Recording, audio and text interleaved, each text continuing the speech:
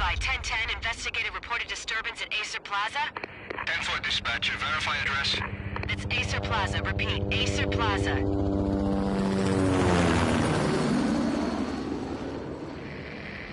Shots fired on the rooftop. An assault in progress at Acer Plaza. Repeat, an assault in progress.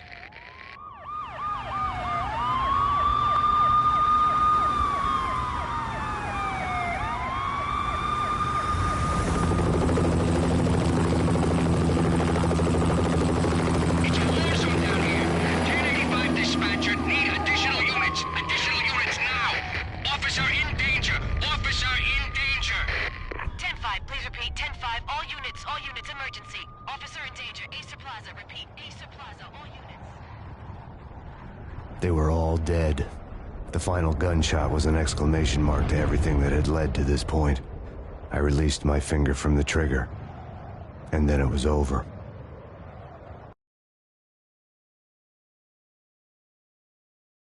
To make any kind of sense of it, I need to go back 3 years. Back to the night the Payne started.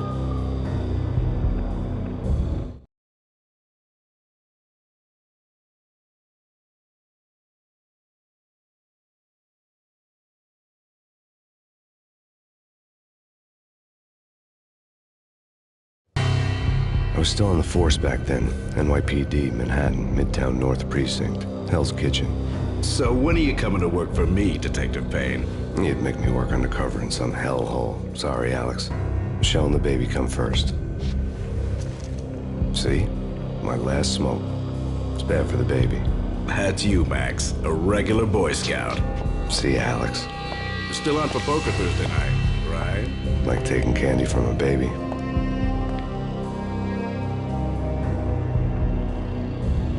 Life was good. The sun setting on a sweet summer's day.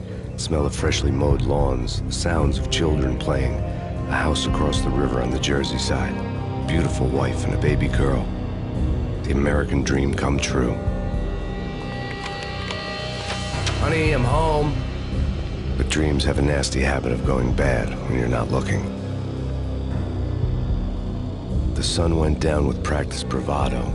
Twilight crawled across the sky, laden with foreboding.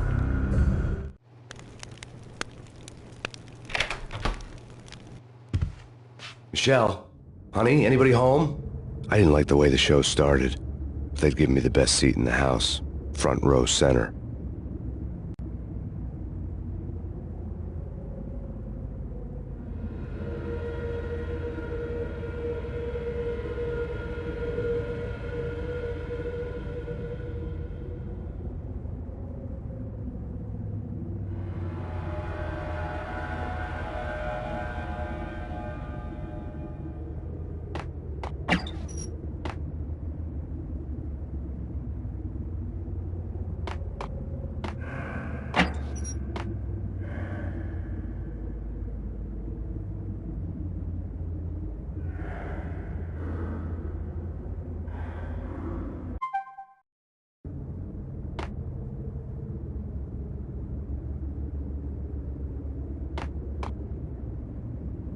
What the hell?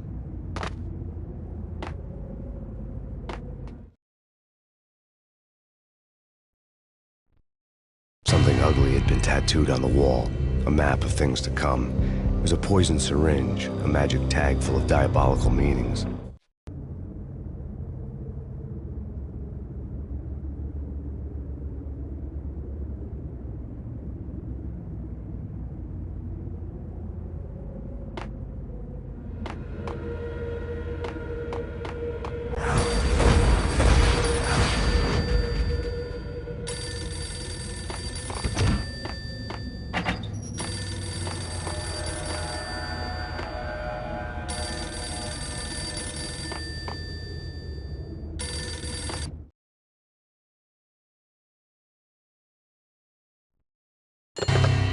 Listen, someone's broken into my house. Call 911. Is this the Payne residence? Yes, someone's broken into my house. They're still here. You have to... Good.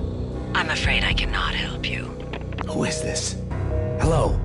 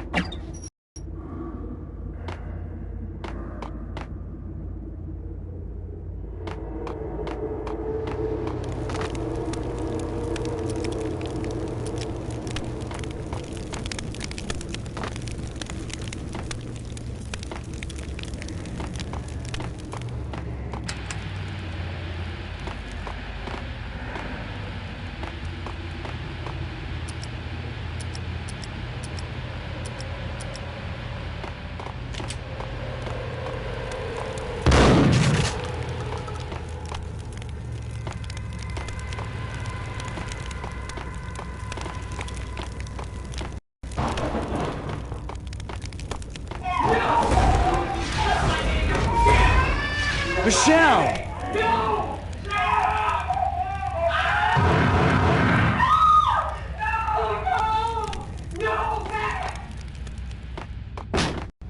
Michelle!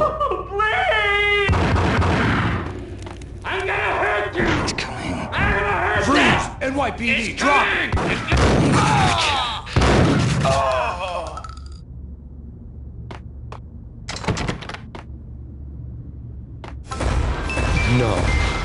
No, please, God, no.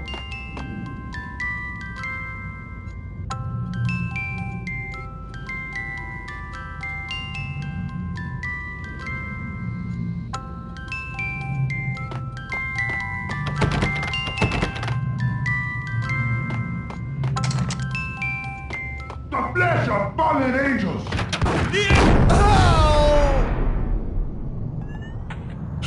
No, God, no, please, Michelle. Oh, baby.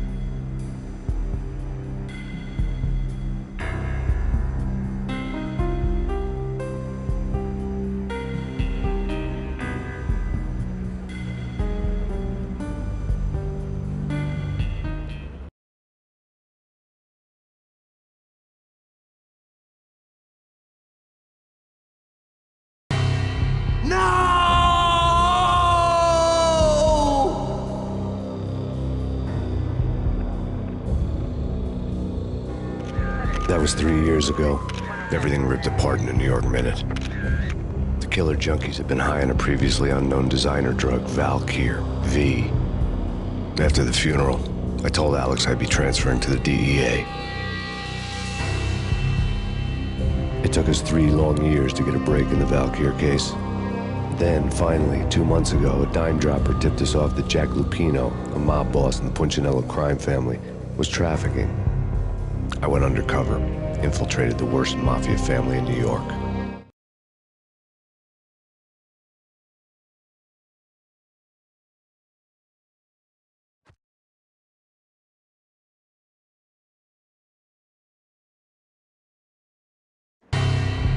I came in from the cold and the dark. Outside, the city was a cruel monster. I've been slowly working my way from the small time to the big fish, trying to get to the source of the drug.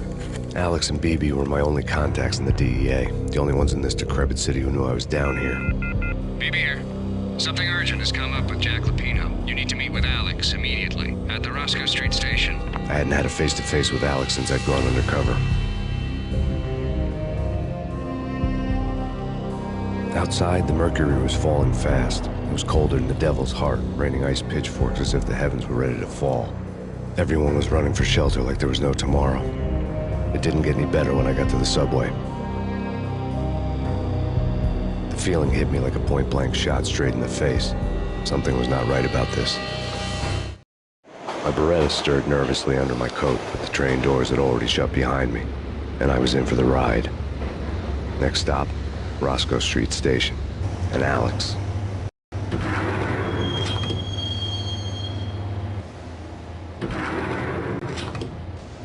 The station was drenched in gloom. Alex was a ghost, nowhere to be seen. I'd have to look for him.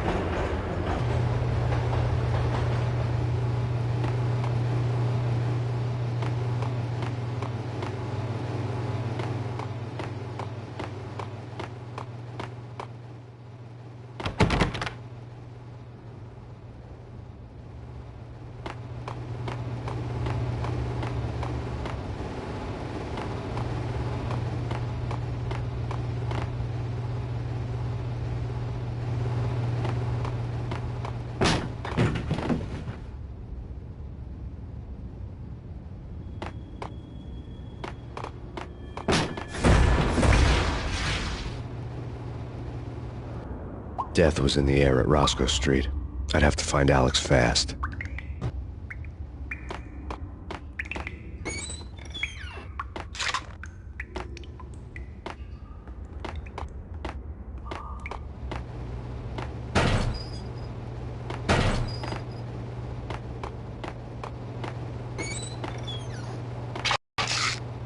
The pills would ease the pain.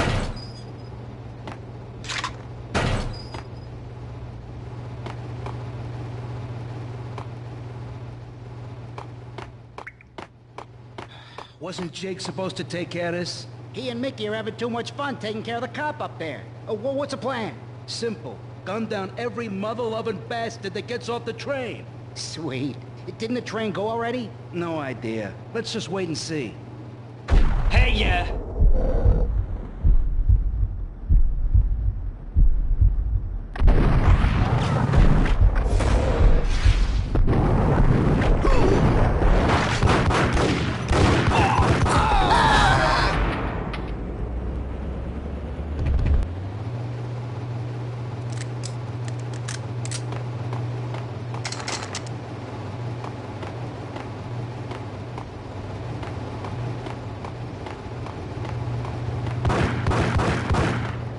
Yeah, he's dead, all right. Hey, it's me you're talking to.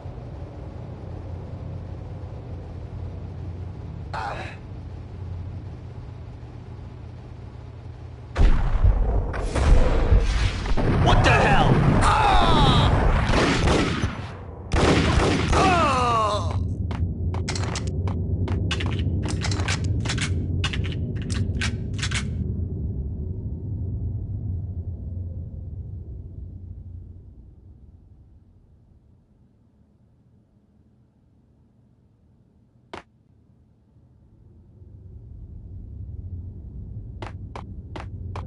Yo, guys. Yo, guys. Hey, we're getting around. You hear me? What is this, a joke? Hey! Anybody? Answer me!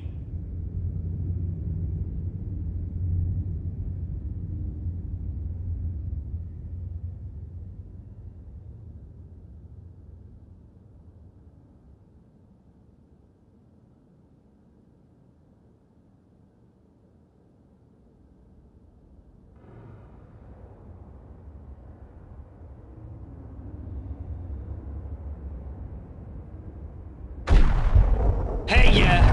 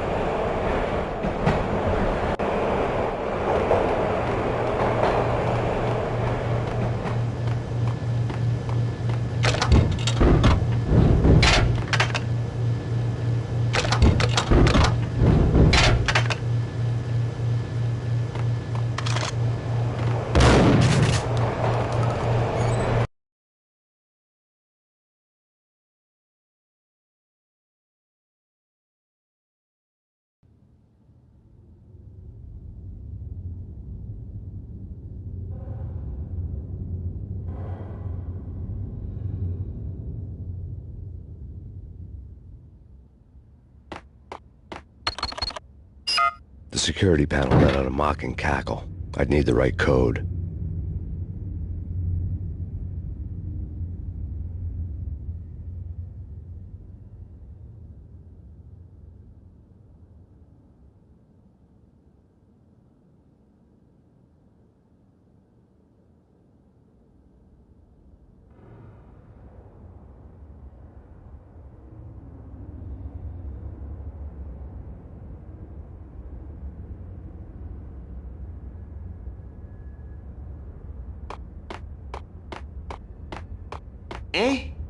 Nothing.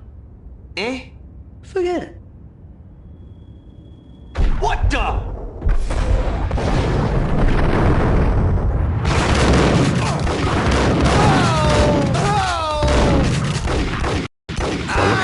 suspects, they had ended up in the middle of a big-time crime operation.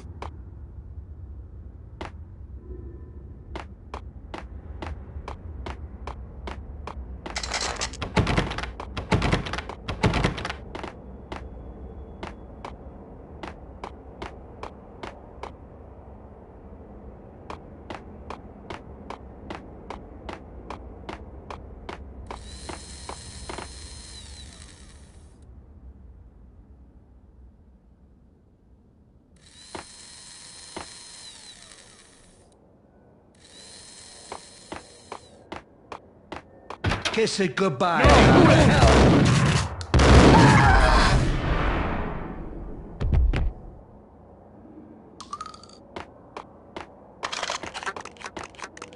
You saved me, man. What's going on here? A massacre. These armed thugs just appeared from nowhere. We need to get help. I can make the call from the control room 1 floor up. Can you take me there? Sure. Sounds good. Follow me. We gotta get moving, please!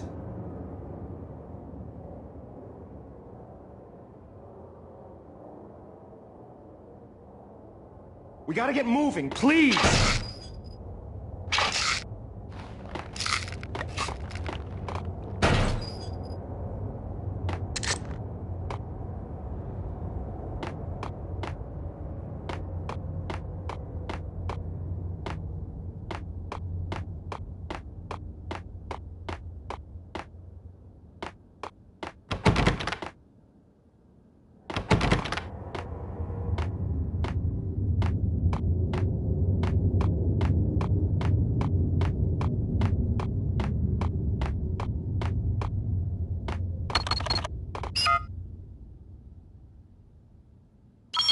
Home free. This way.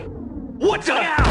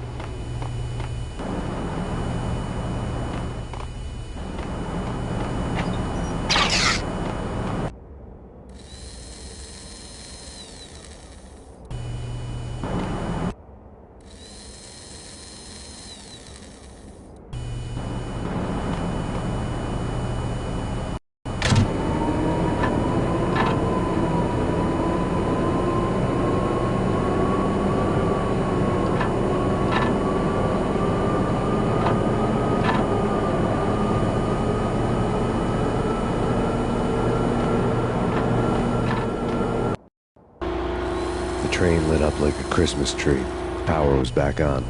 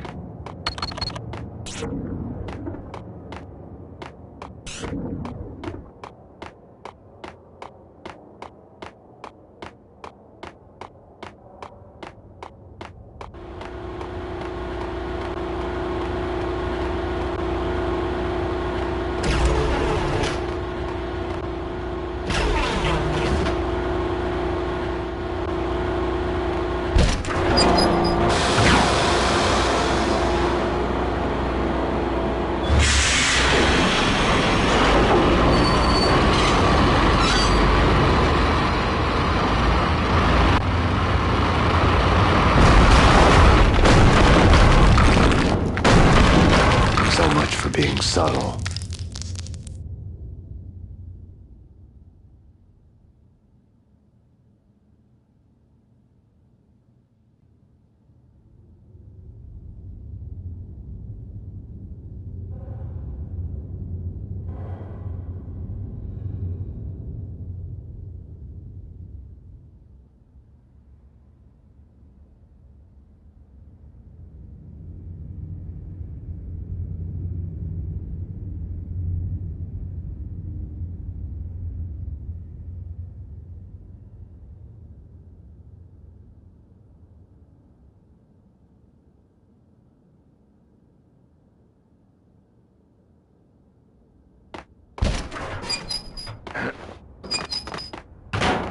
Yo!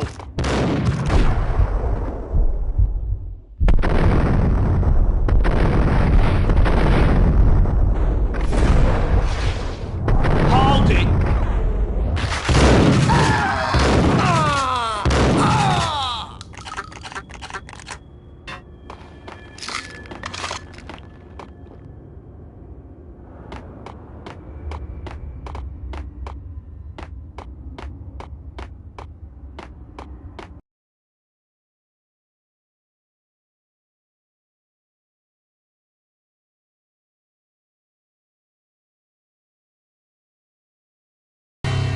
The rusty door led to an abandoned part of the station, closed off since the early 40s.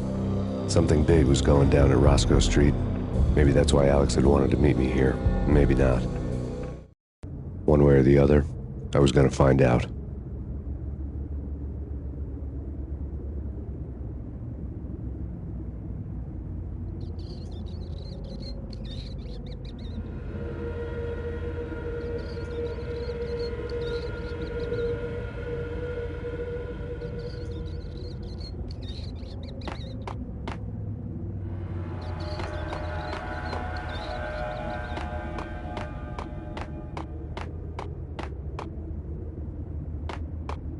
That's bad. That's bad. You think? Yeah! Yo!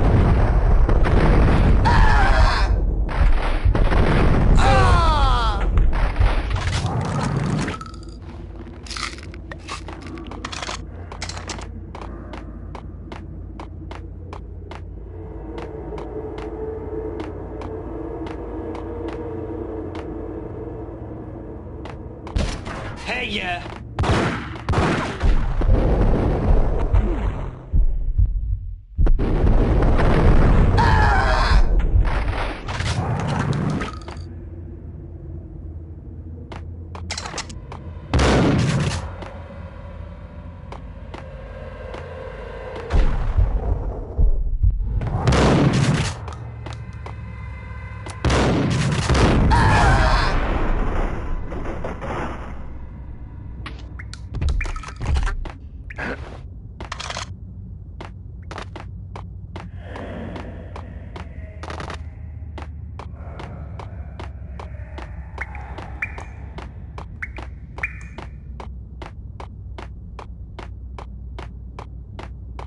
Like Lapino. Now that's spooky. Jack Lapino, yeah, spooky. But also it's like the failure count is rising. Yeah, I wouldn't joke about it if I was you. Yeah? The station's not secured. Someone decided to play hero upstairs. That's all we need.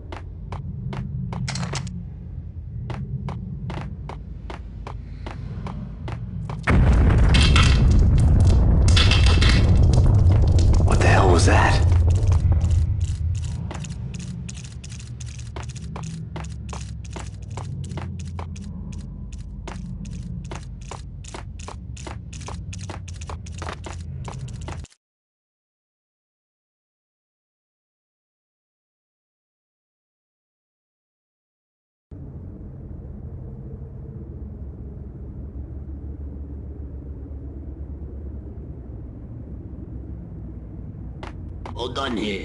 Give me the detonator. What are you talking about? The detonator. I thought you'd bring it. You were supposed to bring it. Yeah, right.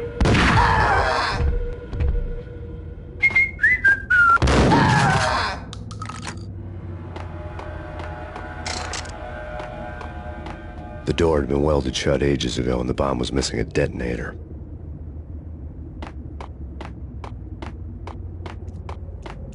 Yo!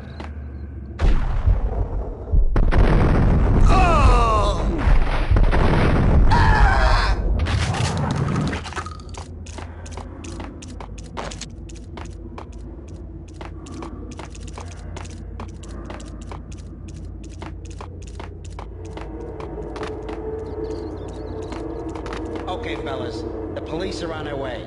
New York's finest are gonna be here soon. So stick to the plan. We've got our own private exit route. In and out, do your thing. Wham bam, thank you, man. Got him down!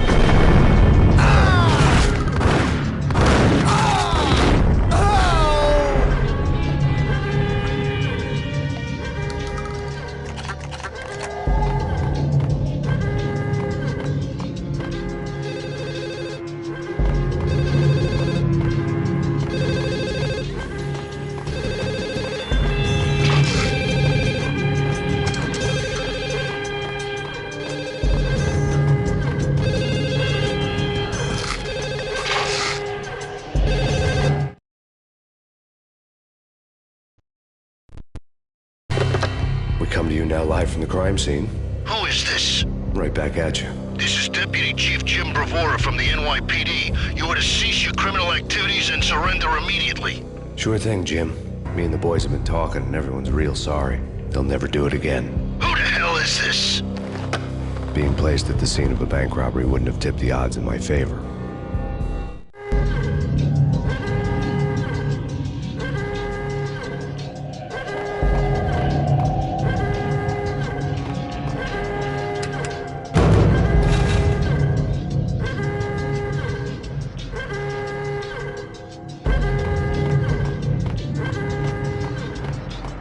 The bank robber's score lay on the table.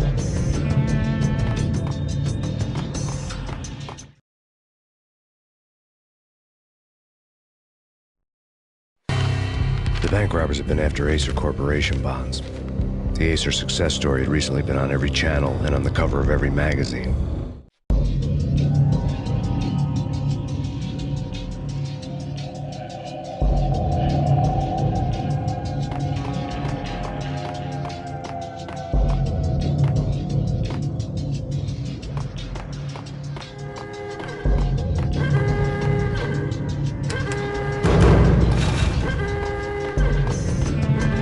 The bank robbers had left their tools on the table. Judging by the detonators, the crooks had bought enough explosives to send Lady Liberty into orbit.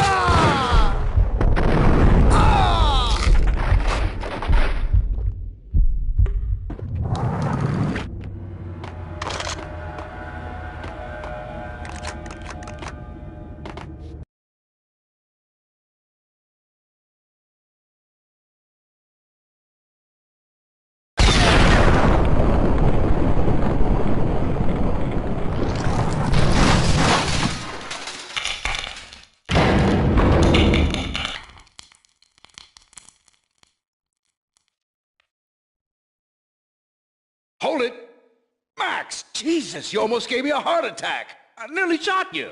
Alex, I'm glad to see you. What the hell's going on? There are more corpses here than at the city morgue. It's an armed robbery. A tunnel job straight to the Roscoe Bank vault through the old station wall. Is this why... This is Lupino's gig? This is Lupino's doing? Lupino's men? Really? You sure know how to pick a place? Can you get through? No, it's locked. We gotta get out of here. If it's Lupino, it's... Alex? Alex!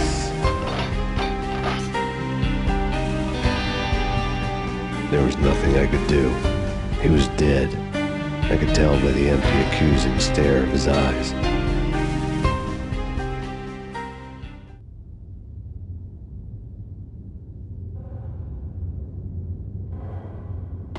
Get him!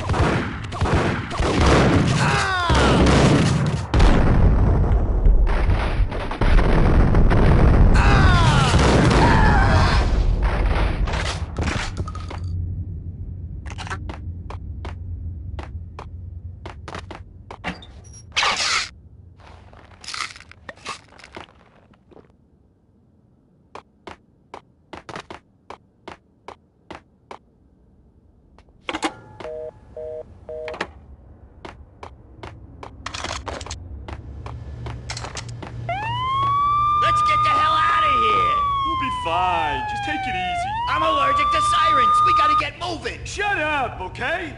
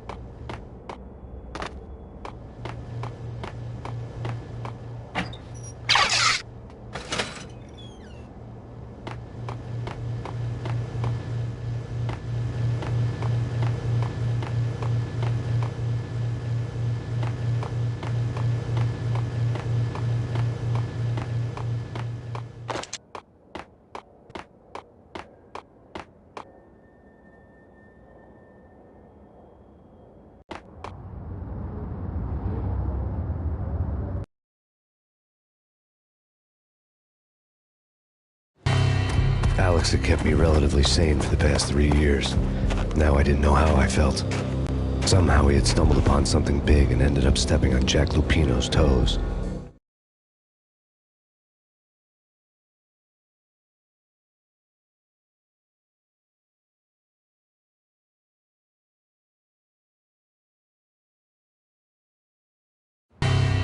Lupino ran his racket of sex, drugs, and contract killings from a sleazy hotel in a slum block of tenements. The NYPD was closing in. I could hear the sirens. Their wail was a crescendo. Lupino thought he could get us by taking Alex out and leaving me to take the fall for it. All he had gotten was my attention.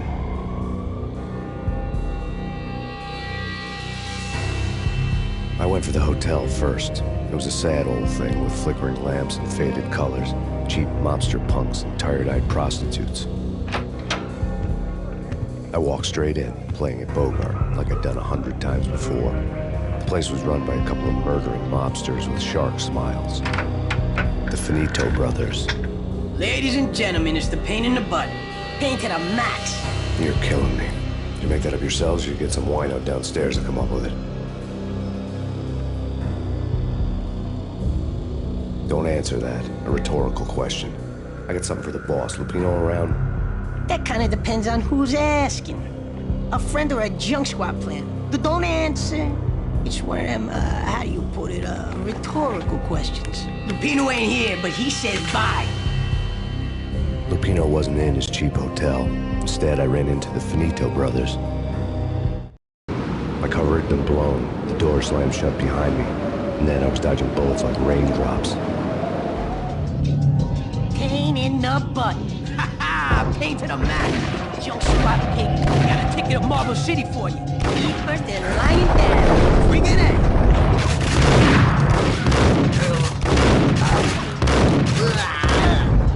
Ah!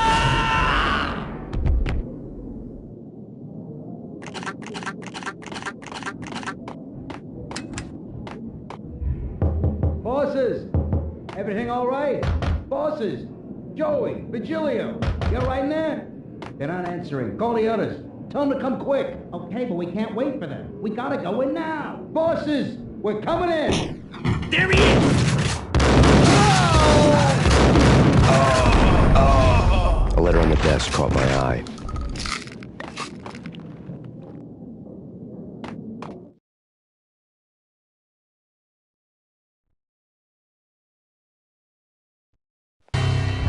I'd met Lupino only once. The gangster ran all his rackets through his right-hand man, Vinny Gagniti. Gagniti was a high-strung whiner on the verge of breaking apart, like an overamped Energizer bunny. He had the brains to run the business, but he lacked the balls, always falling short, taking his frustration out on underage addicts and call girls. The V deal goes down at your hotel. Jack's exact words, quote, "Vinny, you're in charge of this one," unquote. Rico Muerte's coming to see it through. Anything goes wrong and everybody's gonna get dead. Goes double for you. Treat this guy real good. Anything he wants, you give him. Don't screw this up or you're finito, finitos. A V deal meant added security, locked doors, and lots of nervous thugs with itchy trigger fingers. I'd seen nothing coming in, but that didn't mean it hadn't been there. Rico Muerte was a regular Kaiser Soze, a spook story told to keep the apes in line. 313. The Finitos had scribbled Muerte's room number on the note's margin.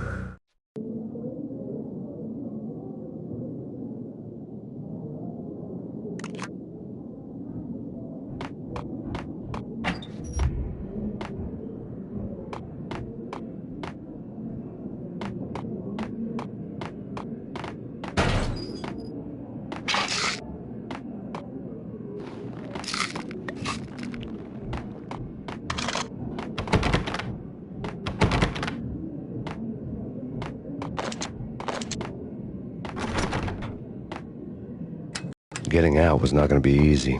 The staircase was locked and the elevator had been busted for a decade or more.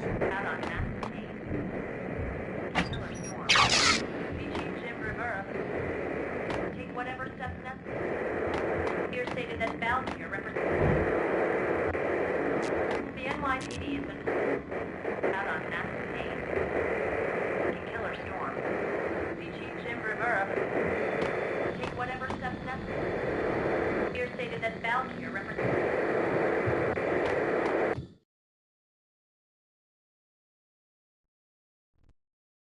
In his press conference today, the mayor stated that Valkyrie represents a clear danger to New York and called for drastic actions to eliminate the problem. On today's top story, the Valkyrie crisis worsens with the murder of DEA Special Agent Alex Balder. Special Agent Balder had been shot repeatedly from a point-blank range. The gunman has been identified as Max Payne. The noose is sure to tighten around this fugitive criminal as more NYPD units join the search to apprehend him. I had just gotten my 15 minutes of fame.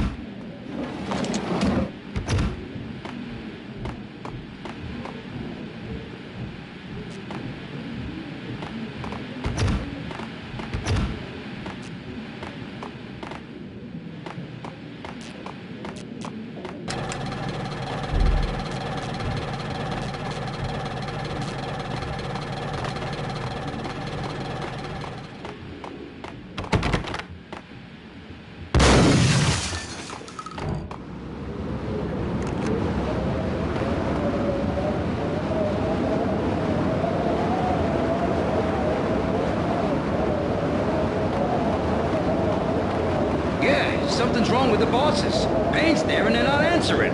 Let's go already. Payne's gonna pay in spades. Hey,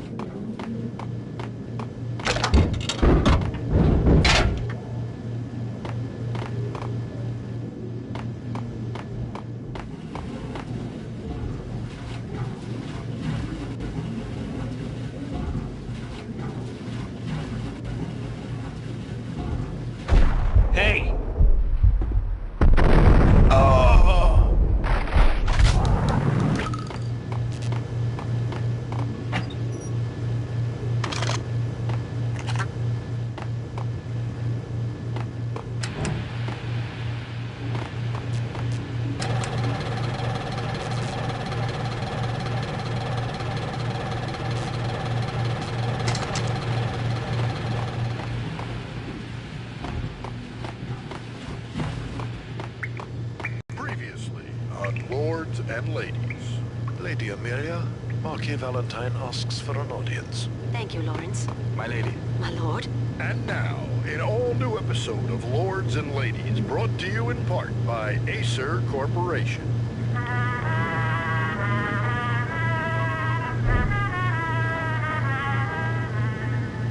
My lady. My lord. My lady, there is a matter of great importance I must bring to your attention. My lord, there is? Indeed, my lady, there is indeed. From the very first moment we met, upon that distant forest path, there has been sunlight in the autumn leaves blazing like the colors of your hair. Oh, my lord, you should not speak so. But my lady, I must. My lord, no! I forbid you. This cannot be. This must not be. But why, my love, why? My lord, it is too dreadful. Do not force me to speak the words. My lady, I beg of you, I must know. I would rather die than not know. Yes, my lord, we should both be dead, for this shame is too great for the living. My lord, I am your long-lost sister.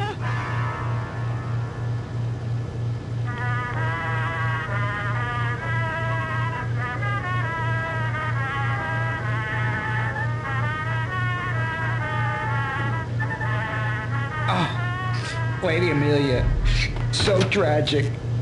Will they ever get together? That's Payne.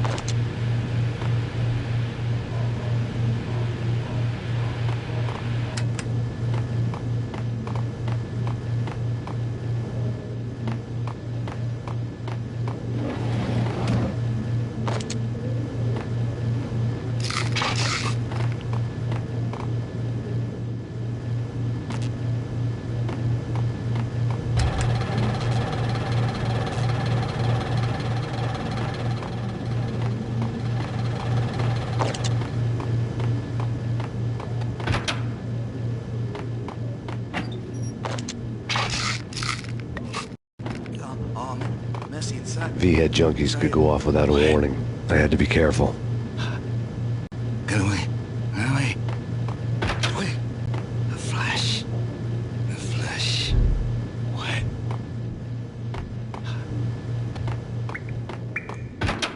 It's Payne! Got him then!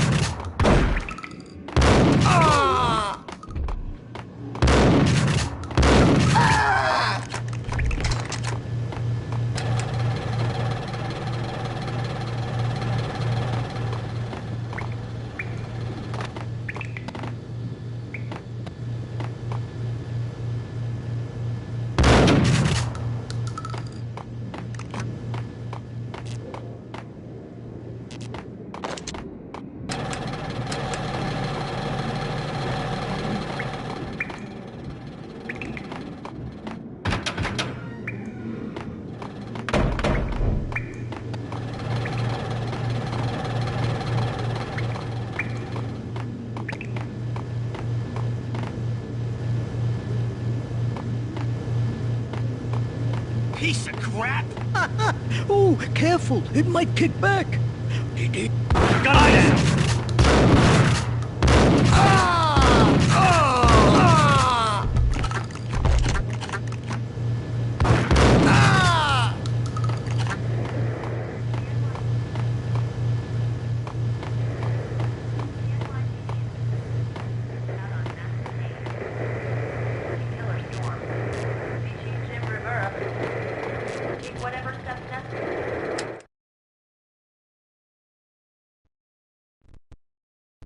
Tonight, the city's fight against the nightmare drug Valkyr took a turn for the worse, as DEA Special Agent Alex Balder was found brutally slain at the Roscoe Street subway station. A suspect was seen leaving the site only moments after the shots had been fired, and the NYPD is currently in pursuit of Max Payne, a repeated felon believed to be armed and extremely dangerous. And now the weather. The worst winter storm in recorded history continues to count. Here stated that Valkyr represents the NYPD is out on Max Payne.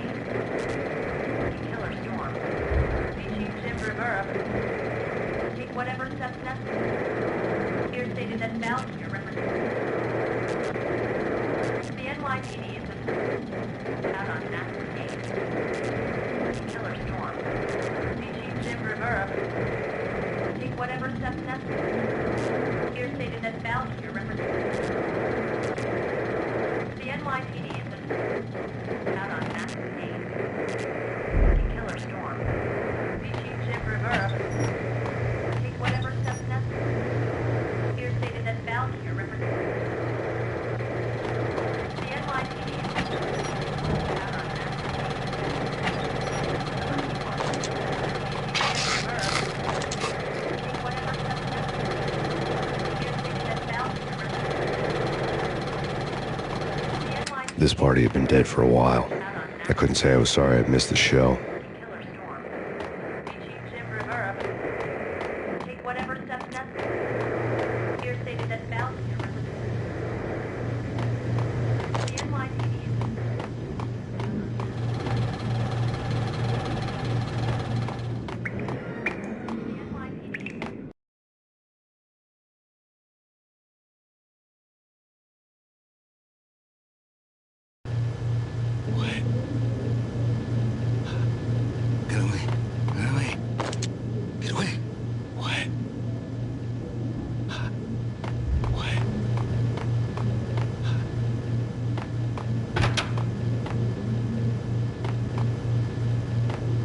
Got him down!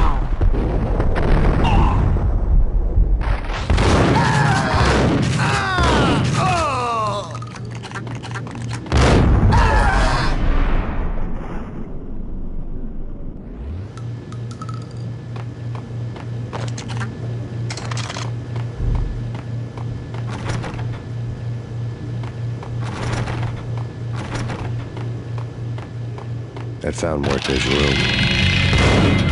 Did you hear something? Nah, take it easy. Ice him!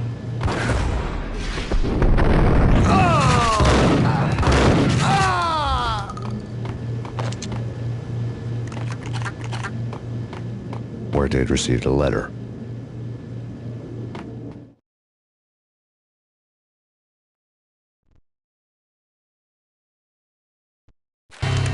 Our investigation had turned up nothing to link Angelo Punchinello, the head of the Punchinello family, to Val Kier. All tracks had ended with Jack Lupino. The letter in Muerte's room was signed by the Don himself. It was the first hint that the Kingpin knew what was brewing inside his syndicate. The trouble you got into after the Chicago screw-up. The Punchinello family bailed you out. You have been waiting for a chance to pay us back. One of our trusted boys has a monkey the size of King Kong on his back. We need your special skills for backup on a major deal. Collecting evidence had gotten old a few hundred bullets back. I was already so far past the point of no return, I couldn't even remember what it looked like when I had passed it.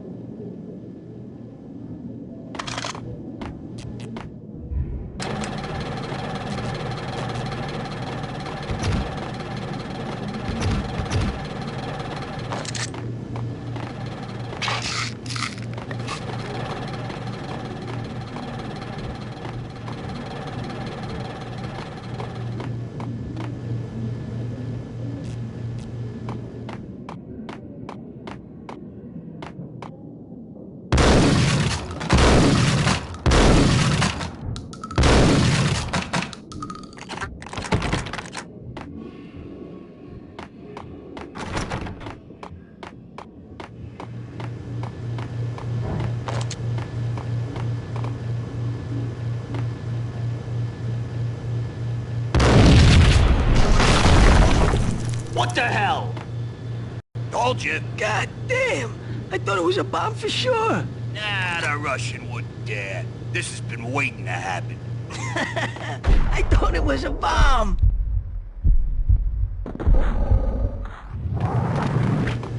Hey!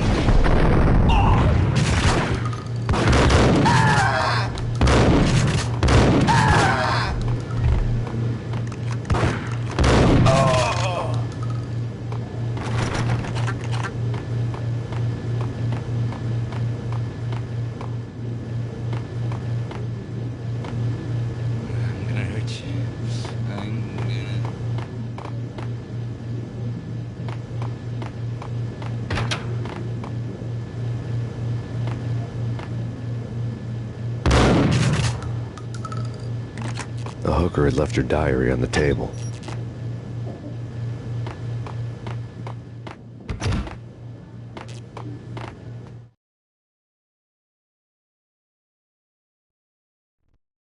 The diary belonged to a hooker named Candy Dawn. The read would have made a vice cop blush.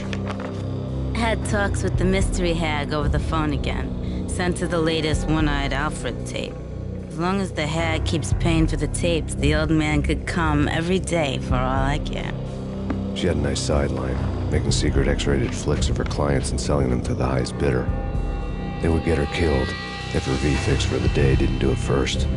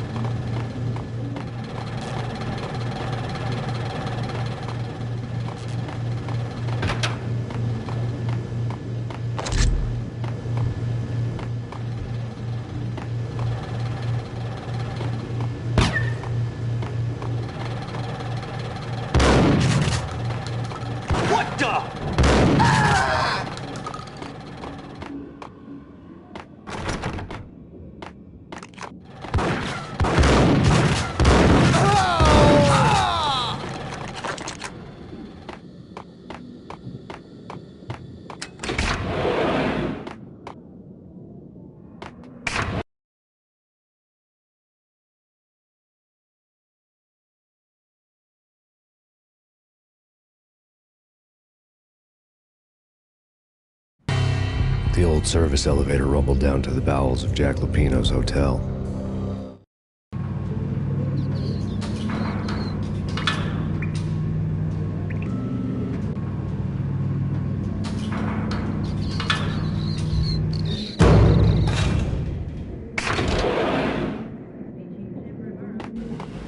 It was freaking crazy. The cops were doing a full-scale siege next door. More traffic than rush hour. I mean, bleeding bastards running back and forth, Ronnie and Jimbo to throw, and in the middle of all this, there we were. I didn't give a damn, just going with the flow. So what happened? Nothing happened. We got the explosives, dumped the cargo, we were home free. Jesus.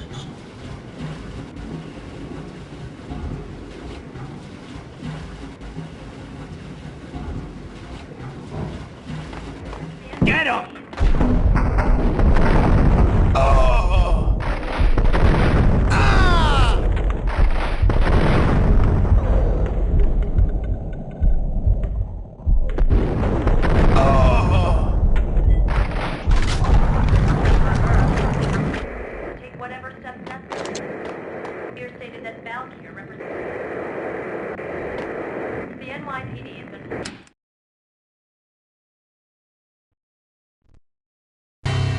A winter storm warning is in effect in the whole tri-state area, as both freezing rain and heavy snowfall continue. Many roadways are already closed, and people are advised to stay indoors. The severe blizzard has ravaged New York for 3 days now, with no end in sight. We'd been snowed from the start in the Valkyr case. The forecast said there was plenty more where that had come from. But the snowbound city was on my side. Less chance of innocent bystanders getting caught in the crossfire.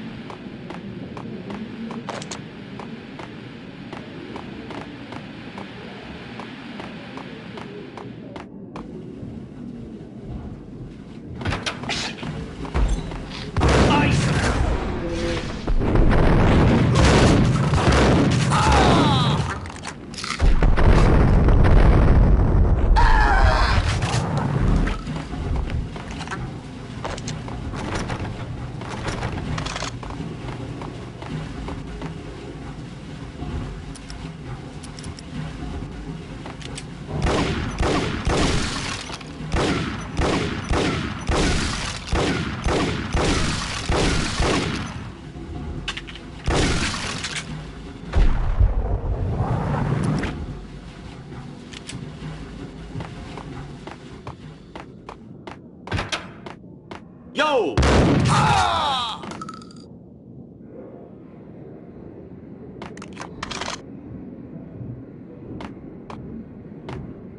Exhibit number 1, a newspaper.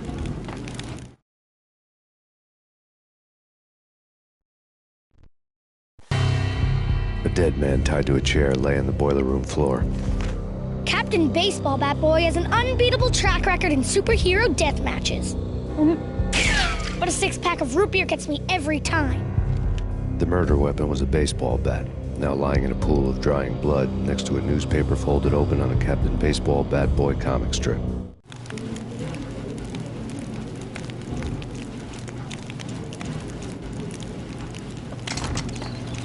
Take vampire movies. Why are they always set in L.A. or Mexico? They can't even get a tan. If I was a bloodsucker, I'd move to the North Pole. Winter's one long night. Yeah, and what would you eat? Suck blood from penguins? Nah, Eskimos, man, Eskimos.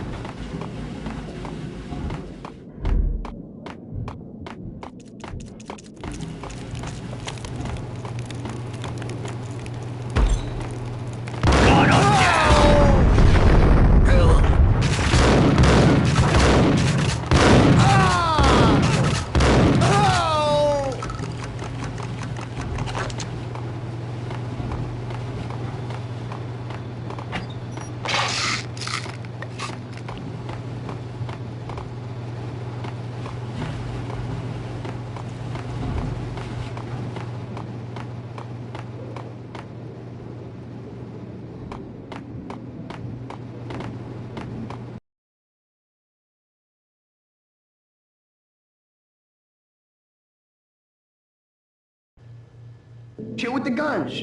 Trust me, you don't want to piss Muerte off. Gentlemen, let's do business. Green for green. Cheers at green-eyed angels. Amen.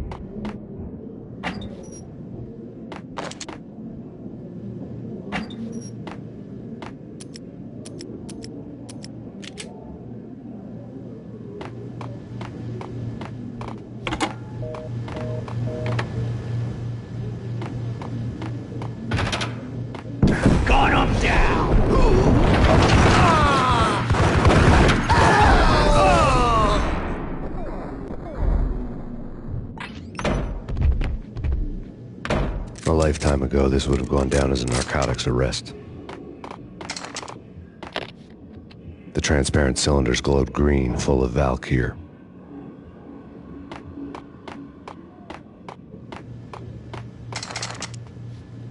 It was dirty money. There was a key on the table.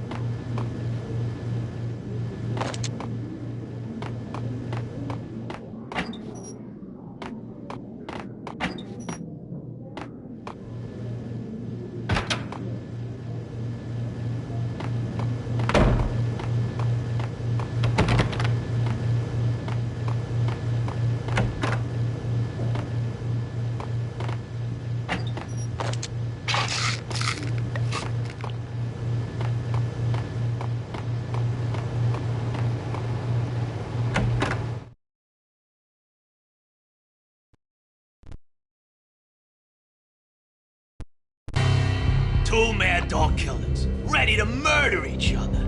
They step into the next room, and I'm thinking, now they're gonna do it. But no. They sit down in front of a TV and solve their differences with the Kung Fu fighting video game. I tell you, Candy, I was so depressed, I strangled them both with the video game cables. Oh, Rico, you're so bad. I am, ain't I?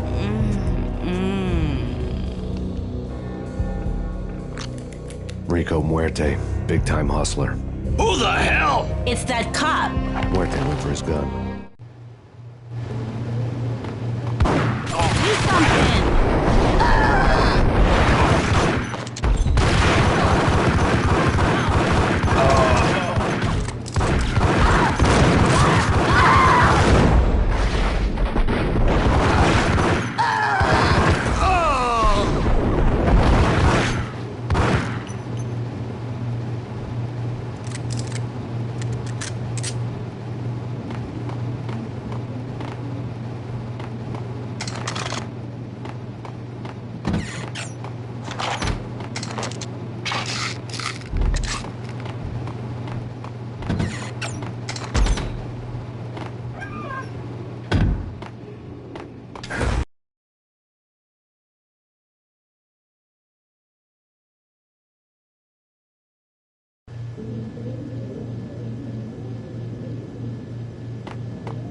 face up!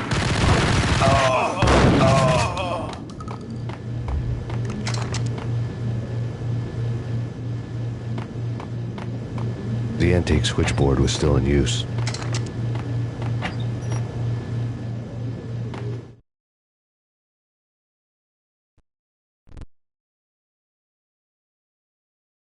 There was an old telephone switchboard in the back room of the reception area, the kind that made phone tapping child's play. It wasn't hard to picture a fat pimp sweating with headphones on, listening to his hookers talk dirty and fake orgasms over a web of party lines, the blood veins of New York. Right now, there was a different set of moans and groans going on. Boss, good evening. This is Max Payne. Came, started capping us. He killed him. Are you freaking kidding me? He's just one lousy cop. You better be freaking kidding me. Whack him. What's the freaking problem? Hello? Answer me. Hello? The word was out. A deadly virus released into the city's corrupt circulatory system. Something wicked this way comes. Max Payne at large.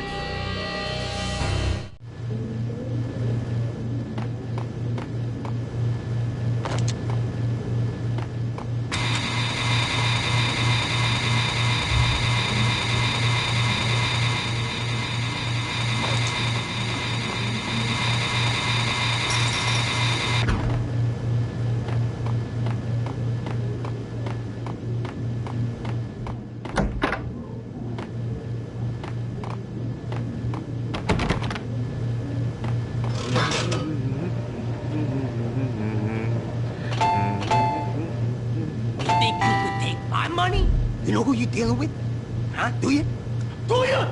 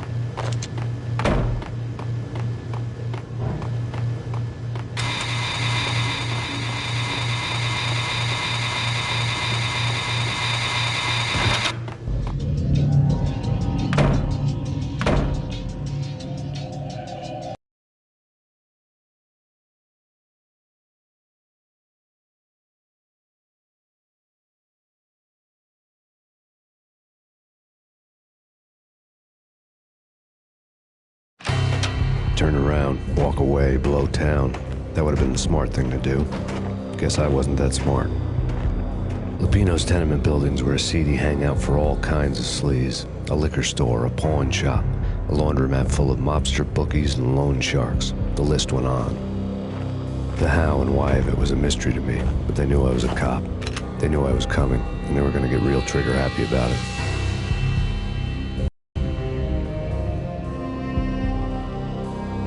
I got to see Lupino's hangout all lit up. A bomb went off, turning snow into liquid gold. A pillar of fire lifted the remains of a car straight up into the air. The flames were highlighted on the hood of a black Mercedes-Benz as it coasted down the street real slow, as if the driver didn't have a worry in the world. I got a good look at the man riding shotgun. It was Vladimir, the head of the local Russian mob, the fly in Don Punchinello's soup. The ringing in my ears was the sound of a mob war being waged.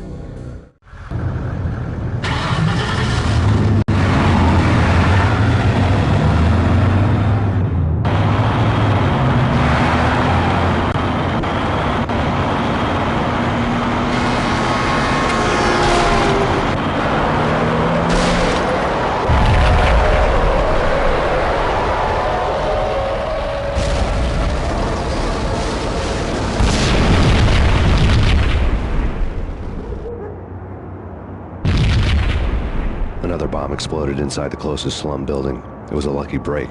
The goons inside were spooked, but luck always came with a price tag. More bombs could still be ticking inside, and the cops would already be on their way. Jack Lupino's suite was on the top floor. At least it used to be, before the explosive makeover.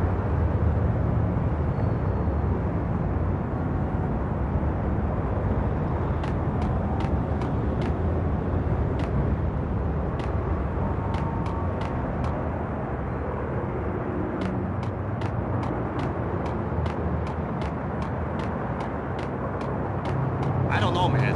I don't know about this. Quit worrying, eh? Think of it as Christmas. The Russians are with Santa.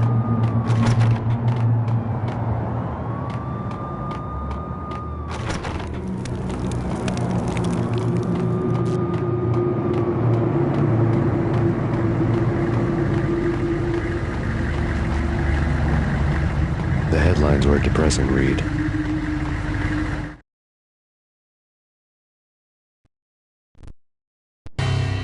The headlines were screaming bloody murder. The storm was a screaming duet with the approaching prowl car sirens. It was all a scream when you were down for the count and wanted for murder.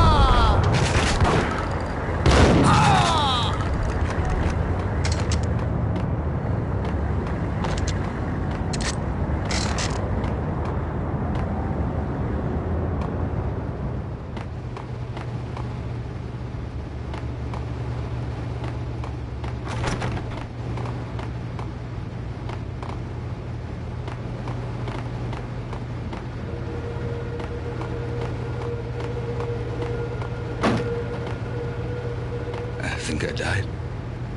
Think I'm dead.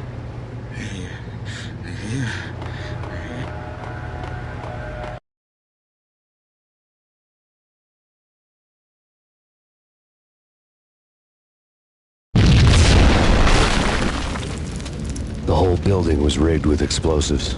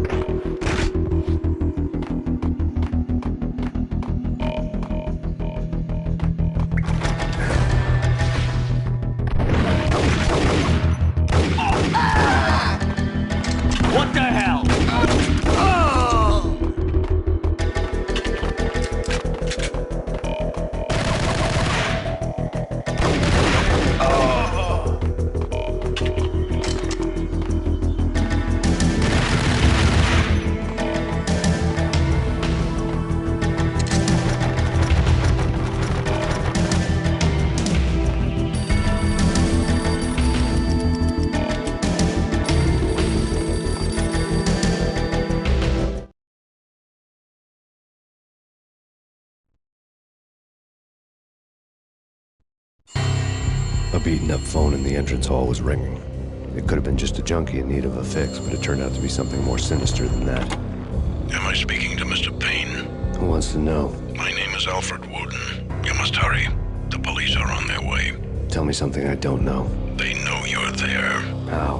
And what's it to you? I will contact you again. The cops arrived, sirens singing in the off-key harmony of a manic-depressive choir.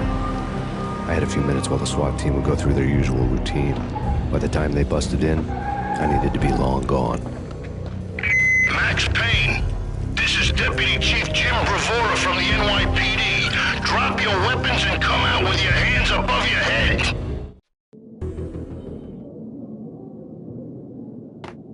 Eh? Got him down!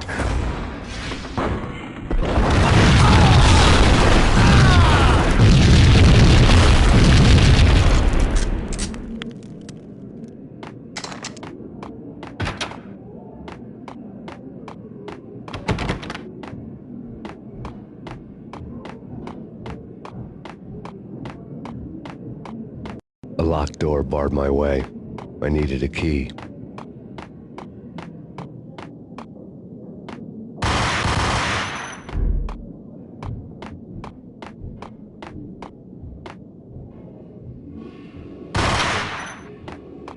Someone had left a letter on the counter.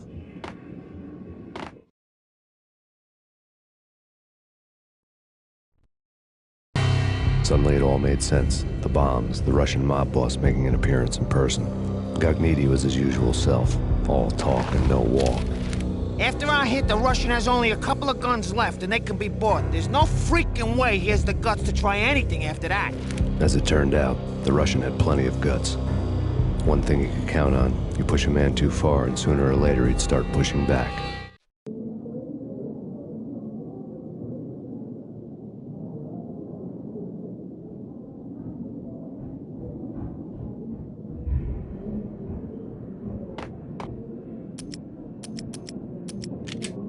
There was a key on the shelf.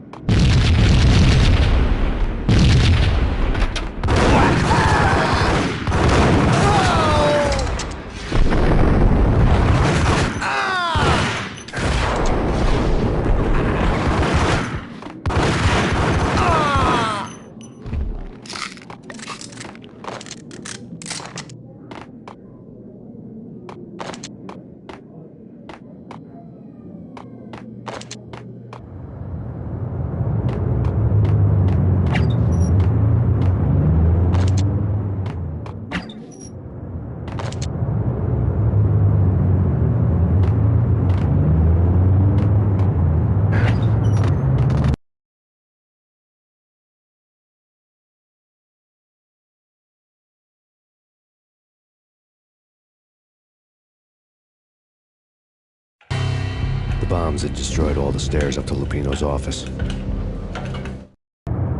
The alternate route led there by way of adjoining rooftops.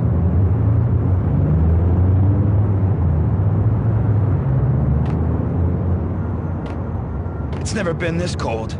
Never ever. It's like the sky's falling. Yes, sir. It's the end of the world as we know it.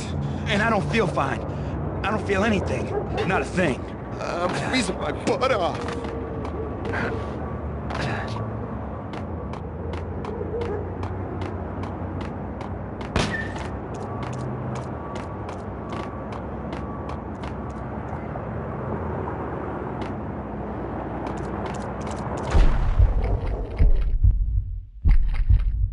To get to the roof, I'd need to get to the elevator through the locked door up ahead.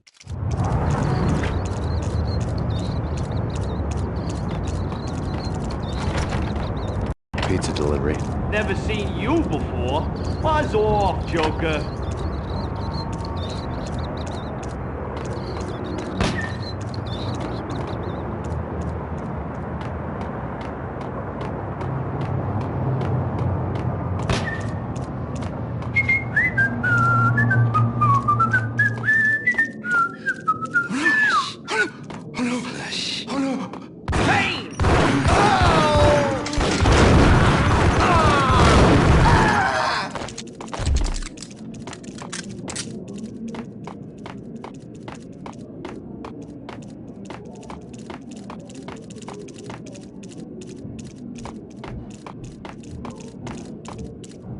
I think I died.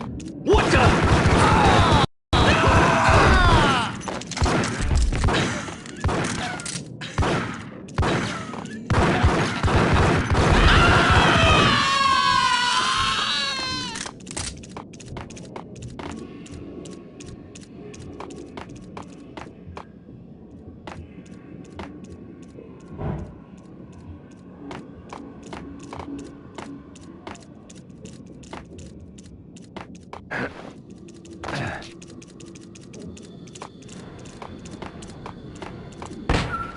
No, don't shoot. You know the clowns at the laundry? Me? No. You're no good to me then. What? No, the laundry, yeah. I know him, yeah. Get me in there. Okay.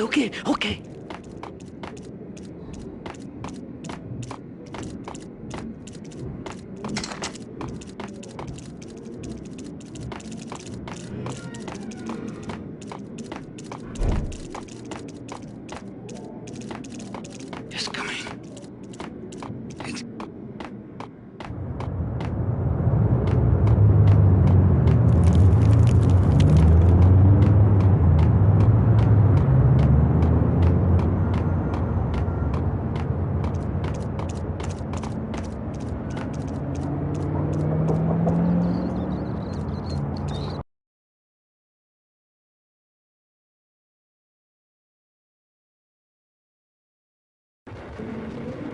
It's me. Open up. Let me in, quick. Not so fast. The password. John who? Come on. Oh, okay, John Woo. All right. Come right in. It's a trap! It's Payne! It's Payne!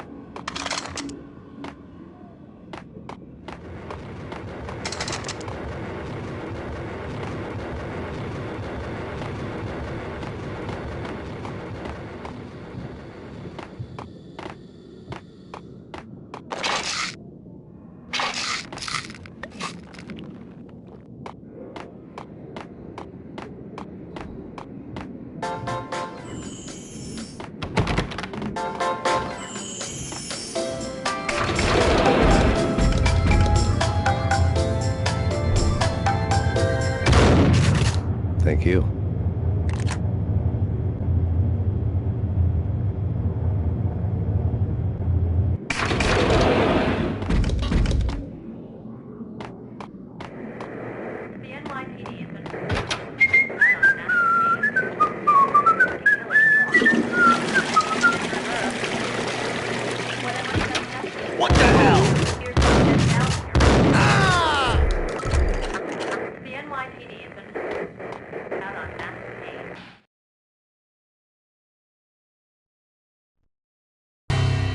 New York City is in crisis tonight, with reports of Valkyr-related gang war in the streets of the Bronx. Apparently, Max Payne, wanted for questioning in connection with the slaying of a DEA special agent earlier tonight, is waging a one-man war against his former partners in crime. Among the listed casualties so far are notorious mafia members Joey and Virgilio Finito, as well as Rico Muerte, himself a fugitive from the law, and a suspect for several murders in the Chicago area. The NYPD has been placed on full alert. A citywide APB has been put out on Max Payne. Deputy Chief Jim Bravura has promised to take whatever steps necessary to bring him to justice. What those steps may be remains to be seen. For NYCNN TV News, this is Kira Silver.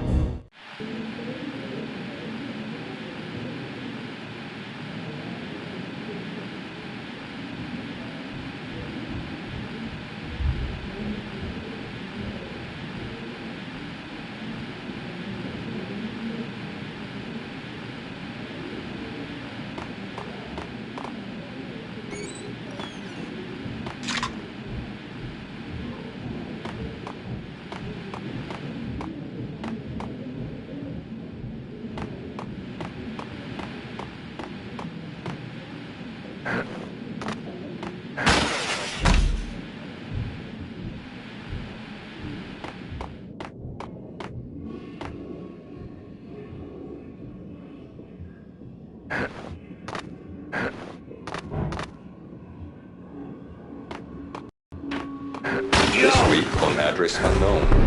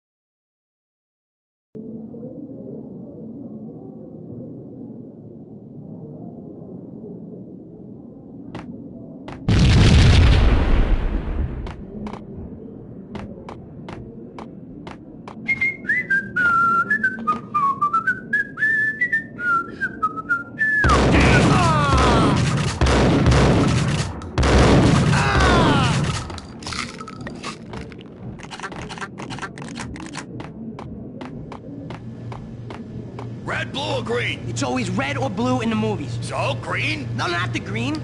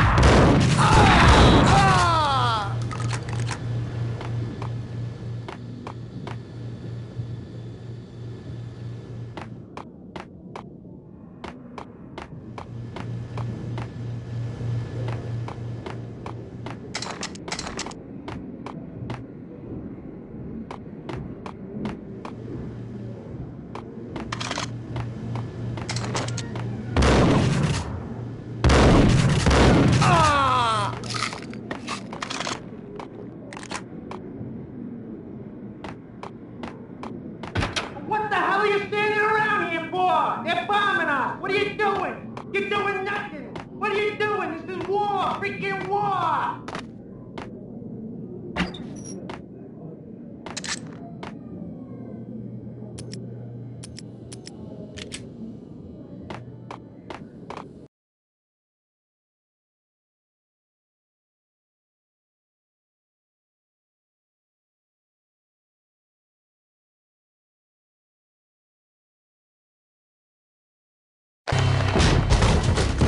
Vinny Gognitti, just the man I've been killing to see. Payne? Freaking fed. I knew from day one there was something screwy about you. What do you think you're doing? You're a freaking cop. You ain't got squat on us. You can't just come in here waving your piece like it meant something. Yeah! Oh my God! Oh God, you shot me! Ah! You're dead, Payne! What the hell are you waiting for, you apes? Kill him! Kill him! With pleasure, boss. Gagnidi bailed. I made like Chow Yun Fat.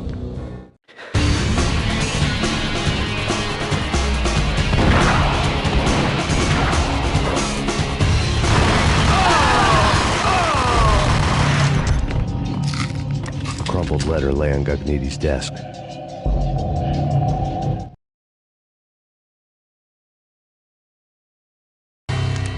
The letter was addressed to Don Punchinello, but Vinny had never had the nerve to finish it.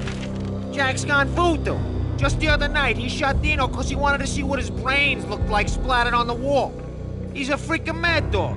We're running out of men and business fast. Gagnidi had been living in mortal fear of his boss. Jack Lupino was a psycho.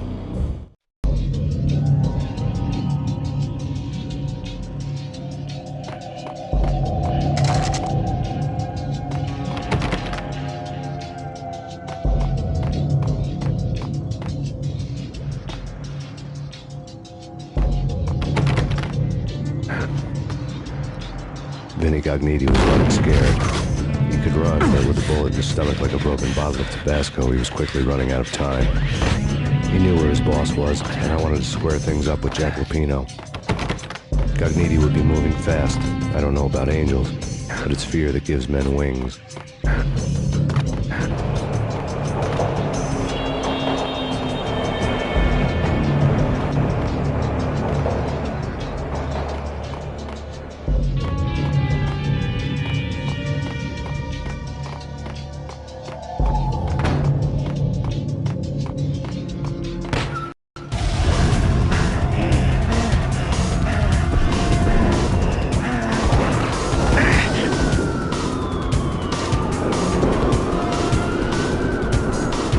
Gagnidi hitched a ride. To catch him, I'd have to follow his lead.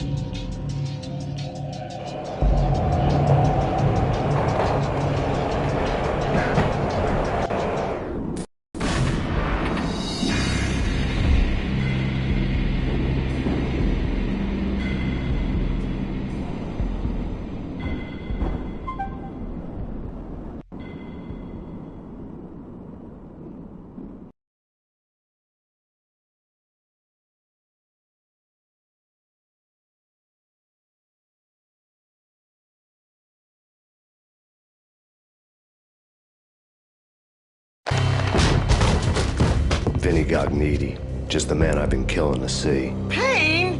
Freaking fed! I knew from day one there was something screwy about you. What do you think you're doing? You're a freaking cop. You ain't got squat on us. You can't just come in here waving your piece like it meant something. Yeah! Oh my God! Oh God, you shot me! Ah! You're dead, Payne! What the hell are you waiting for, you apes? Kill him! Kill him! With pleasure, boss. Gagnidi bailed. I made like Chow Yun Fat.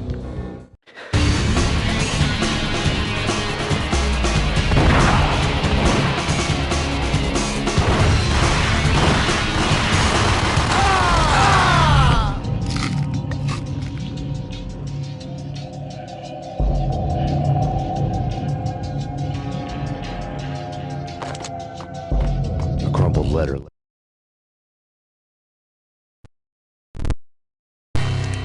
The letter was addressed to Don Punchinello, but Vinny had never had the nerve to finish it. Jack's gone voodoo. Just the other night, he shot Dino because he wanted to see what his brains looked like splattered on the wall. He's a freaking mad dog. We're running out of men and business fast. Gagnidi had been living in mortal fear of his boss. Jack Lupino was a psycho. And Gagnidi's desk.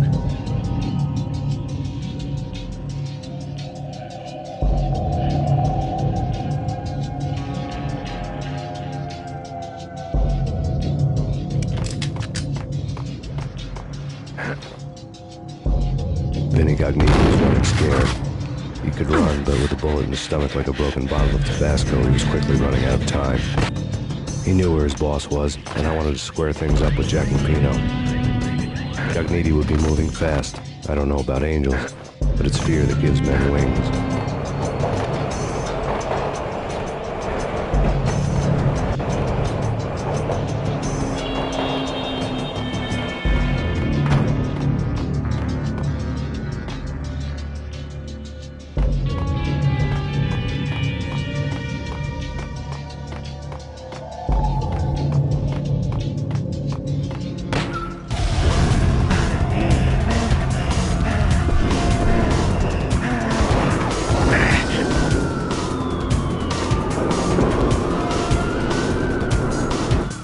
Gognitti hitched a ride.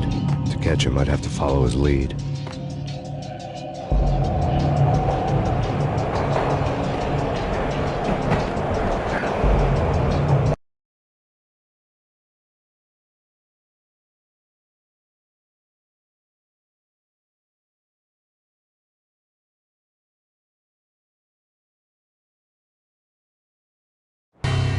This was my second train ride of the night. The way it started didn't promise anything better than the last one. Freezing wind tearing at my face like sandpaper and razors, ice hard and slick under my hands and feet. And somewhere in the background, the wail of sirens, the city howling after me.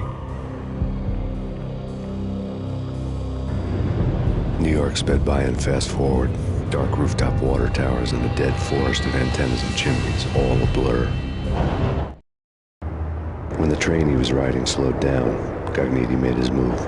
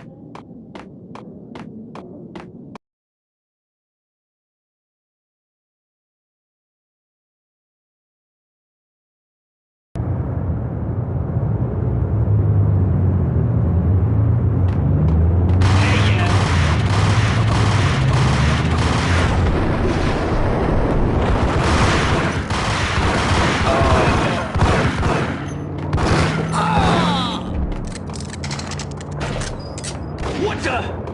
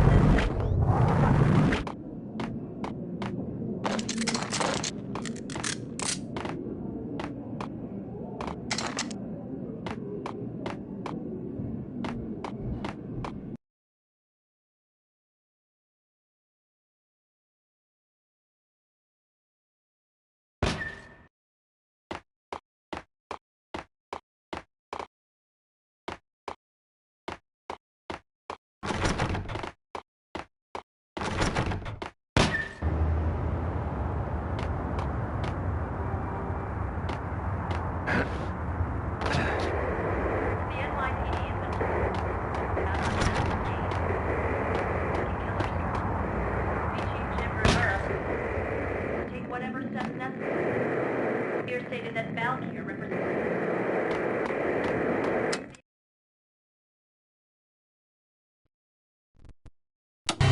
Max Payne has nowhere left to go. We are very close to capturing him. You'll get a full statement then. Right now, I've got better things to do, ma'am. That was Deputy Chief Jim Bravura from the NYPD with no further comment at this time.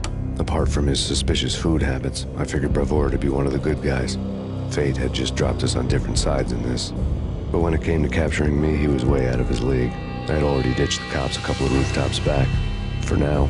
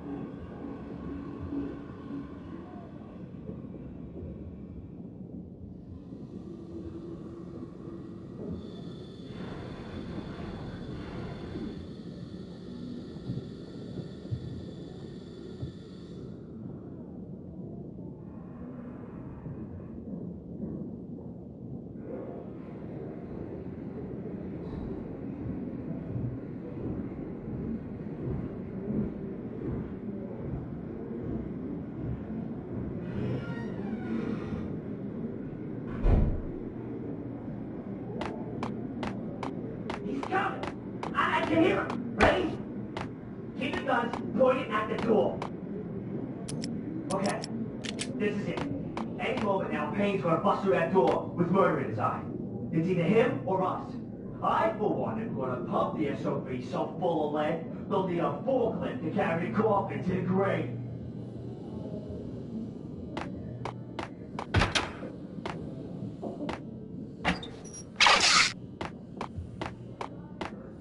Whack the sucker!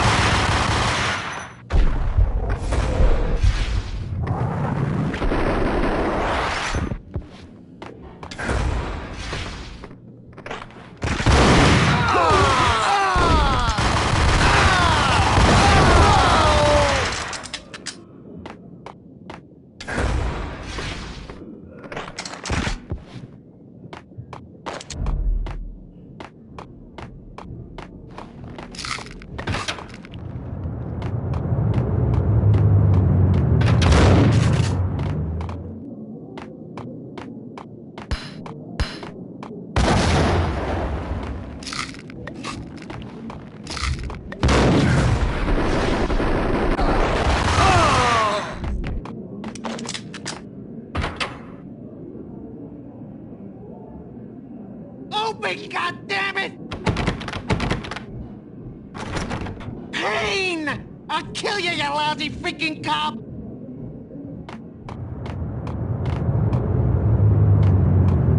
Whack the sucker!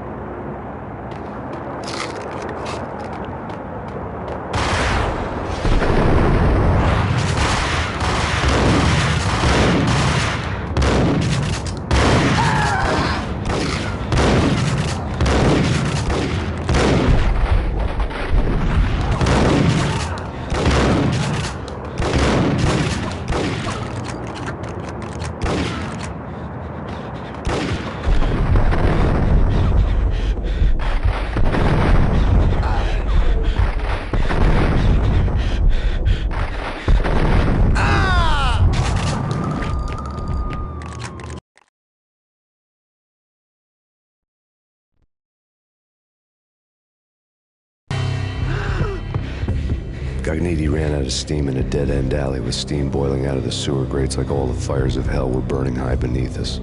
It was shakedown time. Where's Lupino? Screw you! Bad start, Vinny. Police brutality! I rate pretty high on that. You can't just hurt me in cold blood? Just keep telling yourself that. Listen good, Candyman. I'm not gonna be anybody's fall guy. I want to know where your boss is hiding. There was no glory in this. I hadn't asked for this crap. Trouble had come to me in big dark swarms. The good and the just were like gold dust in the city. I had no illusions. I was not one of them. I was no hero. Just me and the gun and the crook. My options had decreased to a singular course. I'll tell you, just don't hurt me no more. Lupino's at Ragnarok, the nightclub. Book me. Take me in the home into the freaking jail, just don't hurt me. Your rights will be read at your funeral.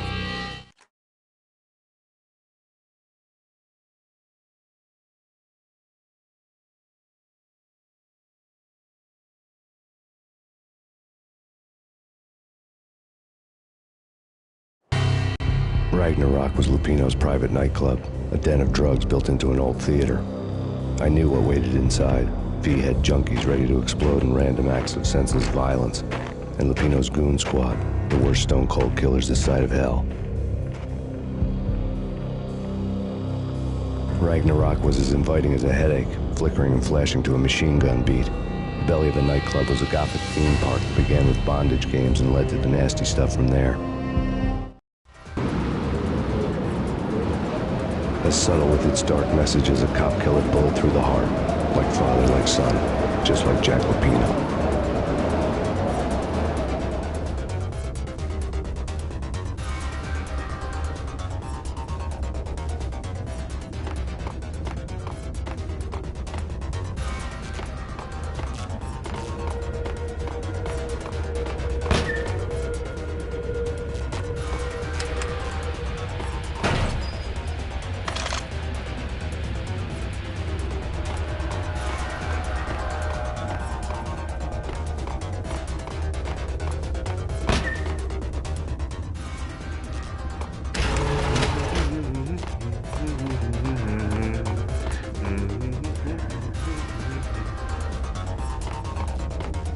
Get him!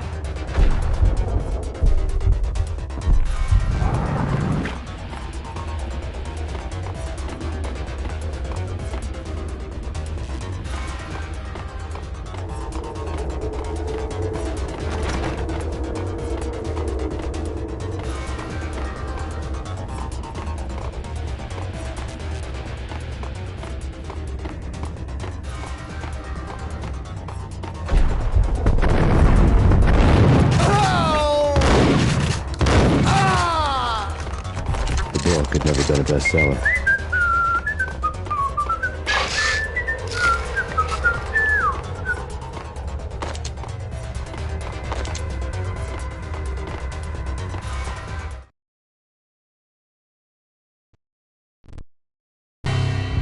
Given the setting, I was surprised to find that somebody had been passing time reading. The paperback was entitled, The Age of Murder and Storm.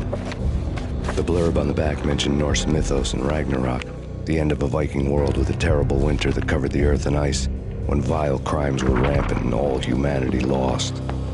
I could see how somebody impressionable might get it into their head that we were at the end of time.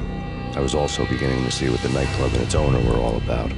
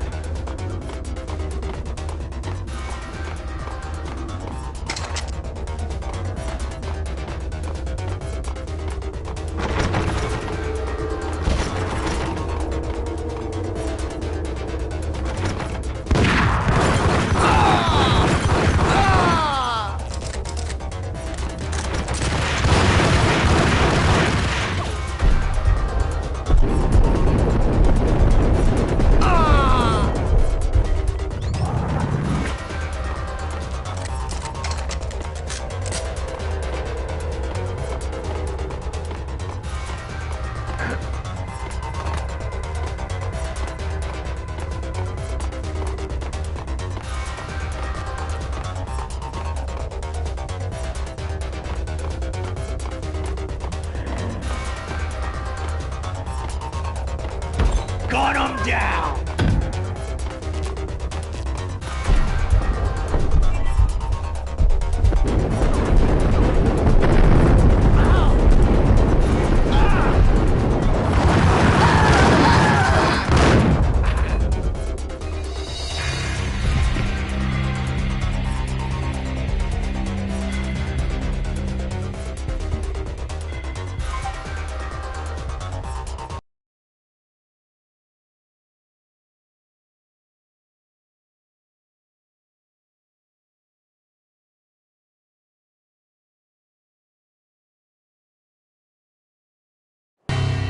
Ragnarok was Lupino's private nightclub, a den of drugs built into an old theater. I knew what waited inside. V had junkies ready to explode in random acts of senseless violence, and Lupino's goon squad, the worst stone-cold killers this side of hell. Ragnarok was as inviting as a headache, flickering and flashing to a machine gun beat. The belly of the nightclub was a gothic theme park that began with bondage games and led to the nasty stuff from there. As subtle with its dark message as a cop killer bullet through the heart, like father, like son, just like Jack Lupino.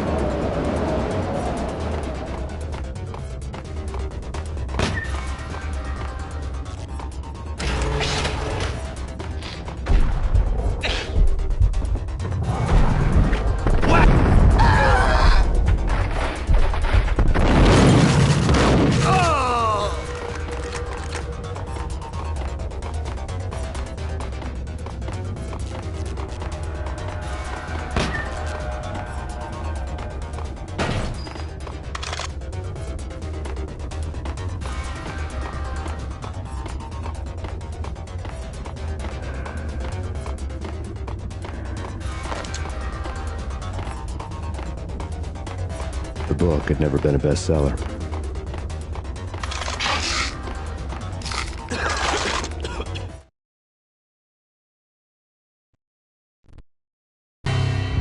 Given the setting, I was surprised to find that somebody had been passing time reading. The paperback was entitled, The Age of Murder and Storm.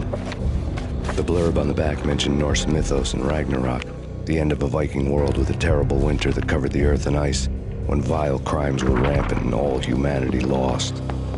I could see how somebody impressionable might get it into their head that we were at the end of time. I was also beginning to see what the nightclub and its owner were all about.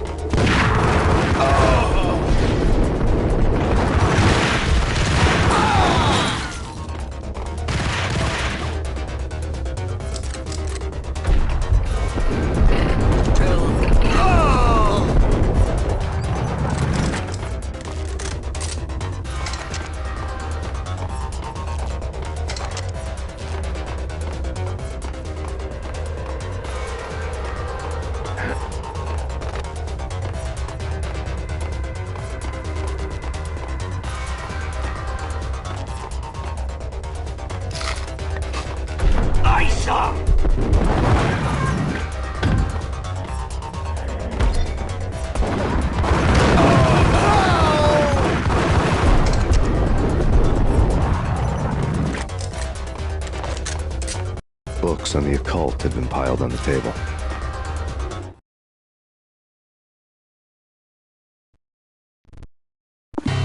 The room was stacked with light reading, such as Necronomicon, Witchcraft, and Paradise Lost. Old exotic titles like Malleus Maleficarum and De Umbrarum Reini Novum Portus. books with pentagrams on their covers, all dealing with the occult and the infernal, lying between stacks of horror videos and a couple of Ouija boards. The only thing I could take seriously was the thought of Lupino taking it seriously. He had been spending a lot of time getting intimate with the guy downstairs.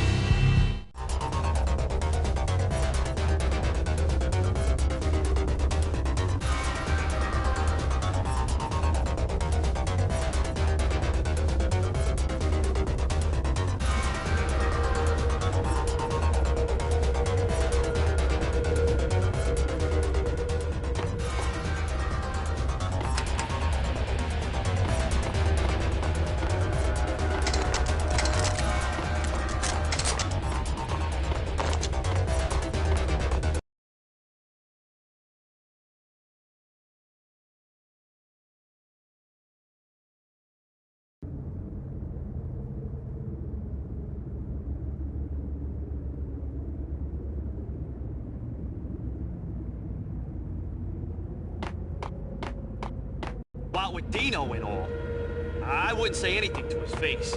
He might not... Who knows what he... Yeah, but somebody's gotta go in there.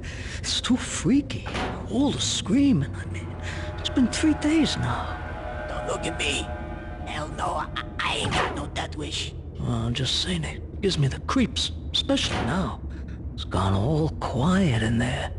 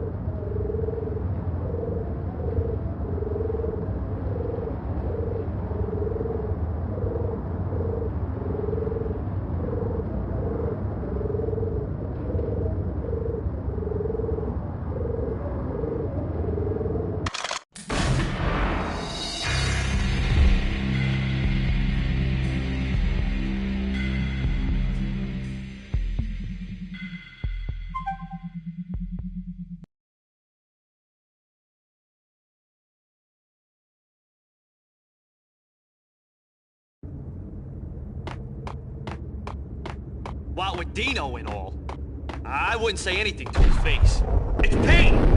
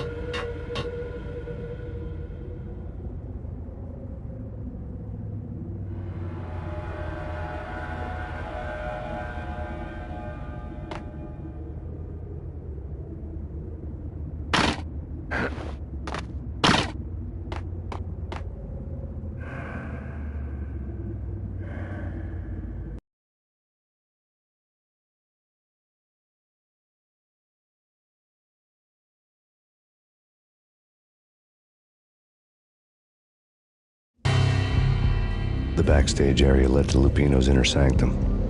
The hot air inside was like an invisible wall, thick with incense and something else, a sickly sweet smell that made you gag. This was the rotten core of the Big Apple. Lupino lurked somewhere ahead, like a spider at the center of his web, waiting. The vapors in the air started to make my head swim. Torn pieces of a letter lay scattered on the sofa.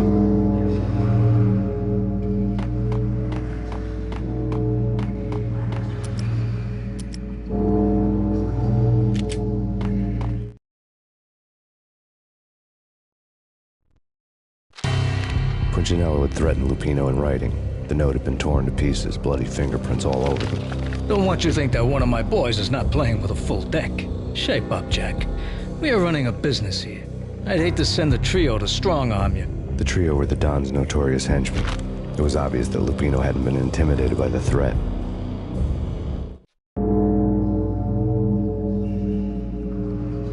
Lupino's notes covered the table.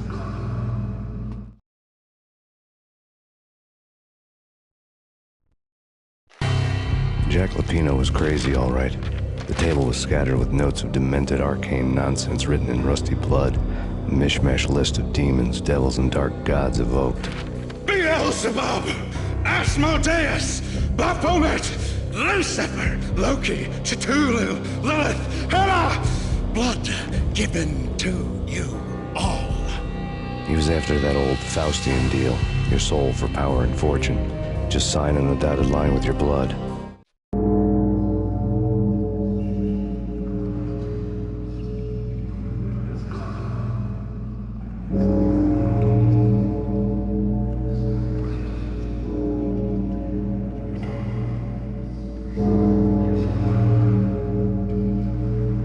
Lupino's notebook lay on the pedestal.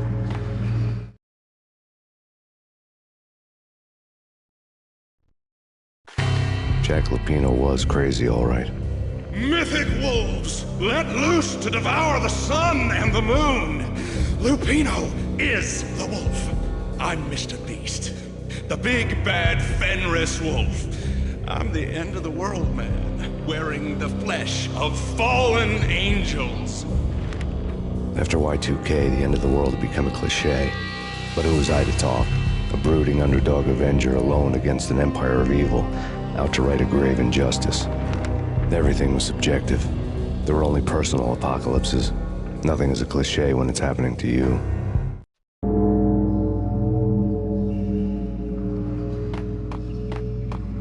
The flesh of fallen angels! Come to me all! Astaroth, Beelzebub, Asmodeus, Baphomet, Lucifer, Loki, Satan, Cthulhu, Lilith, Hela! Blood to you all!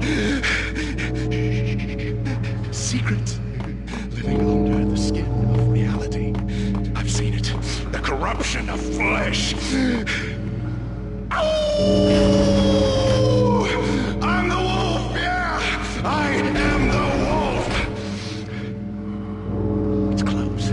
It's coming. You have come. A witness to the end of time. It's now! I will rise to her side! I don't need the words! I'm beyond the words!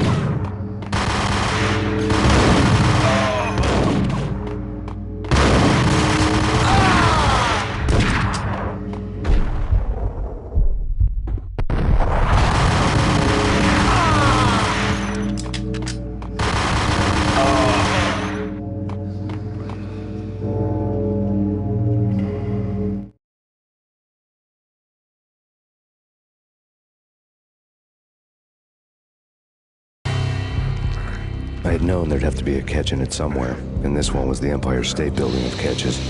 Lupino was pumped up and dying to go 15 rounds with a mutant alligator. And then he started this spooky monkey talk, straight from a bad dream. Mine. I have tasted the flesh of fallen angels. I've tasted the devil's green blood. It runs in my veins. I've seen beyond a world of skin, the architecture of blood and bow and arrow. Death is coming! She is coming, and hell follows with her. This is the twilight winter. I am ready to be her son. Her time is now, and all who stand in her way must die!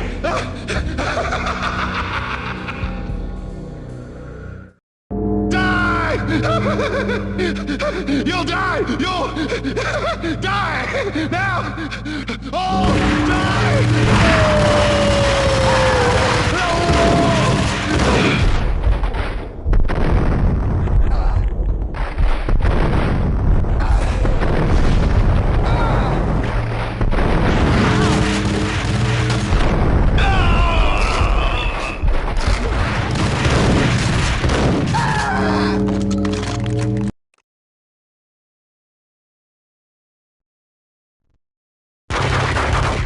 Finally went down. I wanted to make real sure he'd stay that way. He was a bad monster. Turned them into friggin' zombie demons from outer space. I think he's dead already. Huh? And that's when it happened. But dead or not, you've got the wrong guy. In stepped this knockout femme fatale holding a gun to my face. I returned the favor.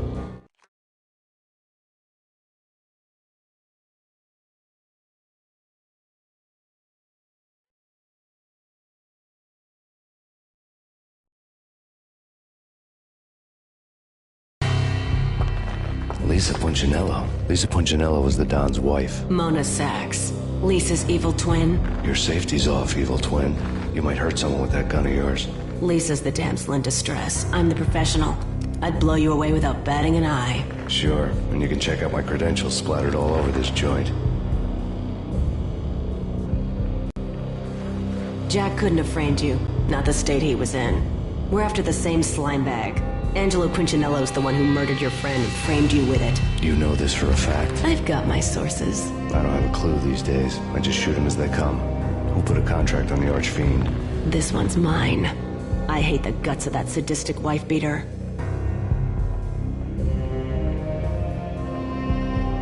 Why not pool our bullets for this one? I thought you'd never ask. My finger was starting to twitch. How do you like your whiskey?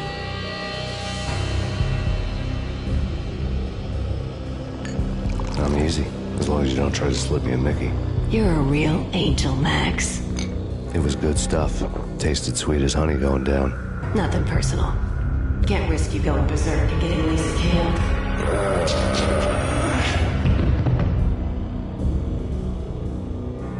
The nightmare was always the same. Violent shapes moving in darkness, old and ugly.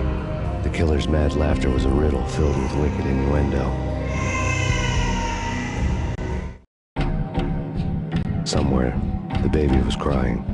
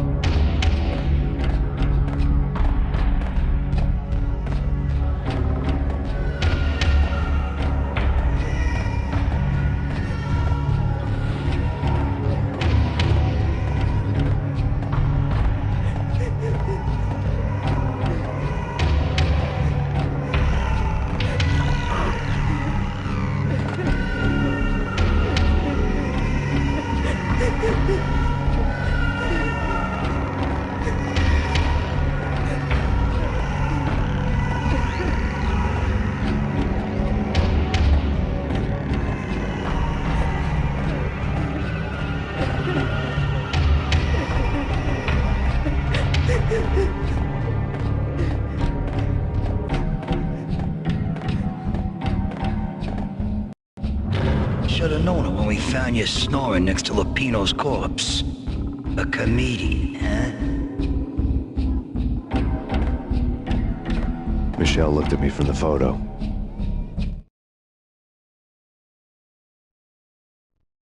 The Payne family. Happiness captured in a Polaroid moment. I had thought it would last forever, till death do us part. I didn't want to think about it. As long as I didn't, it could never happen. But I had broken my own rule. The thought had already slipped in. Fear was rusty needles poking at my brain. Cold and scaly, it slithered down my chest.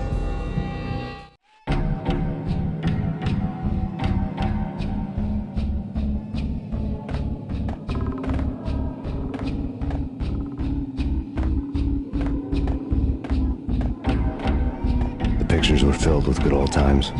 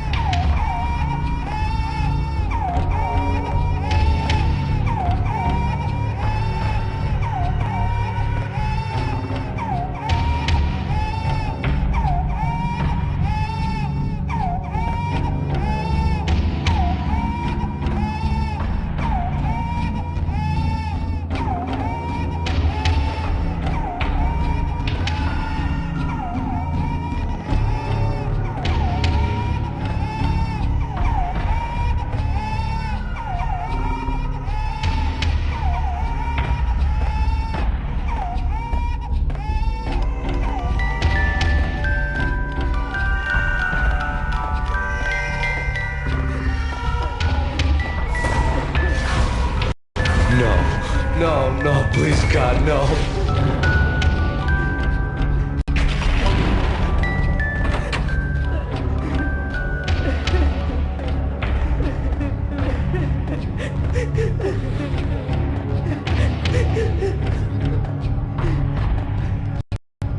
Slice them, dice them, shoot them full of holes, blow them to bits, vaporize them, disintegrate them. No matter what you do, they'll still be back good as new. Michelle's diary lay on the table. Max, no, please, Max. Why? I didn't mean to. I'm sorry.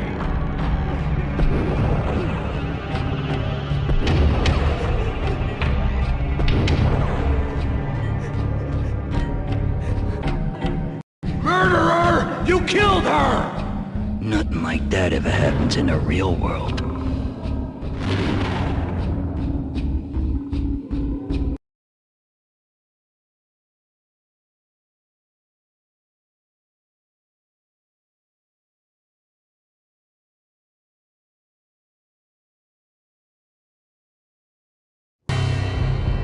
I woke up in a bad dream.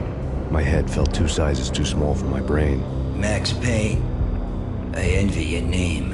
And the killer was smiling. Pleased to meet you. I'm Frankie the Bat Niagara. Niagara, as in you cry a lot? He had a baseball bat and I was tied to a chair. Pissing him off was the smart thing to do.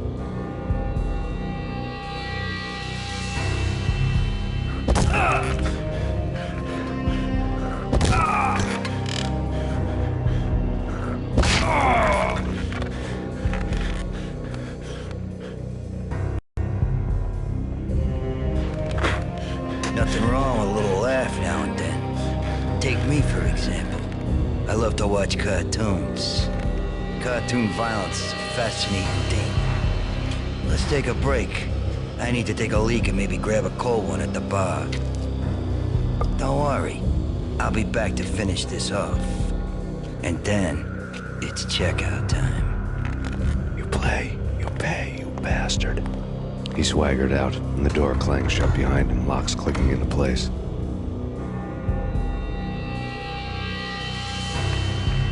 Everyone makes mistakes. Mine hadn't been to crack jokes about the goon with the bat. He'd have cracked my skull regardless. It hadn't even been to trust a girl with a gun. I had blindly gone after the first bad guy on my hit list when I should have been aiming further up the ladder, at the head of the Punchinello family. I couldn't bring myself to be pissed at Mona. Guess I had a soft spot for a pretty face.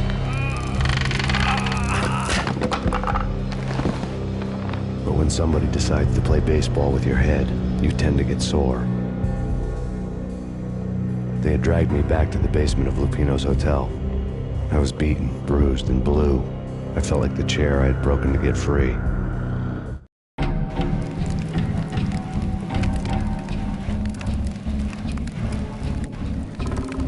All I had was Niagara's bat, sticky with my own blood.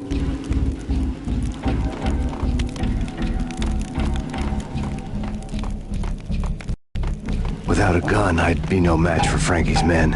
I'd have to play hide and seek with them.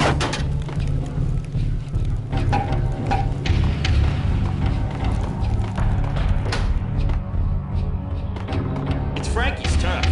We'll take care of it. Yeah, I know. Just I wouldn't mind having... Yo!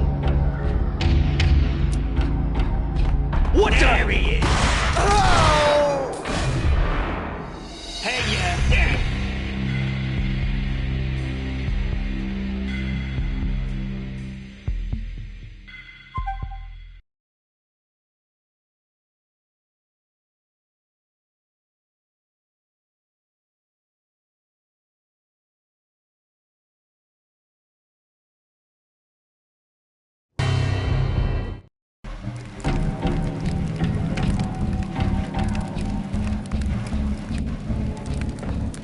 All I had was Niagara's bat, sticky with my own blood.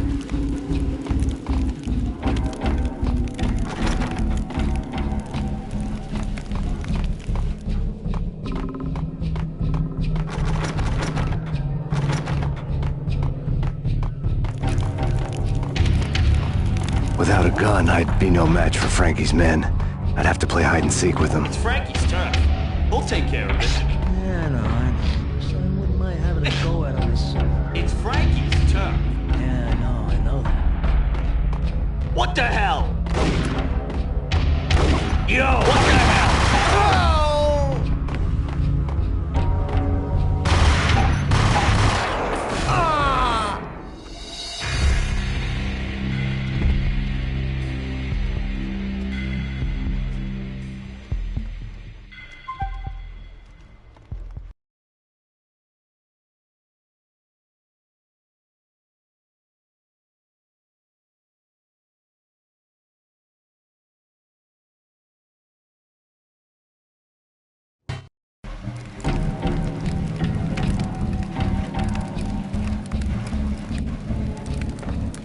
All I had was Niagara's bat, sticky with my own blood.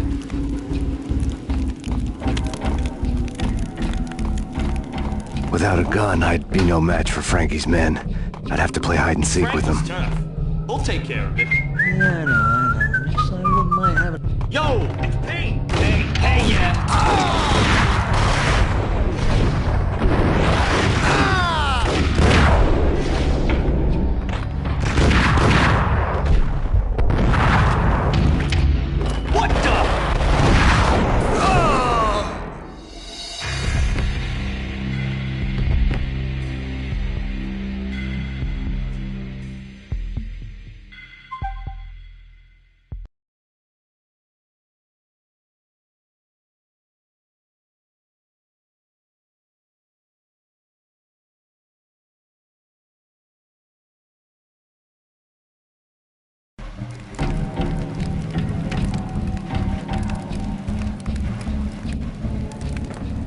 All I had was Niagara's bat, sticky with my own blood.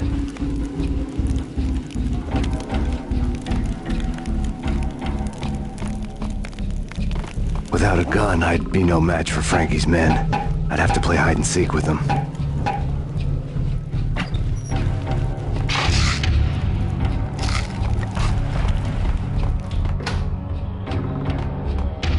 It's Frankie's turn. Damn! What the hell?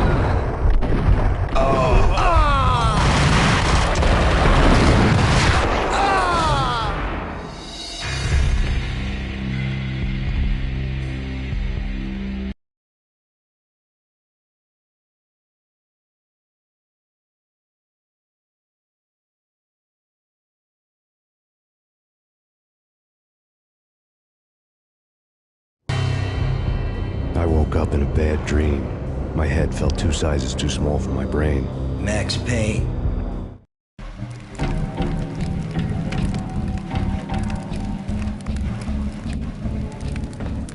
All I had was Niagara's bat, sticky with my own blood.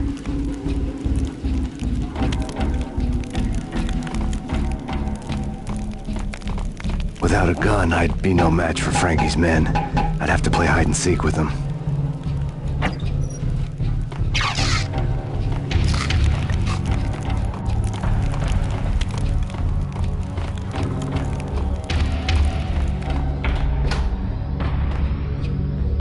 It's Frankie's turn.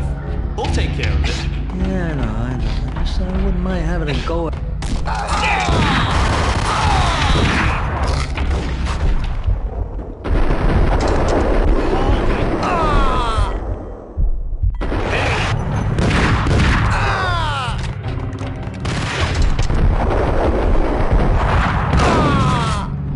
What the hell?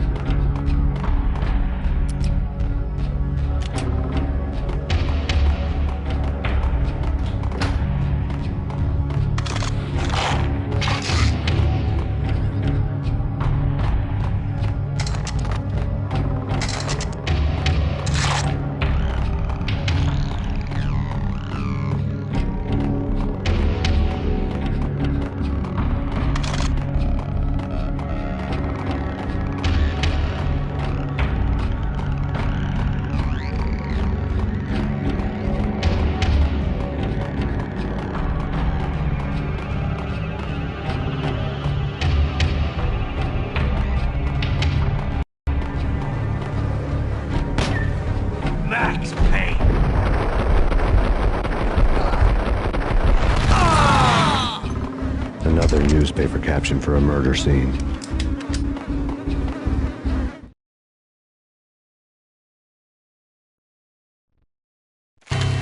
Frankie had left his calling card, a Captain Baseball bat boy strip, next to a sewer passage filled with bodies.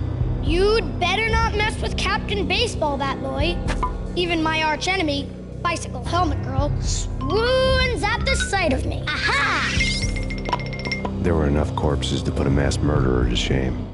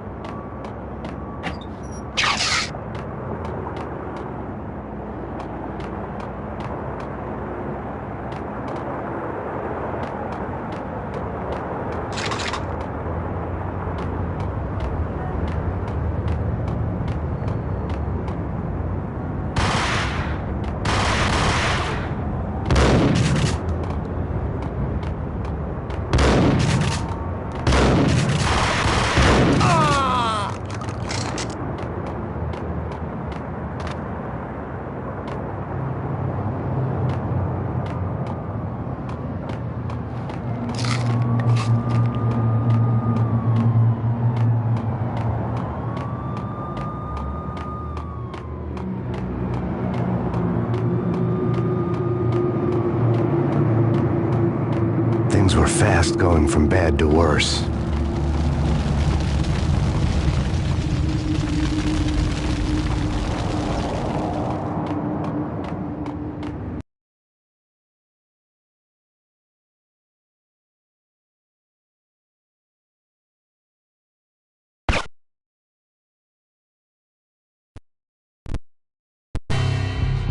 The men in blue had come and gone. They had decorated the place with chalk outlines and tied it together with yellow tape. The cops who had stayed behind were dead. Frankie, his boys, and I had the place all for ourselves.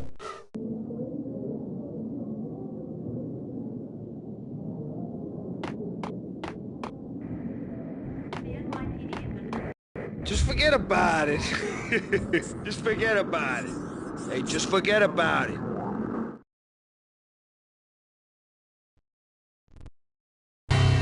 That crazy witch, you should have heard her. She was a real scream when the boys caught her trying to cap the Don. Oh, that's friggin' bad. To the trio? That's even worse than what Frankie's doing to that poor bastard downstairs. She's gonna take a long time to die. The mobster muscle on the phone was talking about Mona. Punchinello's trio were nothing but bad news.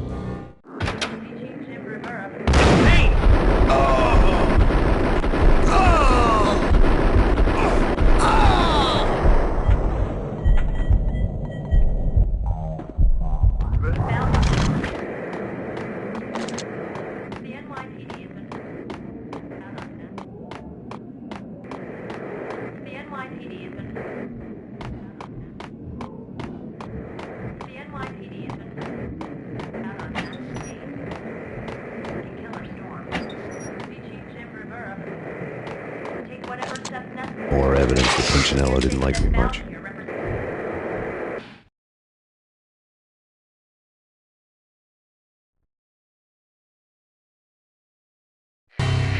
The fact remains that all the victims so far identified in the Ragnarok shooting have been known criminals, many of whom had large doses of V in their blood. Reliable sources say that Max Payne was also among those killed, although no body has been recovered at this time. Reliable sources. That meant somebody thought the Mafia had me, didn't want the cops snooping around anymore. The body would be delivered to them barely recognizable. Case closed. Don Punchinello had the power to be that reliable source, which was no news. But his news was old news. Framing me hadn't been enough. Don Punchinello had put a hit on me. He wanted me dead, and it had been important enough for him to give written instructions to Frankie about it. Max Payne should die like a dog for the trouble he's caused. Frankie, I know I can trust you to give this matter the dedication it needs.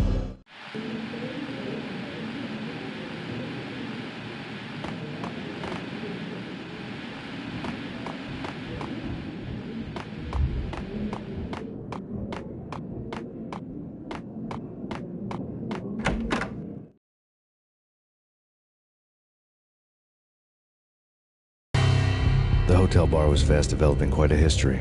True to his words, Frankie was there, having a beer. Jesus Christ. How the hell did you get loose? Got bored waiting. Thought, what the hell, we could just as well finish this here. Fine by me. This works out just as well.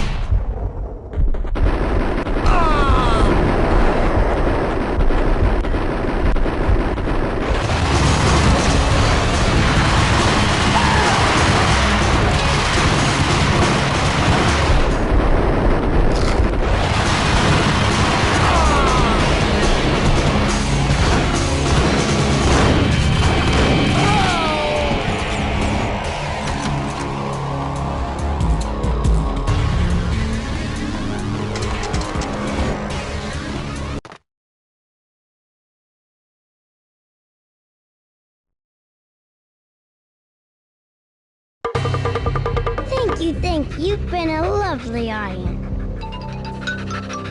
Had enough? I don't play with girls anyway. Unfair!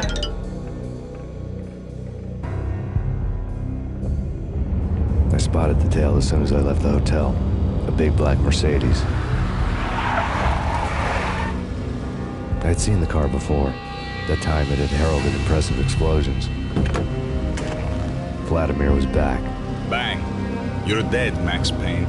I might have laughed if I remembered how. What's this supposed to be? Cops and robbers? Look, you want something with me? Get in line. Peace, man. Relax. You know you are a real news item. Armed and dangerous. I am going to make you an offer you can't refuse.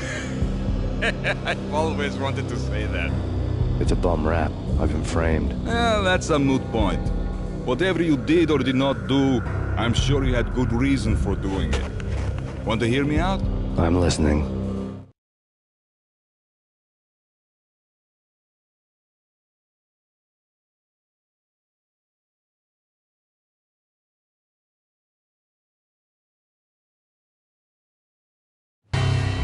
Punchinello messing with V is bad for business all around.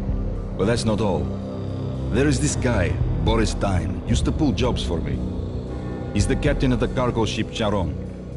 Now the bastard turncoat has gone over to the other side, Punchinello's. The ship's loaded with high-res hardware, guns, my business. If Punchinello gets hold of that cargo, he's won and I have lost. And you'll have your work cut out for you.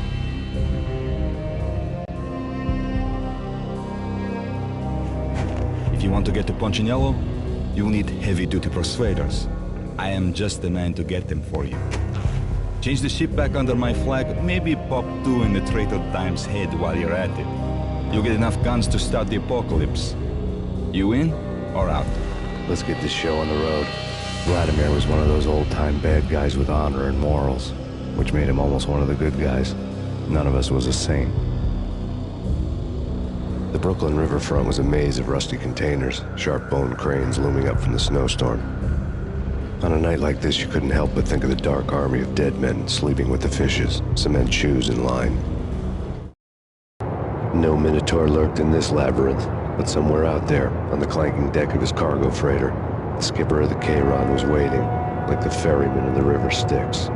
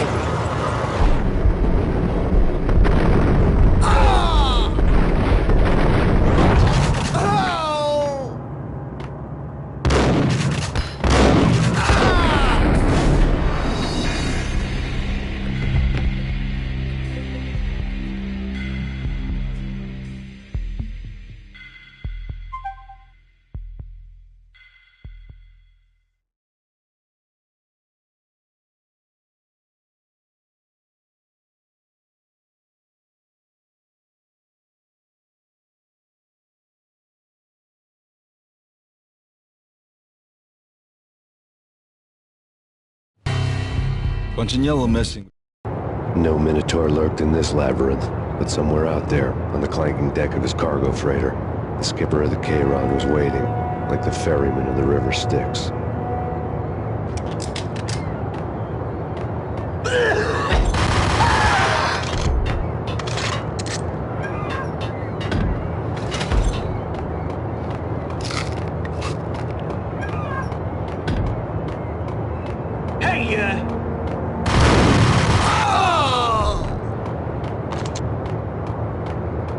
Both of them beat to a pulp. Eyes swollen. They couldn't see in the end. Swaying on their feet.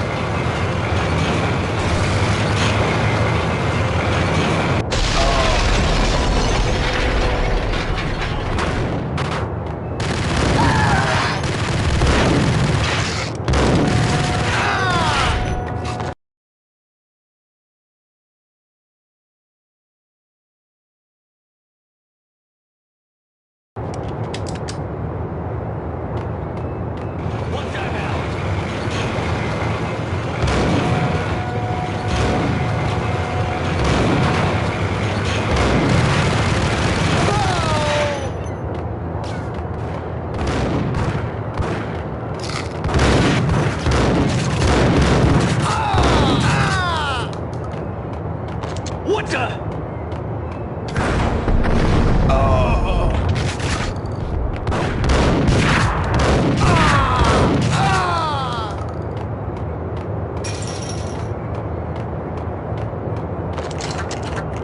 Raise the bridge.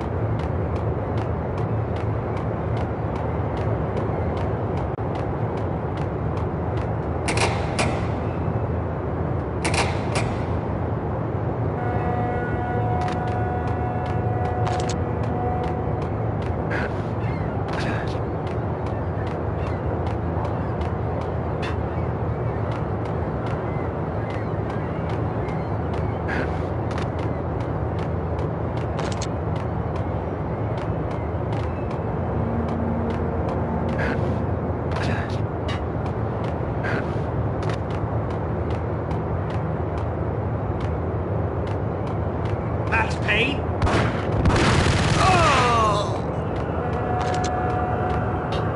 I doubted the letter was a receipt.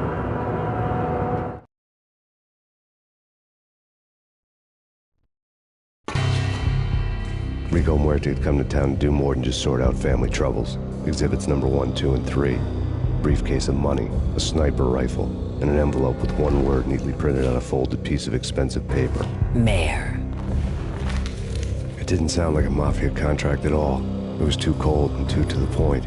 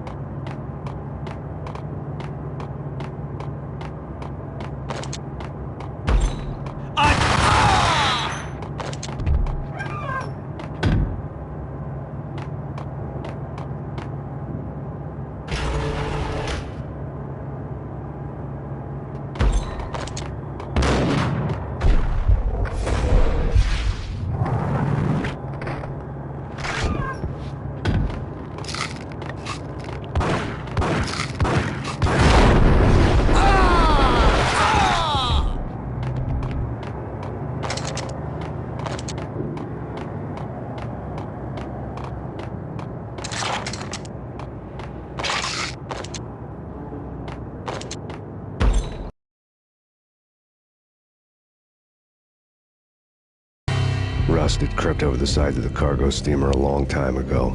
Boris Dime would be on board. I'd have to smoke half of his crew to even get near the gangplank.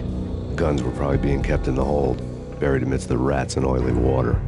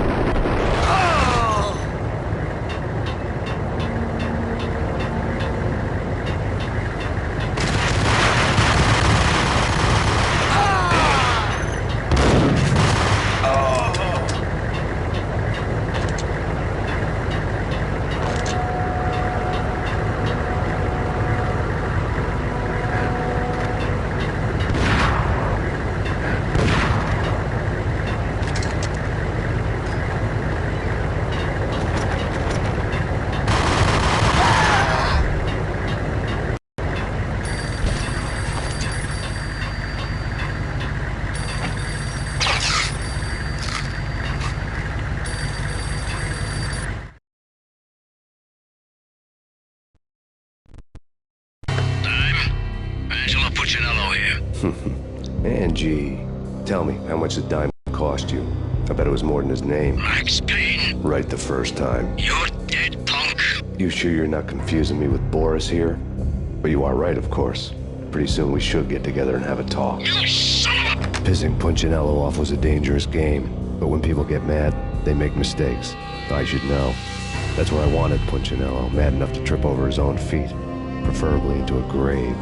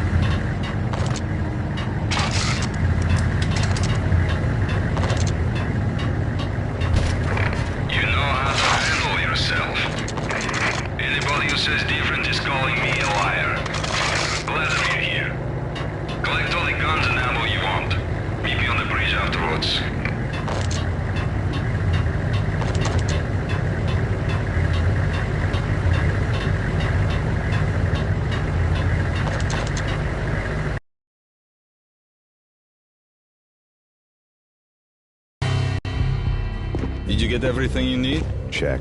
I owe you. Anything you need. This is my solo. When I'm through, Punchinello won't be anybody's problem anymore. Clear as vodka. But anytime you get between a rock and a hard place, just whistle. This could be the beginning of a beautiful friendship. You really get a bang out of this big-time gangster act, don't you?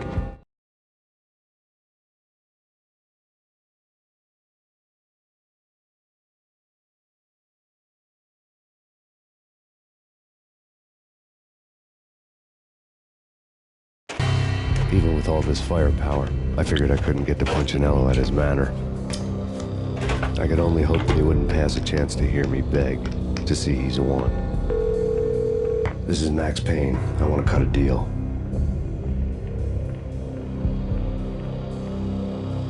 Payne, you're a dead man. That's what everybody keeps telling me. I got your ship and her cargo. I want to meet. No pain, no gain. Capiche? You know my restaurant? Yeah, I know it. 1-0. Punchinello's restaurant had seen better days. Snow was falling like ashes from post-apocalyptic skies, but that was outside. Things would soon get hot in the Don's restaurant. I knew it was a long shot, Angelo Punchinello actually showing up, but there was no crime in hoping.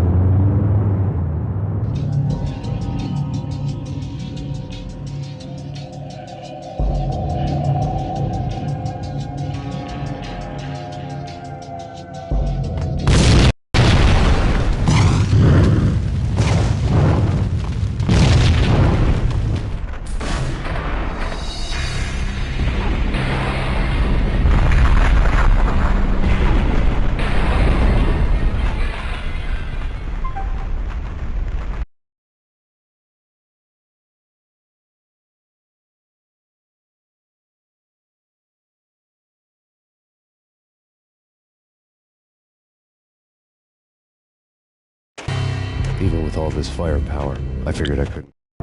I knew it was a long shot, Angelo Punchinello actually showing up, but there was no crime in hoping.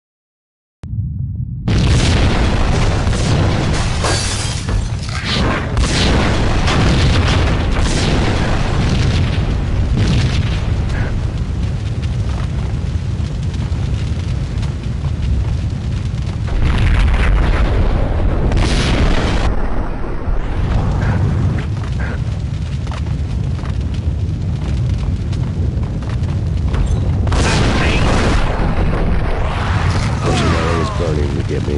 The feeling was mutual. He was trying to put out my flames with gasoline.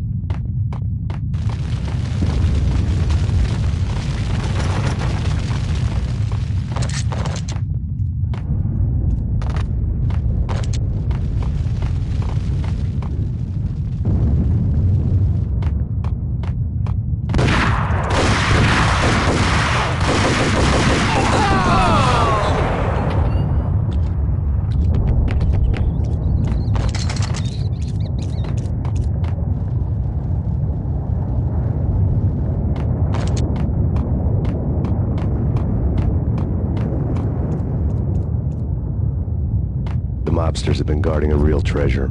The way out of this disco inferno. It's Payne!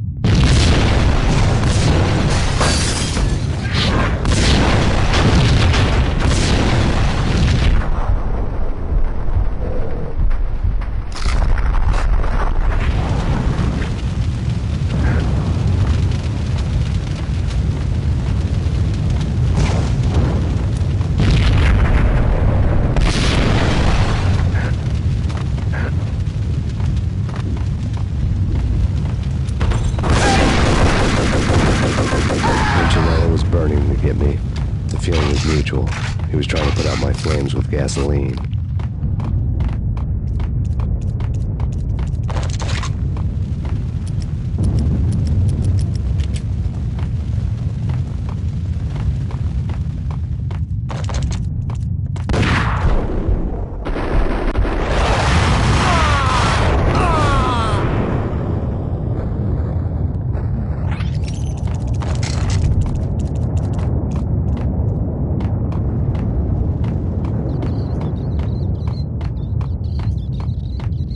Mobsters have been guarding a real treasure.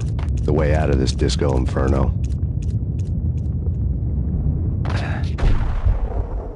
There he is!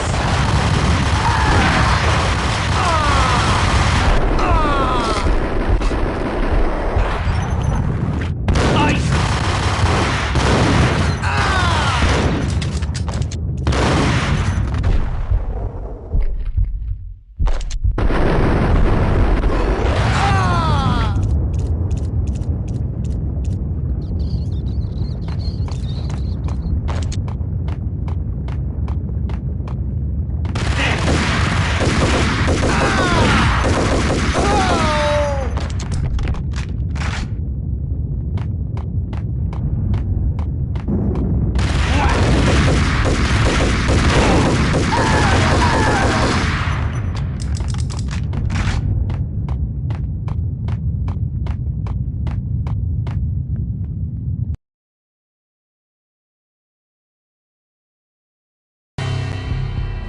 Vlad had seen my smoke signals. The Mercedes was revving to go, almost drowning out the Banshee well at the sirens. You coming? We'll drop you off at the Punchinello Manor. Sounds good to me. When this is over, look me up. I could use a professional like you. I'll keep that in mind.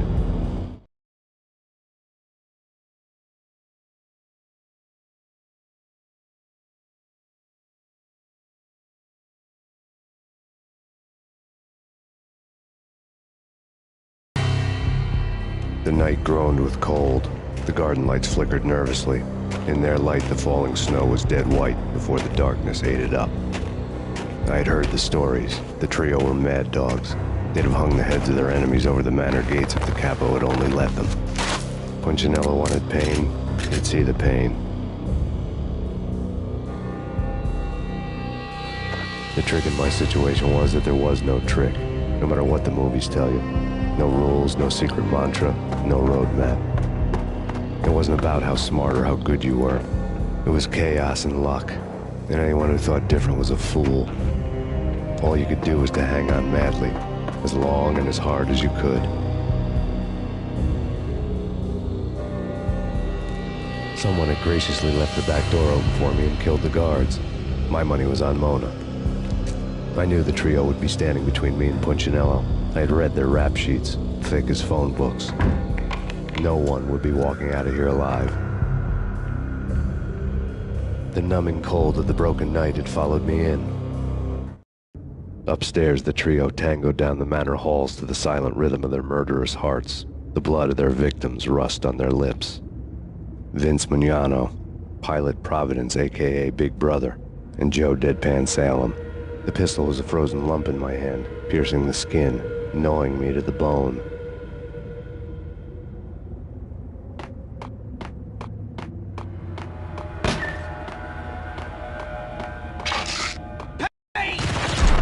There he is!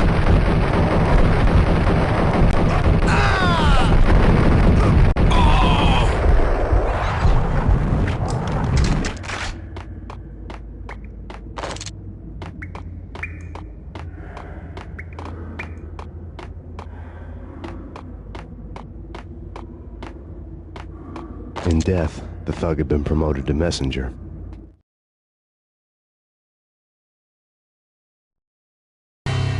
Someone hadn't enjoyed the Don's hospitality. Someone with a flair for the dramatic. Someone who had let herself out of a locked cell and past a couple of armed guards. My thoughts were on Mona again. I could only hope she was a good enough gambler to walk away while she was still winning, before she'd run into the trio.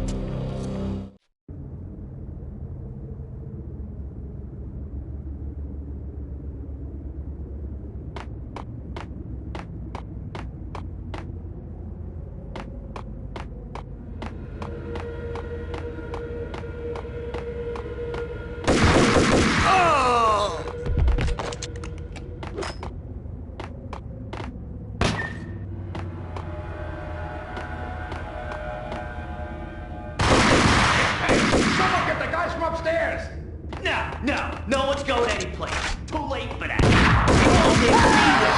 Vinny and Joe and Pilot won't get the credit for this kill.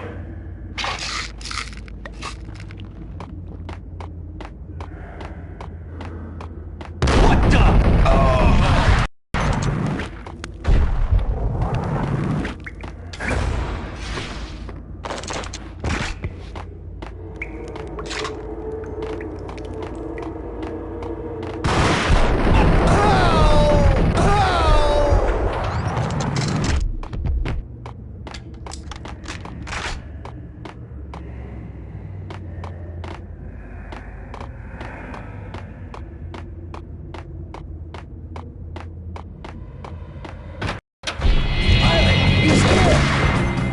It didn't take me long to run into the trio.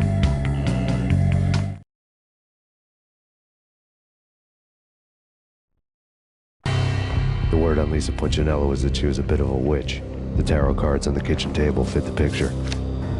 They weren't my kind of cards, but I was willing to take a crack at the hand Mrs. Punchinello had dealt.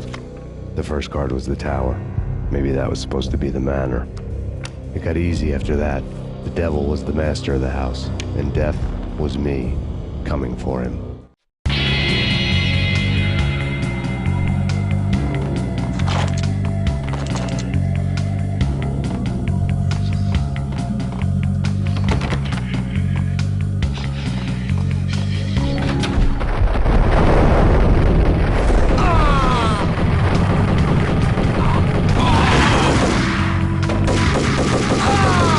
One down, two to go.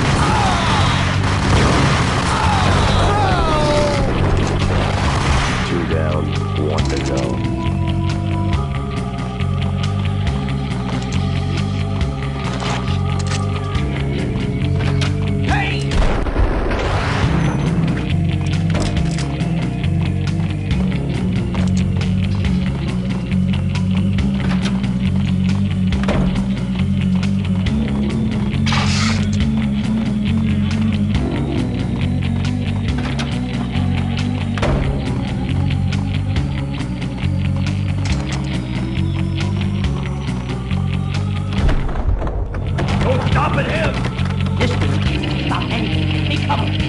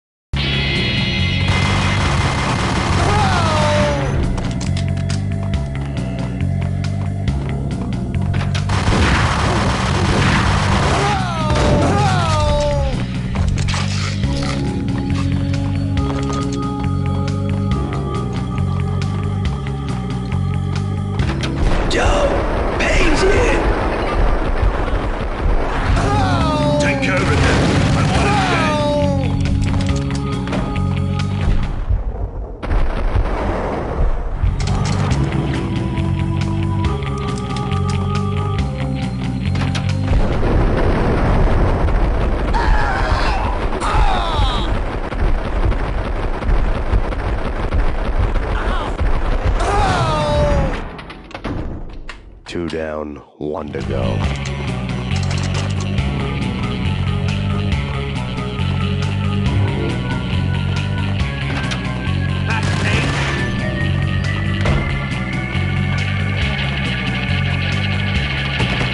Stopping him! This will stop anything. Take cover.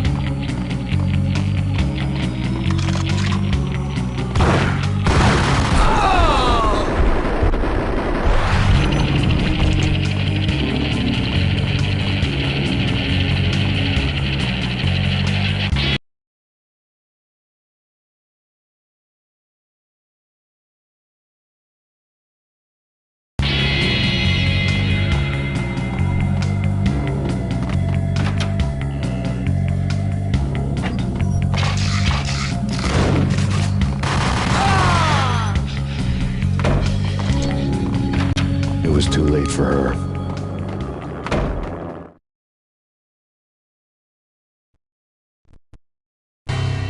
You're a real angel, Max. I couldn't tell whether it was Mona or her sister. The body was a mess. The sick bastard had really gotten a kick out of it. Seeing her lying there got me thinking about another woman's body on another bed. Got me thinking about a fallen cradle.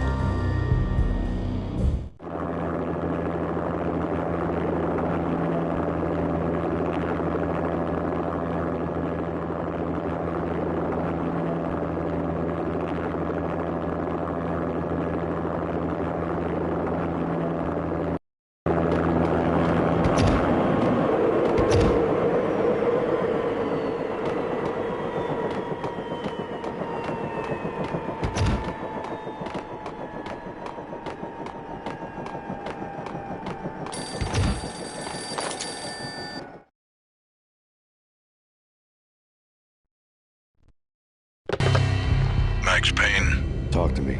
Alfred Woden. You've got company. An armed helicopter just landed on the manor grounds. You must hurry. The more the merrier.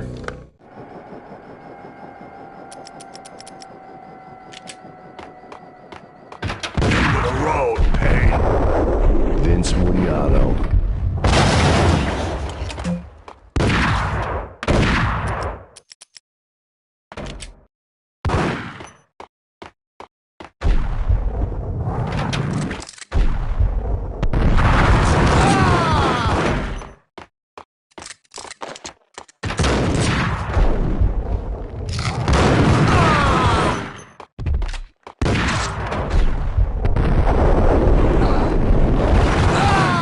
Punchinello's trio was done for.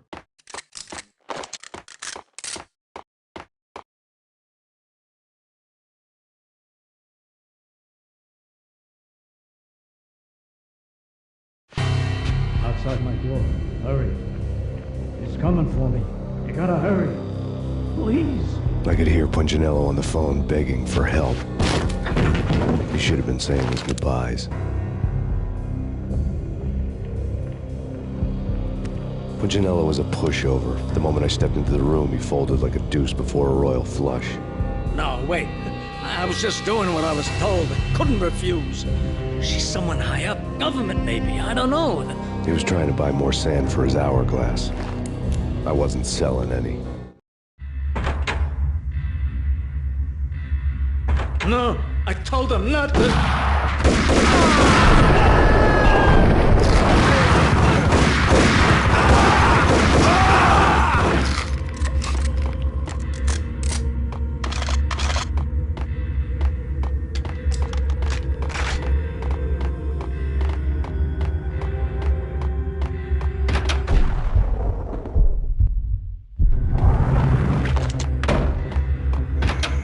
Drop it. Don't move. Game over, Max Payne.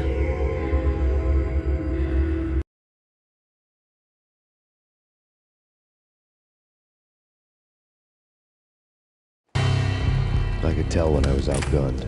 It was time to take another beating. The mystery witch was a real barracuda. Trouble on dagger heels, a smoking assault rifle in her hand, and an army of killer suits behind her. How sweet. I get to kill two birds with one stone. Sooner or later, it was going to catch up with you. Mr. Payne, it's time to show you the benefits of my brew. Be a good boy now. You'd find that Lady Luck was really a hooker. You were fresh out of cash.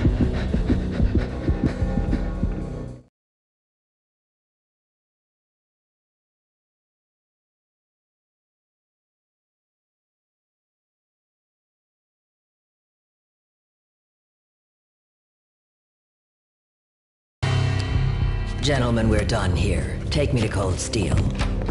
She had just given me an OD of Valkyr. I could feel green fire eating my brains. They turned to steam. They did a fade on me. I'd never had a chance. The witch had got me just as sure as if she put a gun to my head and pulled the trigger.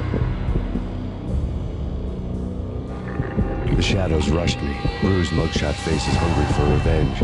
They knew my weak spots and closed in for the kill. The floor turned into a vortex of green blood. I fell. Flesh of fallen angels.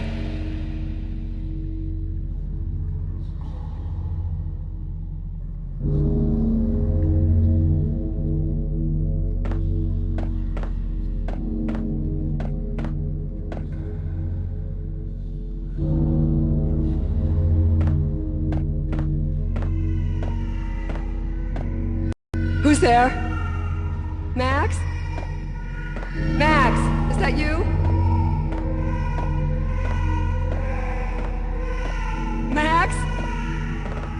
Where are you, Max? Please.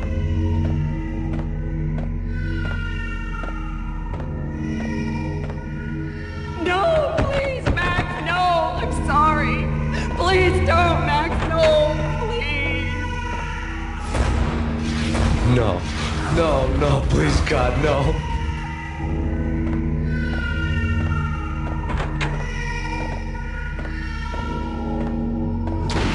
Max? Where are you, Max? Please.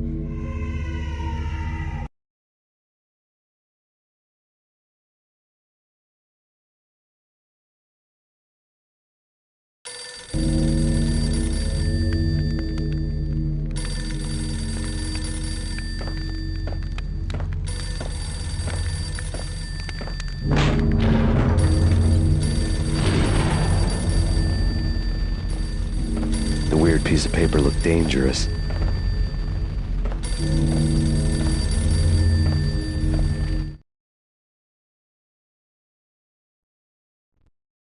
There was something disturbingly familiar about the letter before me.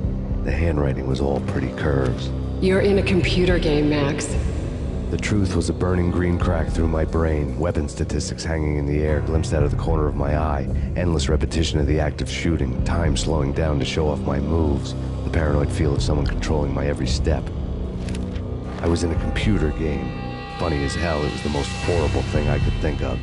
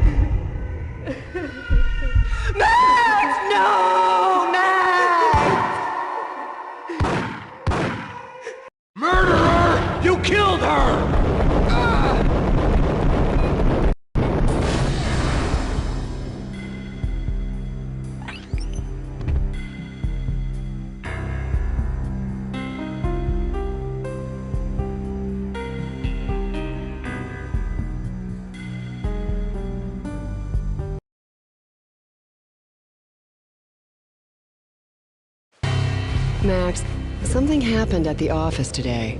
A strange memo. Something about Vikings. Honey, I gotta run. You can tell me all about it this evening. Have a nice day, darling. The bullet holes were rubies on her chest, blood glowing on her ivory skin. She was so beautiful. The killer was smiling. The flesh of fallen angels.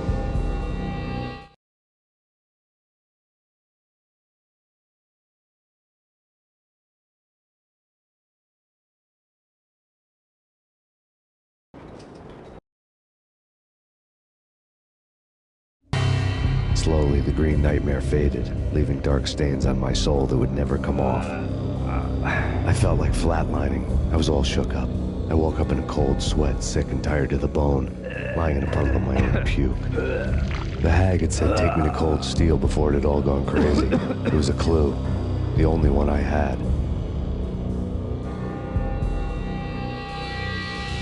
It took me forever to crawl back to my feet and hit the road, but when I did, I drove straight to Cold Steel Foundry outside the city. There was a whole lot of action around the place for a freezing winter night. Trucks coming and going, men running. I had the drop on the mystery witch. She thought I was dead. I was on her blind side. I was going in. The bad trip had put me in a crazy mood, adrenaline pumping through my aching veins. Staggering on the mill roof in ice and snow and wild wind, I was a ninja. My kung fu was strong. I wasn't kidding anybody. At best, I was Superman on Kryptonite about to fall through a skylight, down to where it was all going down. A half-abandoned industrial area in the middle of nowhere. The factory was a perfect front for any number of illegal activities.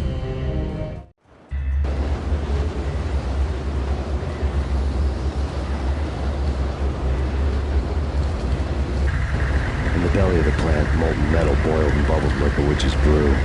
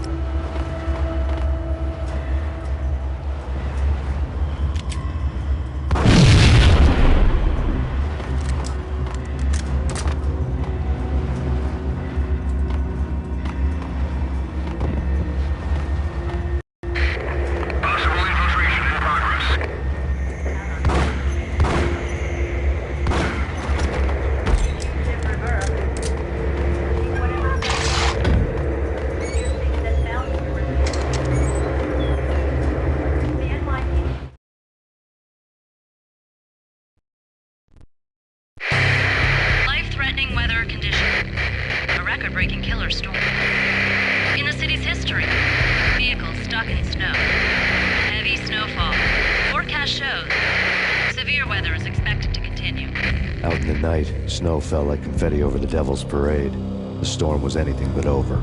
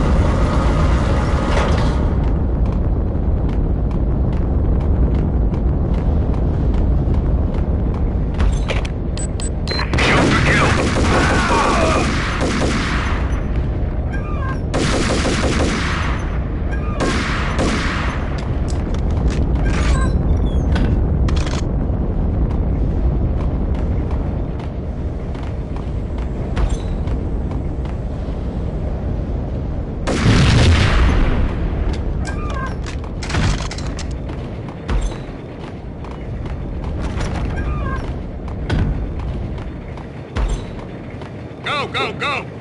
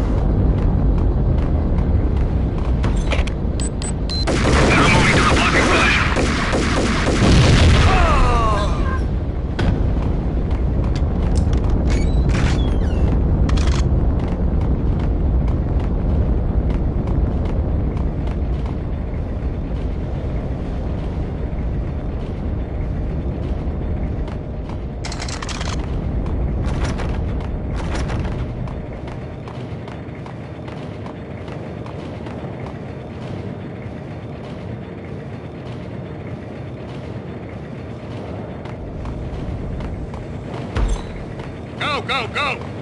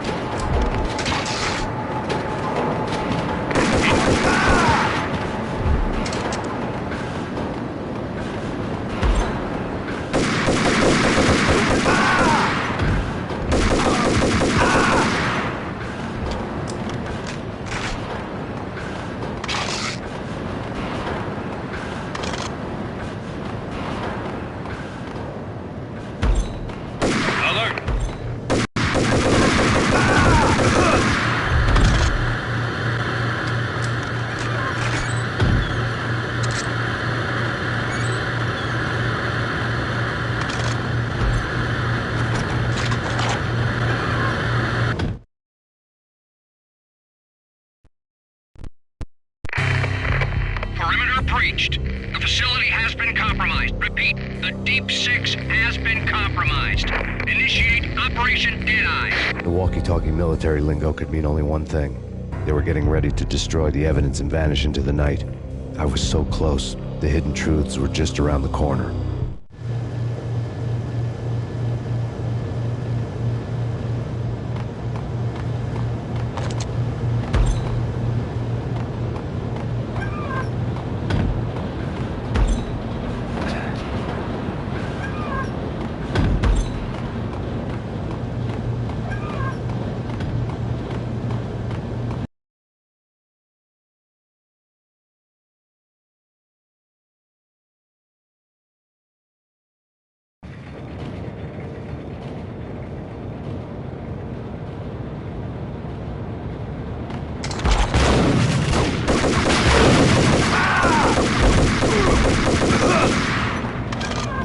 Folder on the table told a grim tale.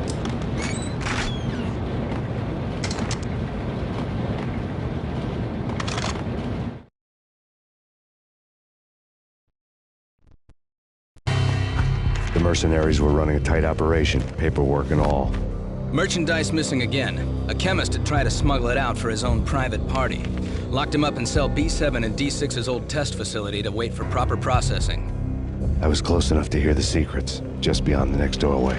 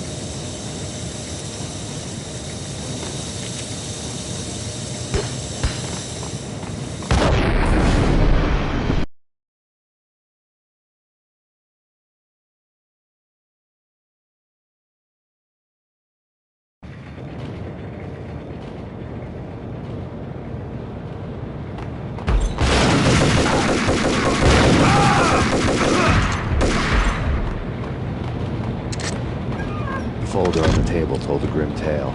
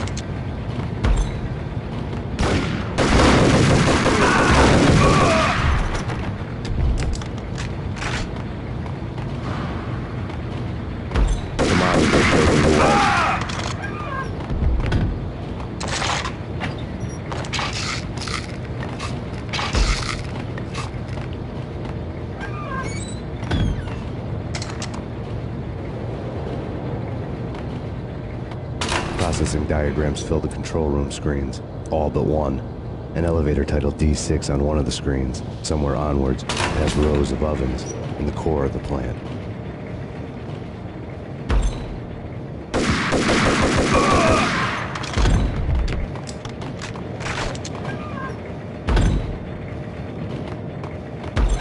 Move! Move! Move!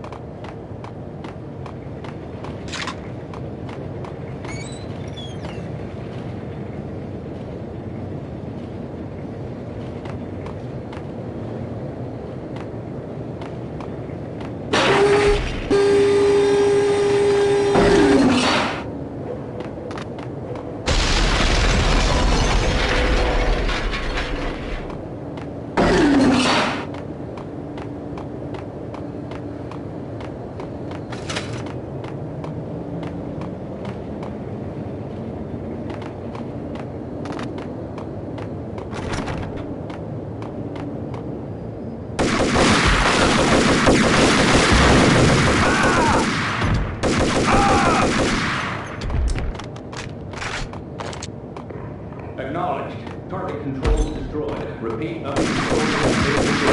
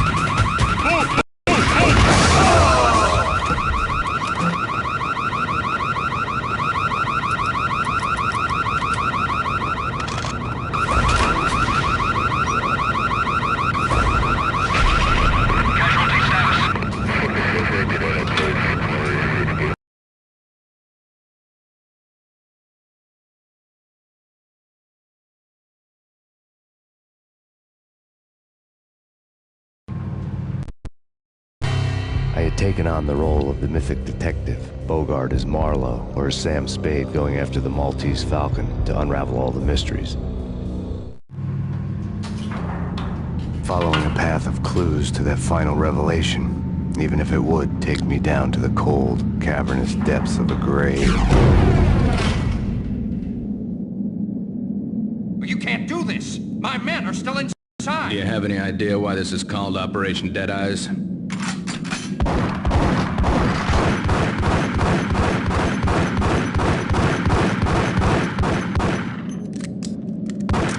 I think he's dead already. Let's do it.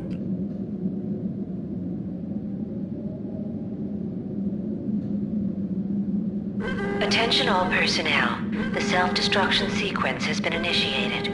Evacuate the complex immediately. Repeat, the self-destruction sequence has been initiated. Proceed to the nearest exit immediately.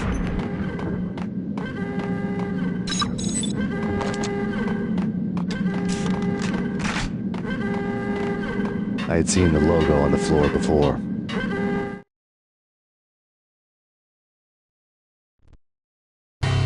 There was an old army bunker under the steel mill. I knew the military plaque on the floor. I had seen 1,000 variations of the insignia on crumbling brick walls everywhere in the city. The sword replaced by a syringe. Project Valhalla, V for Valkyr, V for Valhalla. All of a sudden it read like a crackpot conspiracy theory.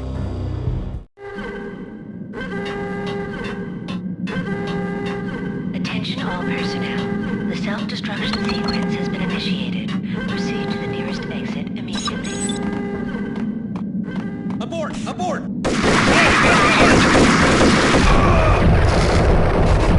Engaging hostile!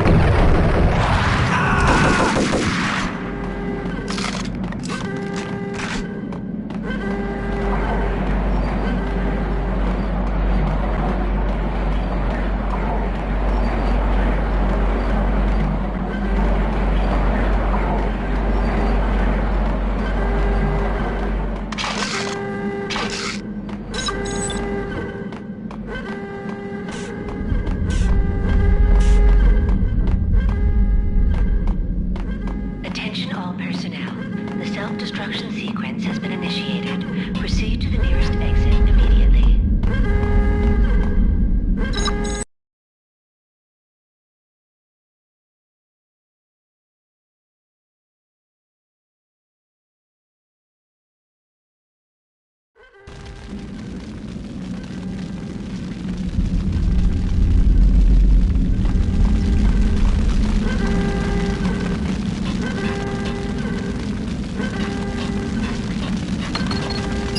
Like everything else in the Valkyr case, the door code was a mystery to me.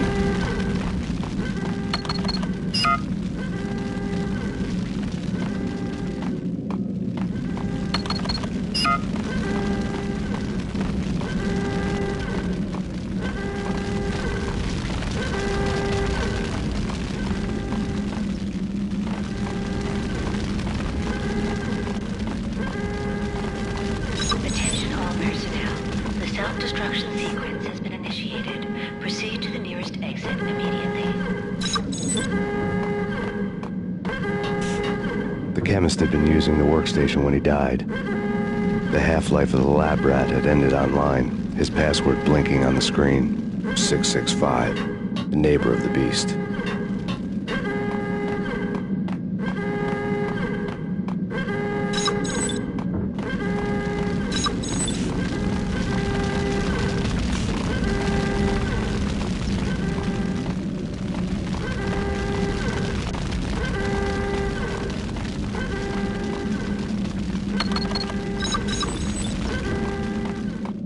Attention all personnel.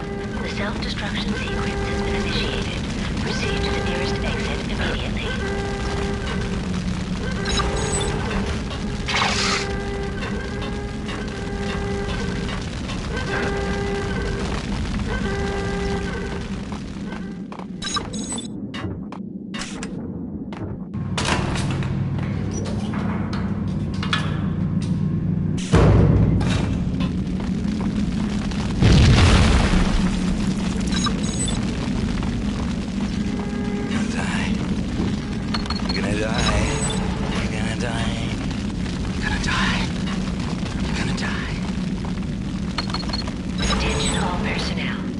self-destruction sequence has been initiated.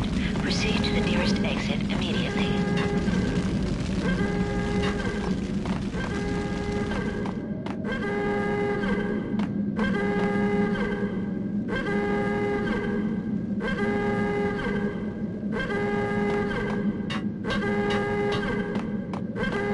Hey! In here! Hey! Get me out of here! Thanks. I thought I was gonna die in there for sure. I need you to get me through the decontamination chamber airlock. You're crazy! No way! The place is blowing up, for Christ's sakes! Either that or back to the cell. Your choice. Okay, I'll do it. I'll do it. Attention all personnel. The self-destruction sequence has been initiated. Proceed to the nearest exit immediately. Please, we gotta go now! There's no time!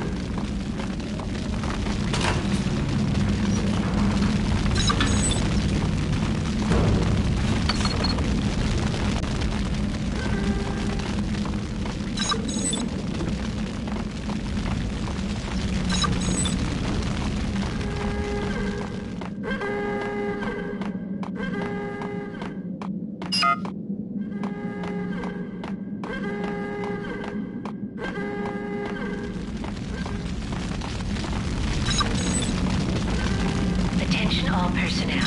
The self-destruction sequence has been initiated. Proceed to the nearest exit immediately.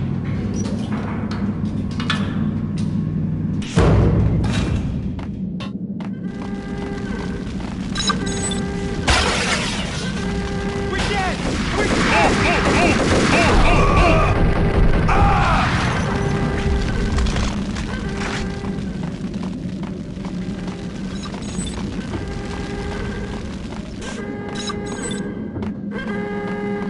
Get in! I'll punch you through! After this, you can go. You're a free man. Decontamination in progress. We did a bad thing. Bad. Decontamination coming up. Attention all personnel.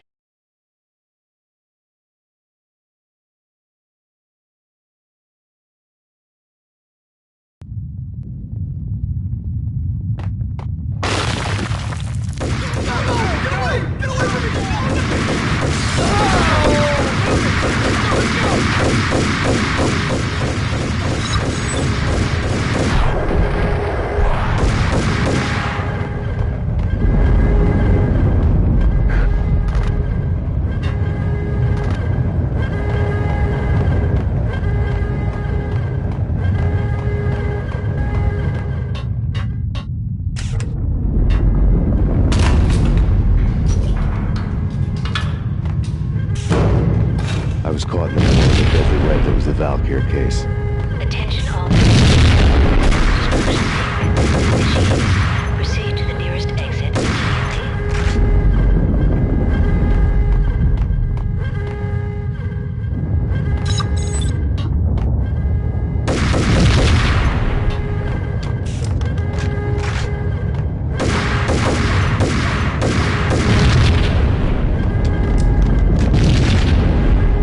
One of the lab terminals had the project logo on the screen.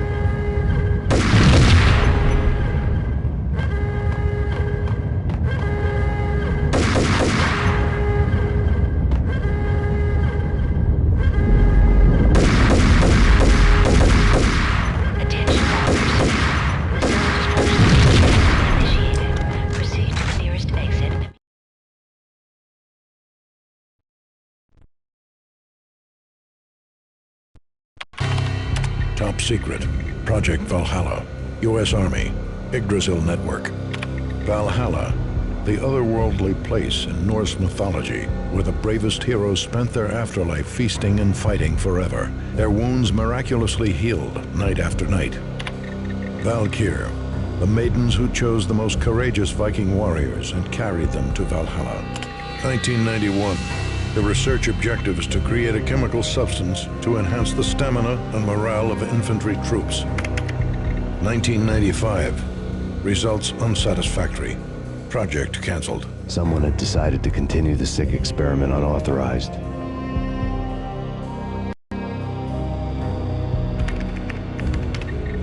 Project compromised.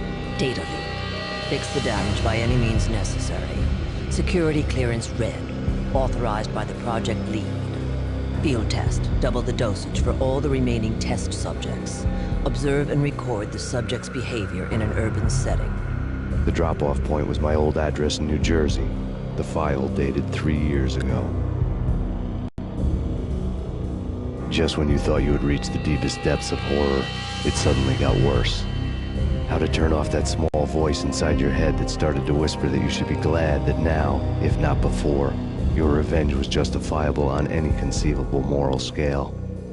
That small voice proved, beyond any doubt, that I was damned. The dagger-heeled woman had come and gone a long time ago. There was nothing more for me here. The bunker's name was acting as a self-fulfilling prophecy.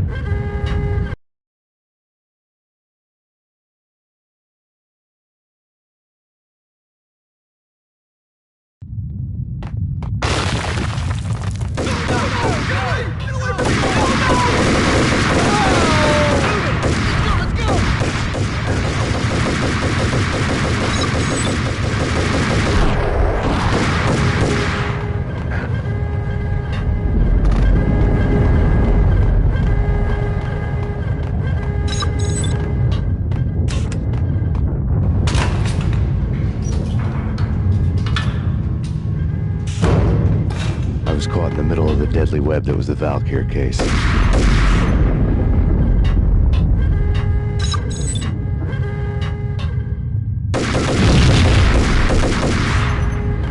Attention all personnel. The self-destruction sequence is initiated. Proceed to the nearest exit immediately.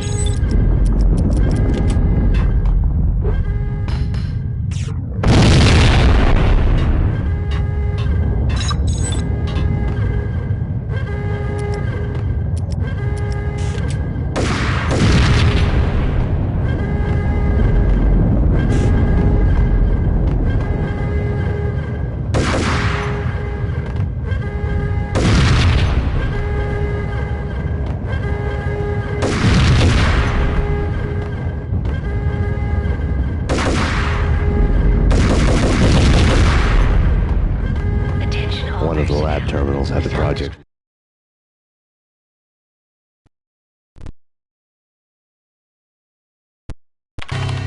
Logo on the screen. The dagger-heeled woman had come and gone a long time ago. There was nothing more for me here. The bunker's name was acting as a self-fulfilling prophecy.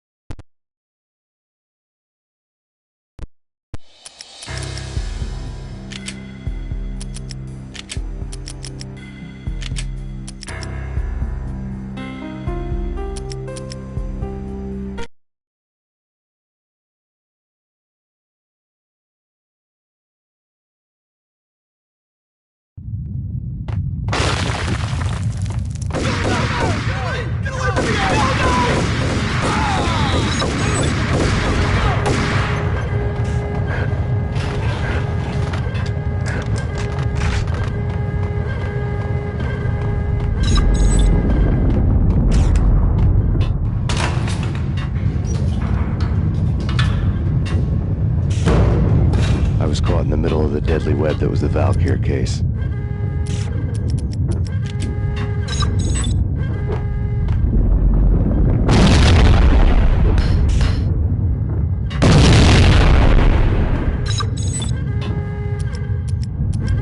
Attention all personnel. The self-destruction sequence has been initiated. Proceed to the nearest exit immediately.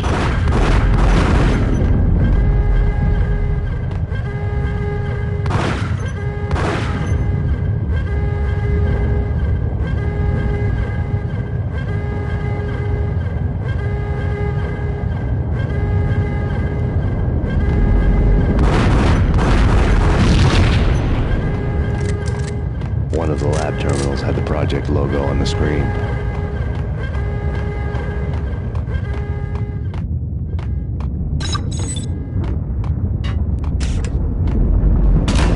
The dagger-heeled woman had come and gone a long time ago. There was nothing more for me here. The bunker's name was acting as a self-fulfilling prophecy. To the nearest exit immediately.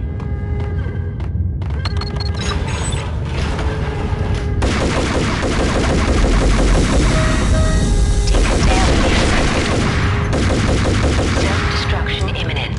30, 29, 28, 27, 26, 25, 24, 23, 22, 21, 20, 19, 18, 17, 16, 15, 14, 13, 12, 11, 10, 9, 8, 7, 6, 5, 4, 3, 2, 1. Immediately.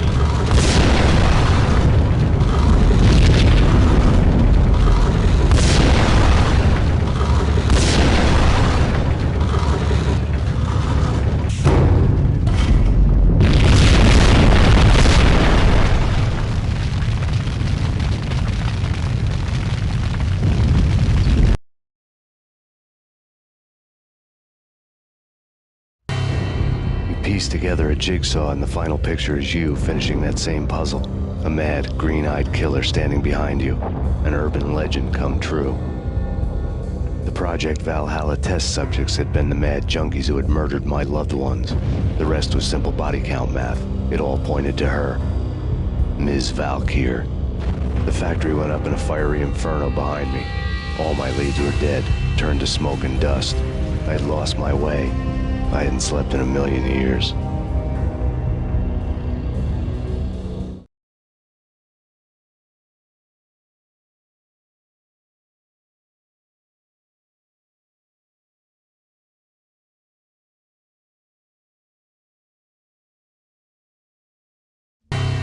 I felt thin as death. I've been living on an endless supply of week-old donuts. They were fuel for this crazy furnace inside my head. I couldn't remember when I had last seen the sun. I was on a permanent graveyard shift. When the darkness fell, New York City became something else, any old Sinatra song notwithstanding. Bad things happened in the night, on the streets of that other city, Noir York City.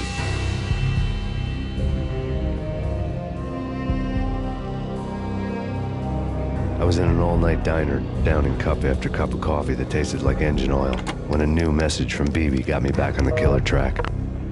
What the hell happened at Roscoe Street? Maxie, I'm going out on a limb here. We need to talk this through, come up with a plan. 2:30 a.m., the Choir Communications Garage. The more I thought about Alex's murder and the frame-up, the more it felt like an inside job. I should have seen it coming. BB had sold me out, and now he wanted to finish what he'd started.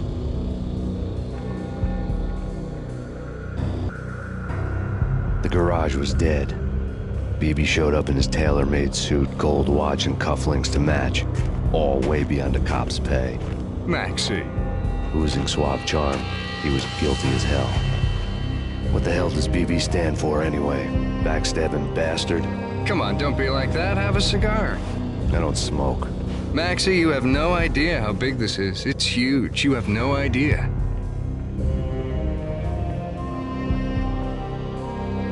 I think I do. You're a bribe-taking bent cop who sold out his partner. Those mobsters in the subway were a dead giveaway. Hard to miss. Bet it was exactly like this with Alex. Up close and personal. You can't win this one, Max. No. but I can make damn sure none of you do either.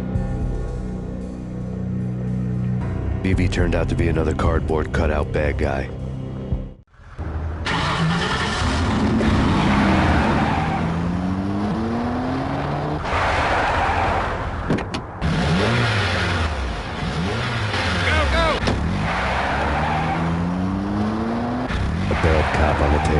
A cowardly right-hand man fleeing from the scene, leaving his paid thugs to do his dirty work.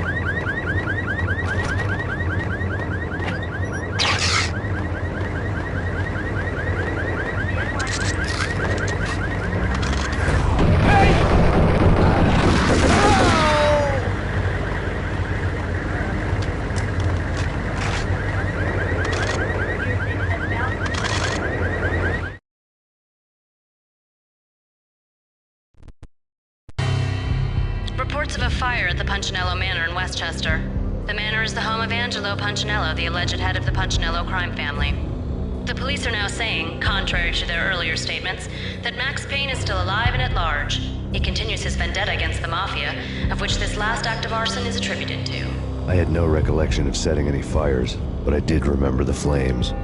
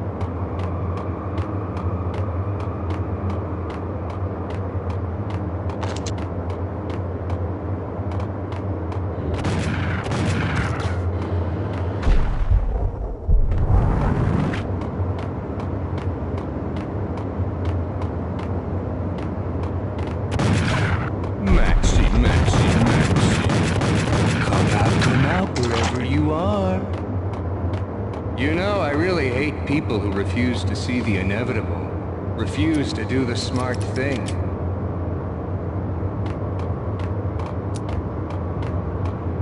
No, I must do the right thing.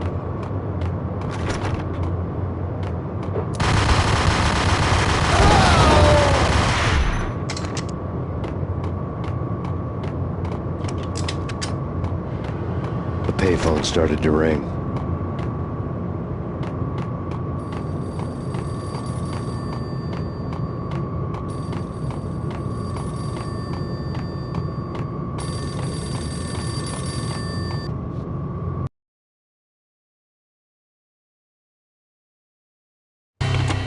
Yeah. Max Payne? Whatever does it for you. This is Alfred Woden. I can give you the name of your enemy. Come to the Asgard building presently. We are expecting you.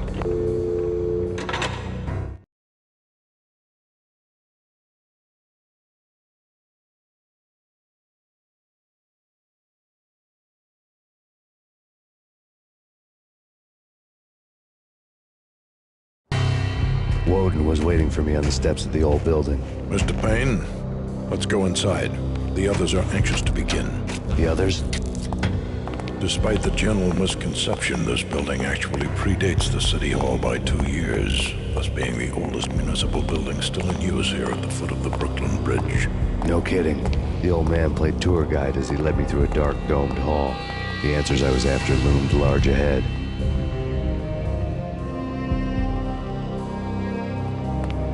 Mr. Payne, I would like to introduce you to my colleagues in what we call the Inner Circle.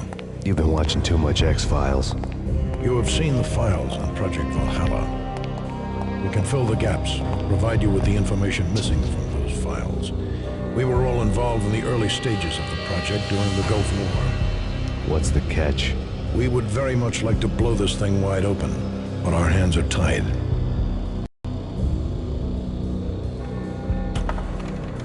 Her name is Nicole Horn. She was the key figure in Project Valhalla. When the funding was discontinued, she simply refused to quit. She knew exactly what she had in her hands. Nicole Horn is the president of Acer Corporation. She has more than half the city in her pocket. This must be kept under wraps. If you try to go public with this, we will deny any knowledge. We need you to take her out. Afterwards, we can protect you. Make all the charges go away. That was the cue for the killer suits to kick in the doors and swarm inside.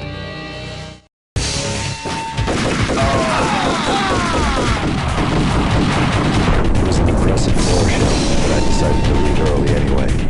It was only a one-story floor. Lucky me.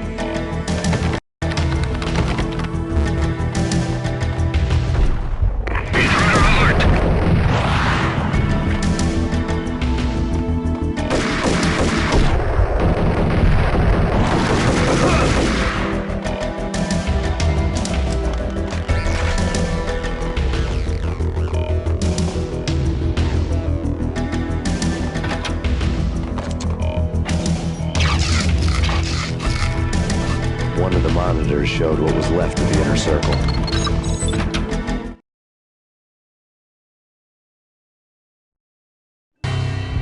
On screen, the so-called corpse of Alfred Woden stood up, miraculously waking from his dirt nap, looking smug among his dead pals. In the land of the blind, the one-eyed man is king. I didn't know how he'd pulled it off, but it was a pretty slick way to get out of all his promises. Most of what he had said fit too well to be a load of crap.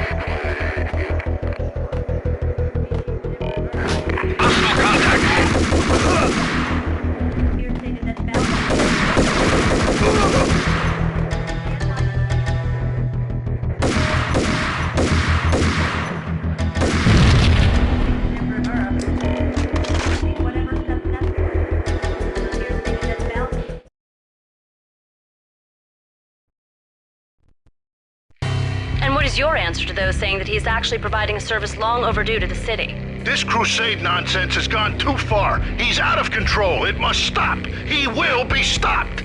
That was Deputy Chief Jim Rivera from the New York City Police Department.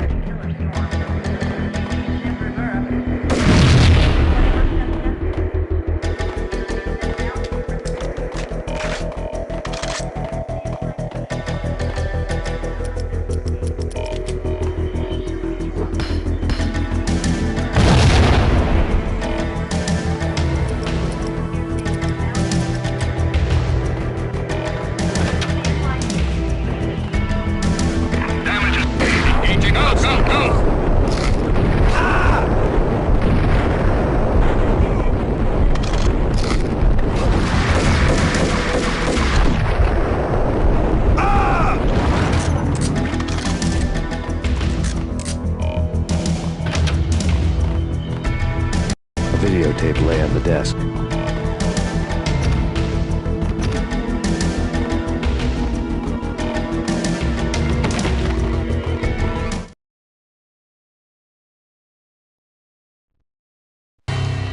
Nicole Horn had blackmailed the inner circle into silence. The tape came with a curt extortion note on a piece of expensive paper. I remembered Candy Dawn taping her clients in action on the side, selling the tapes to the highest bidder. I was sure that kinky sex was nowhere near Alfred Woden's worst sin. But I had a feeling that when this was over, any collateral would come in handy.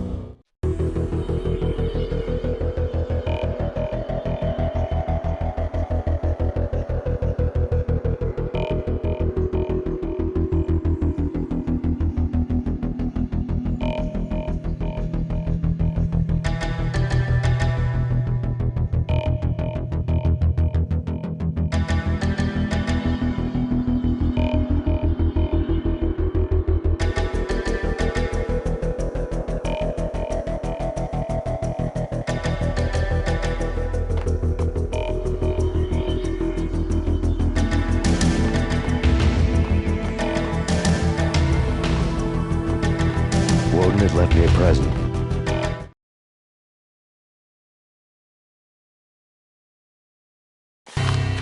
Woden had taken care of my mission preps with military precision. The critical areas in the Acer Corporation headquarters blueprints were circled in red. The president's office was at the top of the building, right below her penthouse suite. The elevators were controlled by a security computer, part of the mainframe located underground below the building. The high-rise was sealed as tight as a sci-fi fortress.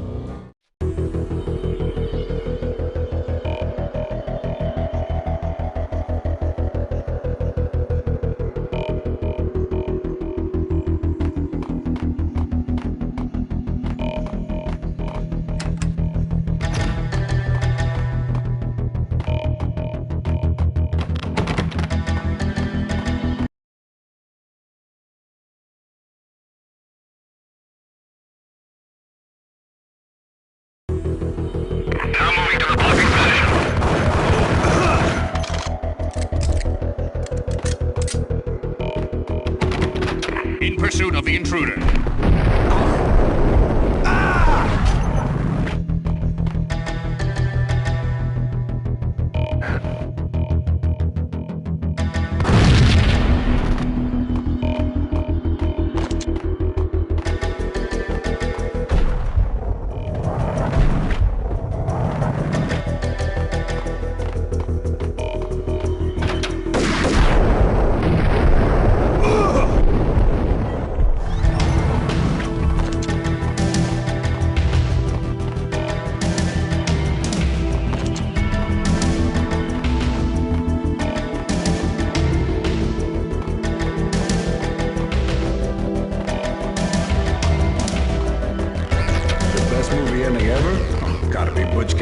Sundance Kid. A hero's end, going out with guns blazing.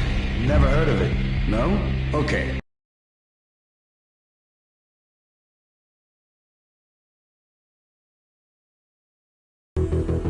In pursuit of the intruder.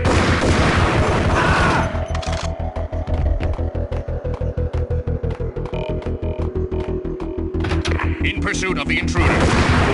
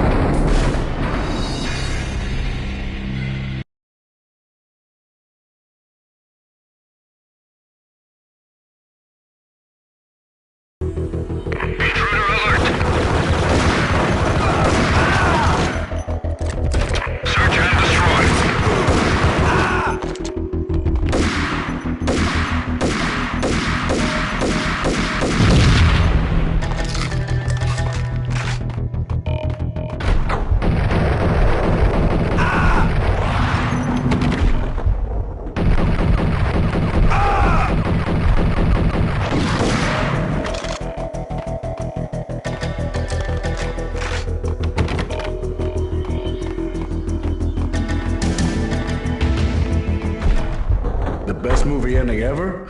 Gotta be Butch Cassidy and the Sundance Kid. A hero's end, going out with guns blazing. Never heard of it? No? Okay. Damn, Pop, what the hell? Hey,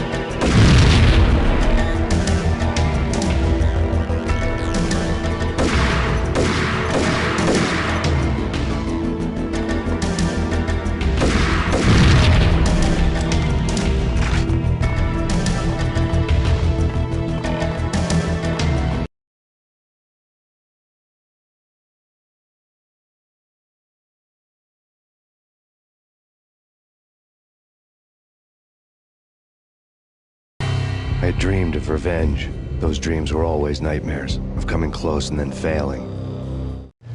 Now I was close. I had a name to guide me, Nicole Horn. I had nothing to lose.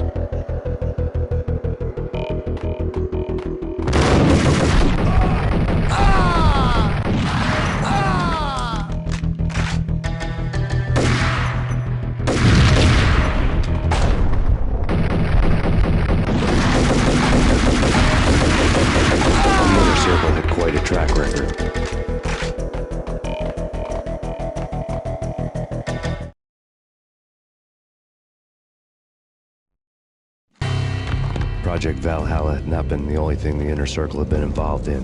There were rows of cabinets full of files. The Serpentine Secret Society went back a long way, always pulling strings from the shadows. I couldn't say I was sorry. Woden's move in some Byzantine power game had cut the Circle's membership roster to 1. The old man wanted me on cleanup duty. It was my mess, too.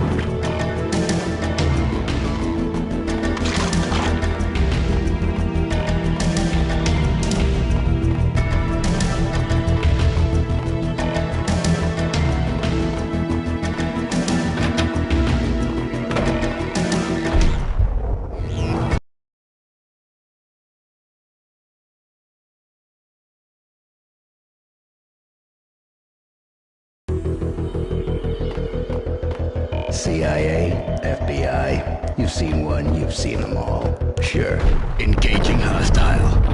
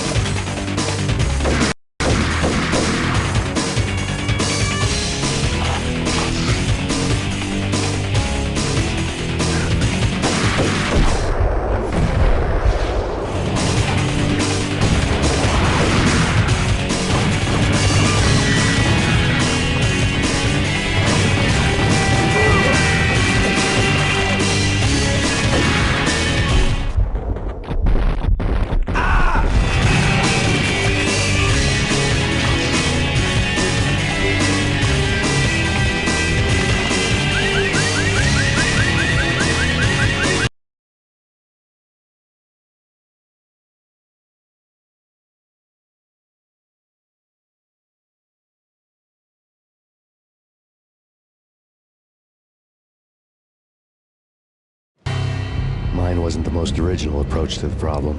It wasn't as if it hadn't all been done before. An eye for an eye, the first principle of revenge. Old as dirt, still going strong. The cardinal rule in going after someone with an intention to kill was not to make it personal, which it almost always ended up being anyway. It did with me.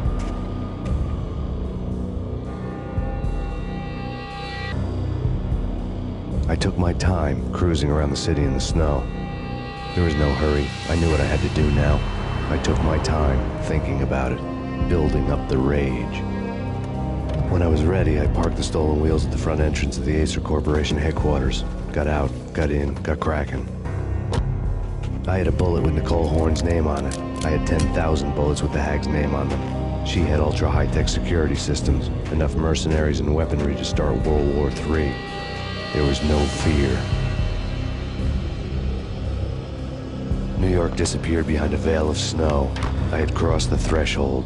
This was her domain, sleek and sexy and soulless, all glass and steel. A place of color-coded security key cards, metal detectors, and surveillance systems.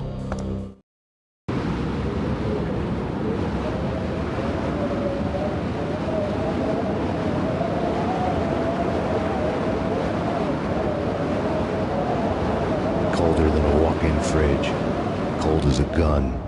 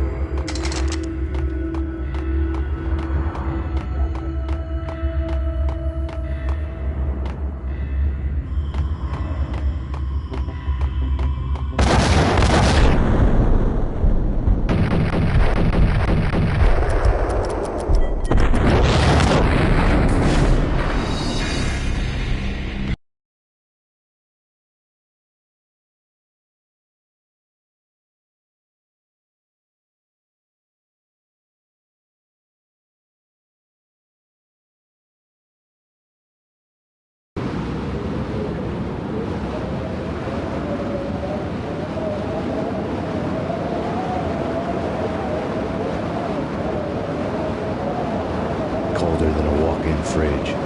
Cold as a gun.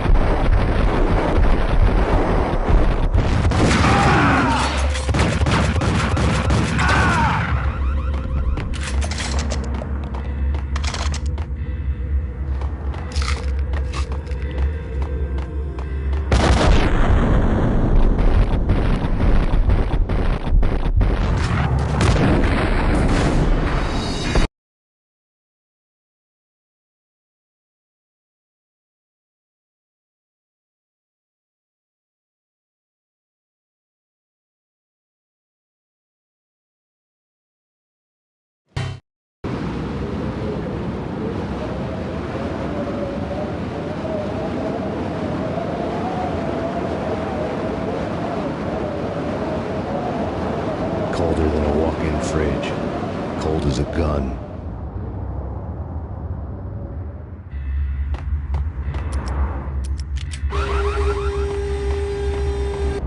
Whack him!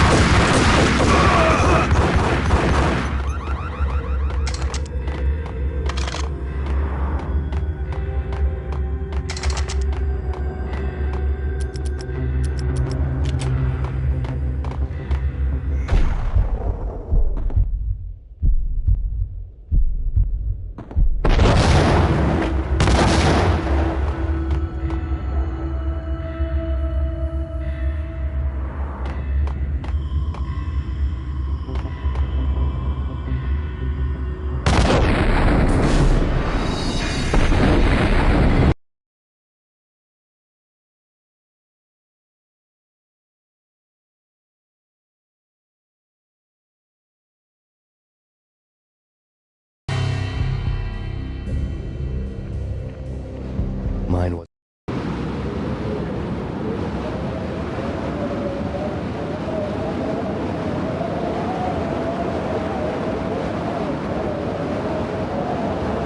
colder than a walk-in fridge.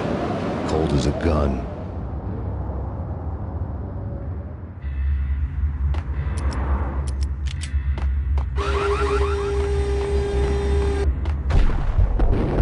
Ice up!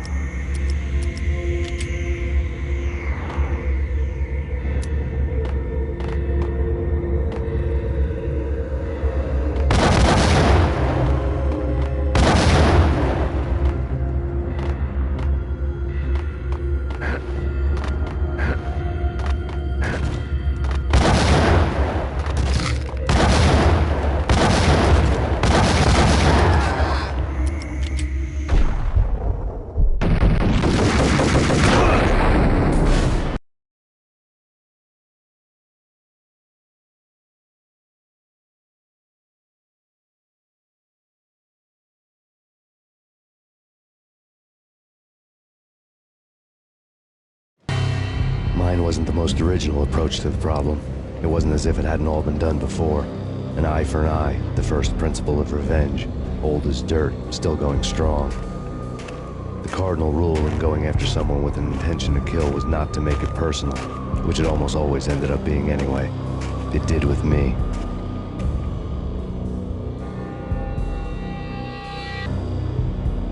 I took my time, cruising around the city in the snow.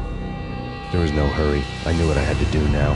I took my time, thinking about it, building up the rage. When I was ready, I parked the stolen wheels at the front entrance of the Acer Corporation headquarters. Got out, got in, got cracking. I had a bullet with Nicole Horn's name on it. I had 10,000 bullets with the Hag's name on them. She had ultra-high-tech security systems.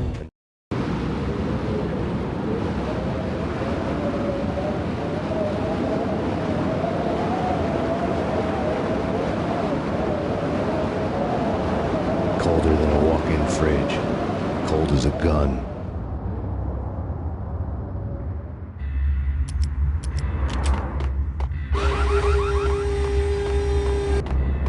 Got him down!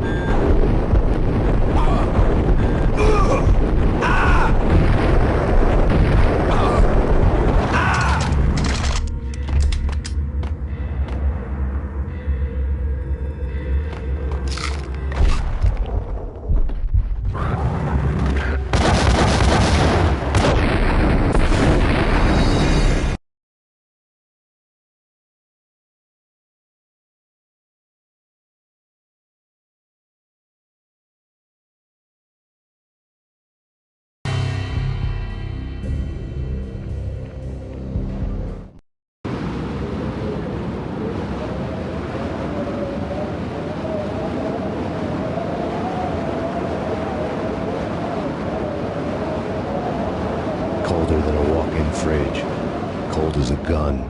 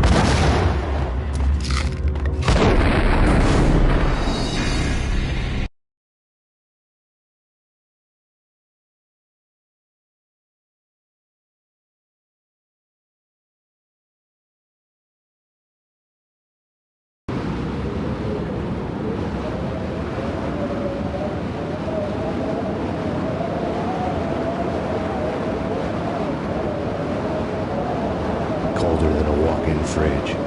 Cold as a gun.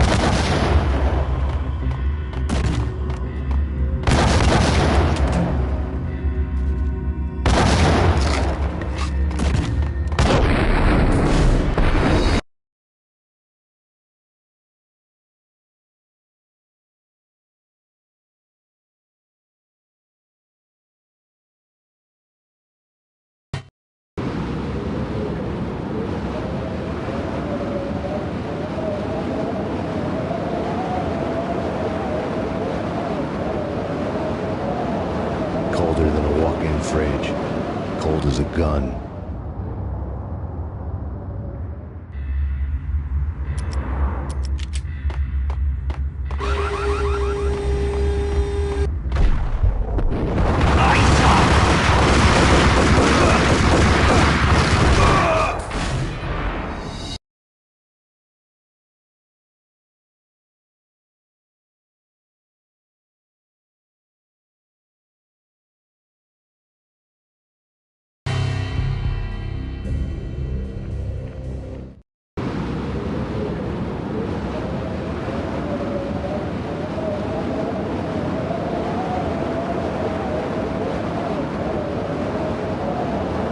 Colder than a walk-in fridge. Cold as a gun.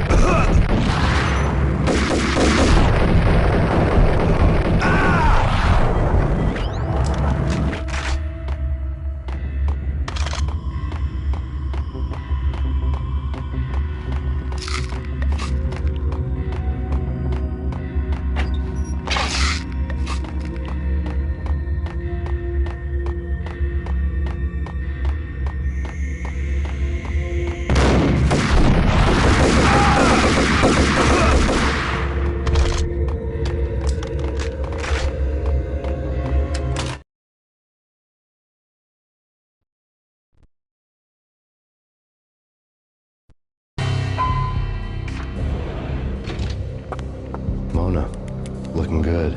Max, we gotta stop meeting like this. It will be a cold day in hell before I let a narc cop stop me. Miss Sachs, do your job.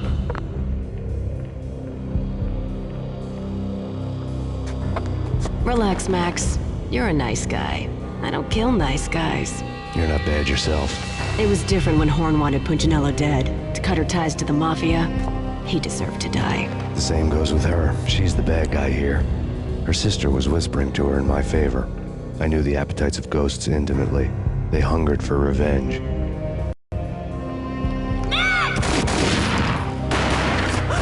No! A gunshot boomed and she fell down in slow motion. She was a nice girl, not really a stone-cold killer. And now she was stone-cold dead. Like religious fanatics or loyal samurai, Horn's private army was coming at me. Contact! I have him.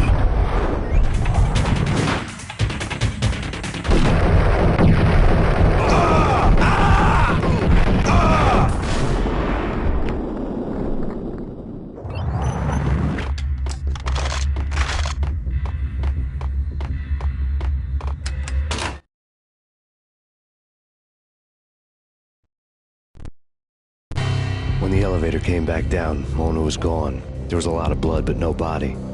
Something clicked for the final time. My mind had never been so clear, as if somewhere high above the storm clouds were already gone, cold stars blazing from the black skies.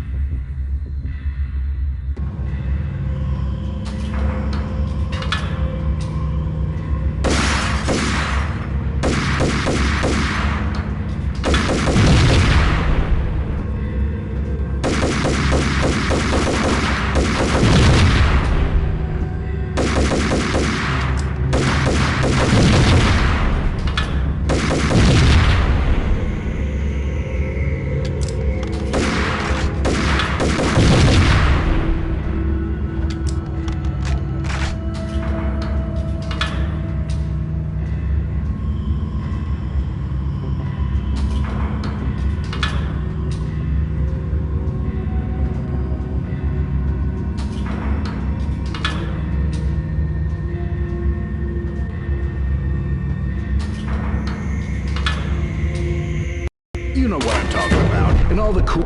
What the hell?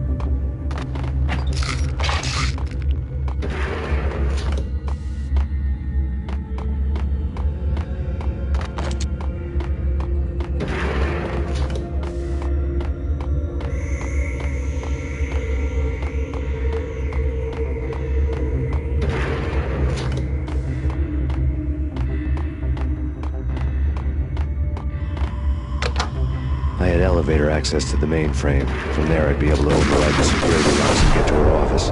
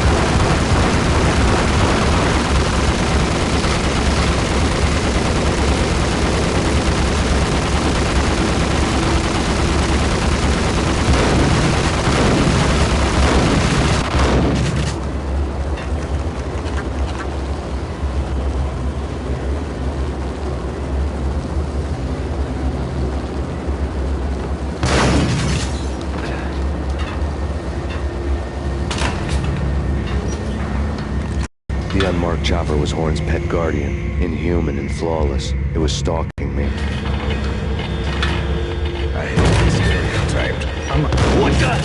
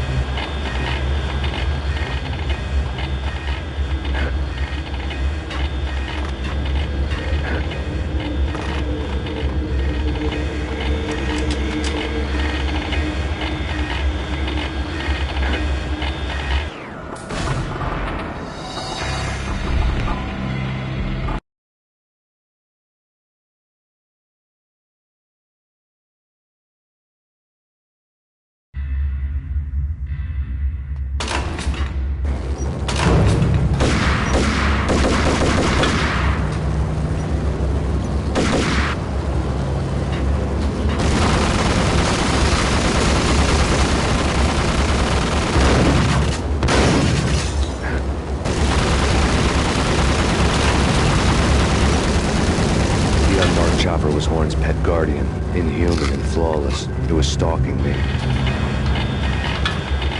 I hate to be stereotyped. I'm a... Kill the bastard! Kill the bastard!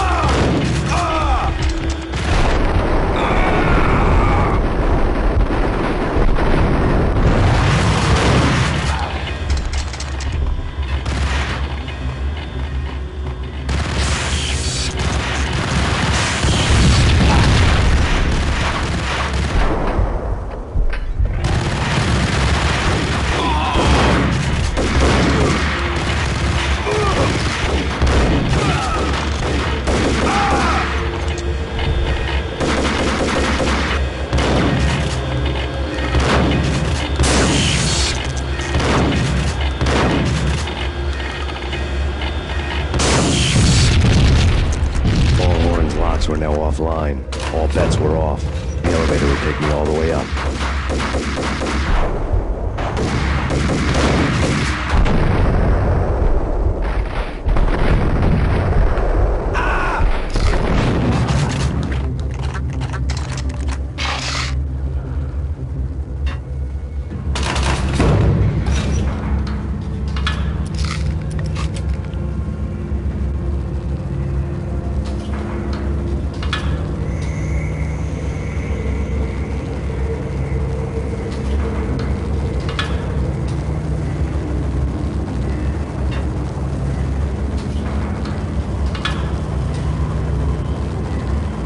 Seen from this height, the night seemed to stretch on to eternity. A hint of desperation had crept into the snowstorm, as if it was trying to get it all out before the end.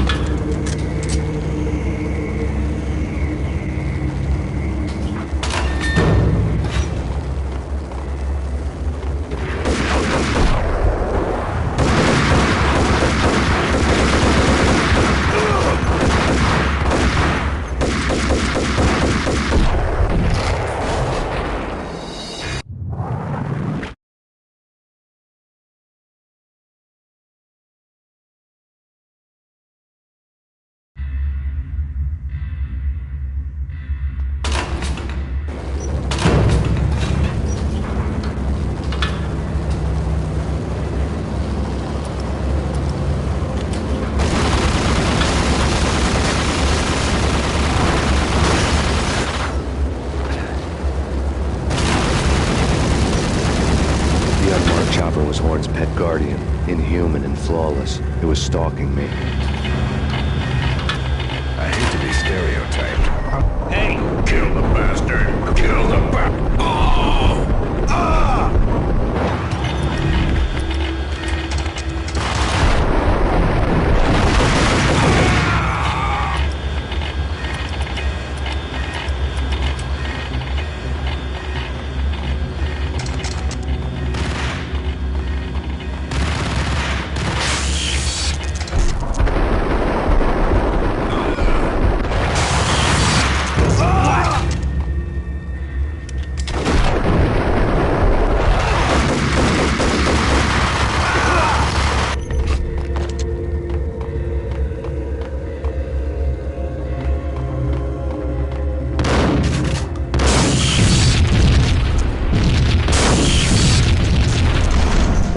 Locks were now offline. All bets were off. The elevator would take me all the way up.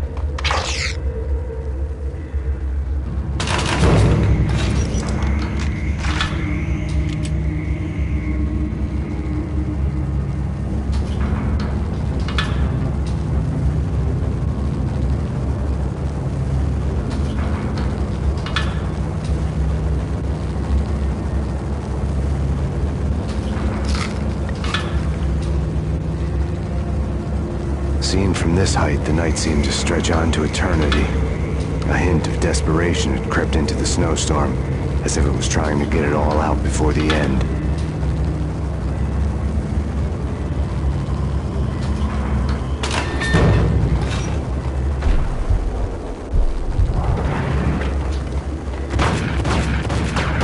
Located.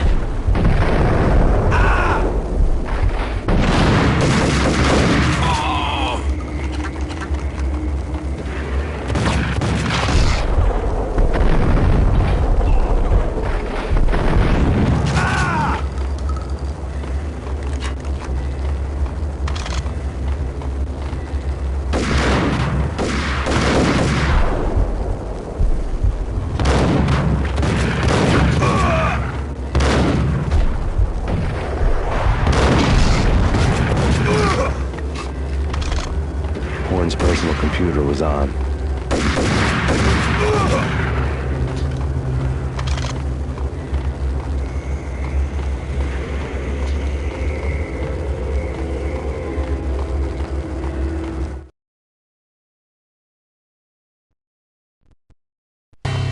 Next to the printer was a neat stack of expensive paper. Hacking through Horn's computer would have unearthed files of criminal plans, strategies for world domination, spy helicopter reports, illegal wiretap recordings, internet porno, all of the above. Take your pick. I really didn't care anymore. I had seen too much of it already.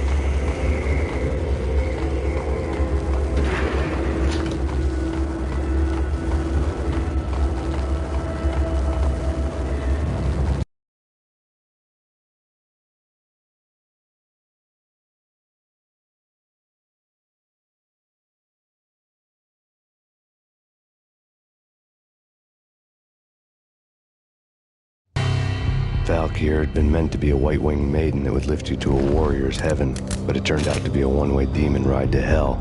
The devil was in the drug. I knew. I had met him.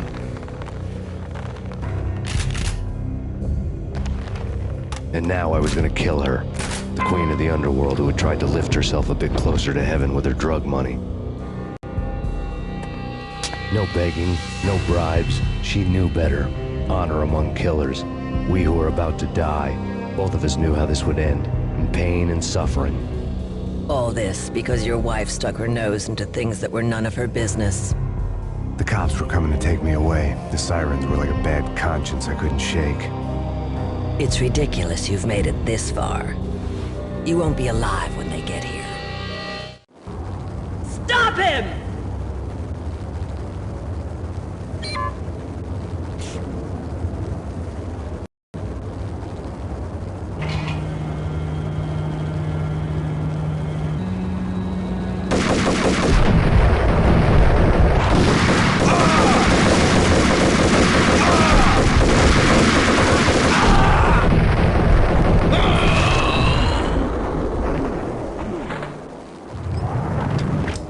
The elevator lobby.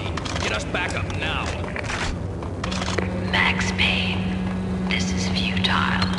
A waste of time.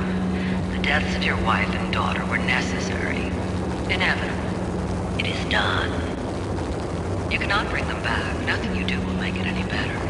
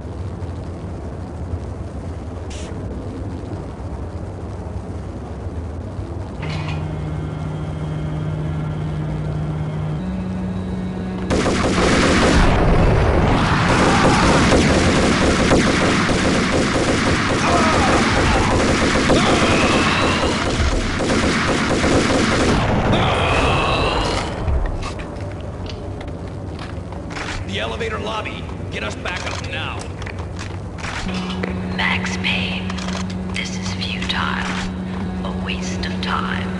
The deaths of your wife and daughter were necessary. Inevitable. It is done. You cannot bring them back. Nothing you do will make it any better.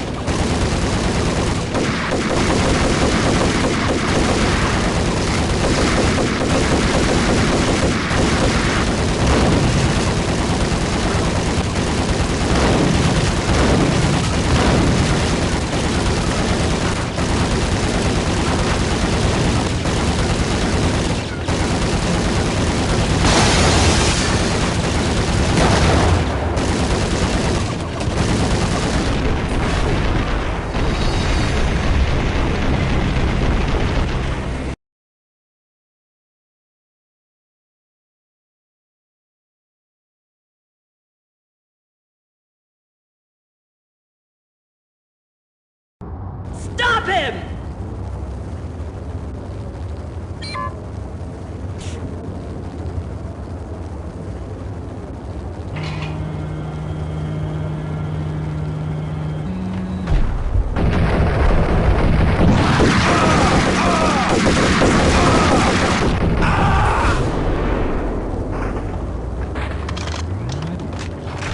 The elevator lobby. Get us back up now. Max Payne, this is futile. A waste of time. The deaths of your wife and daughter were necessary. Inevitable. It is done. You cannot bring them back. Nothing you do will make it any better.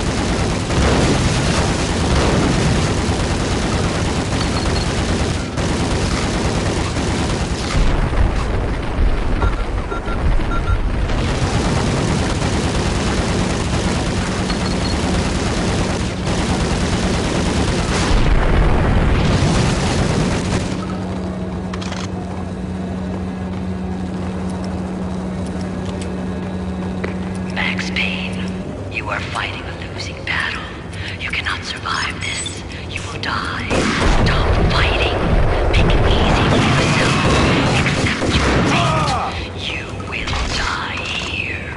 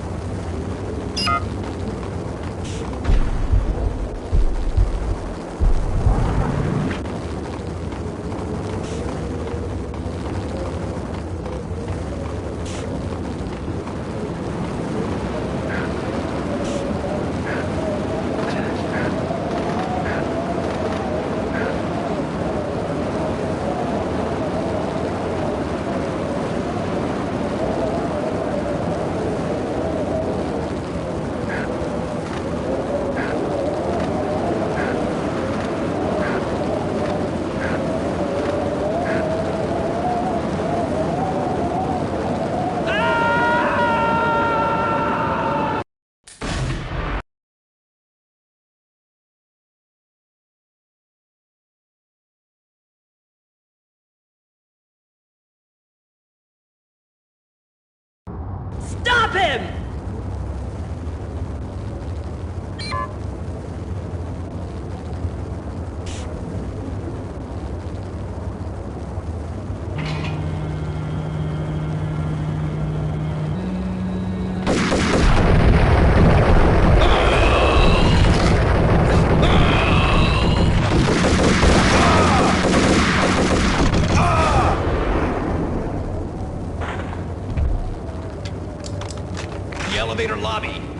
back up now.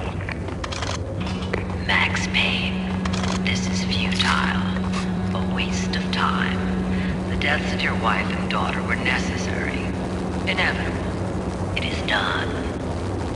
You cannot bring them back. Nothing you do will make it any better.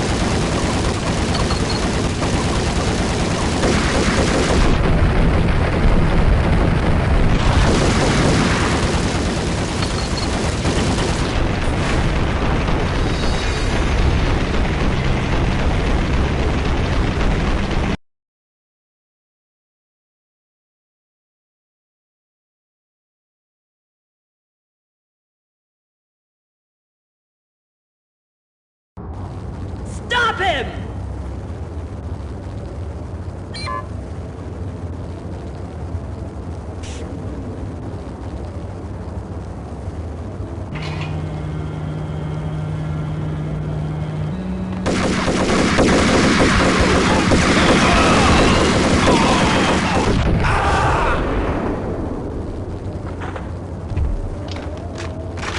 The elevator lobby.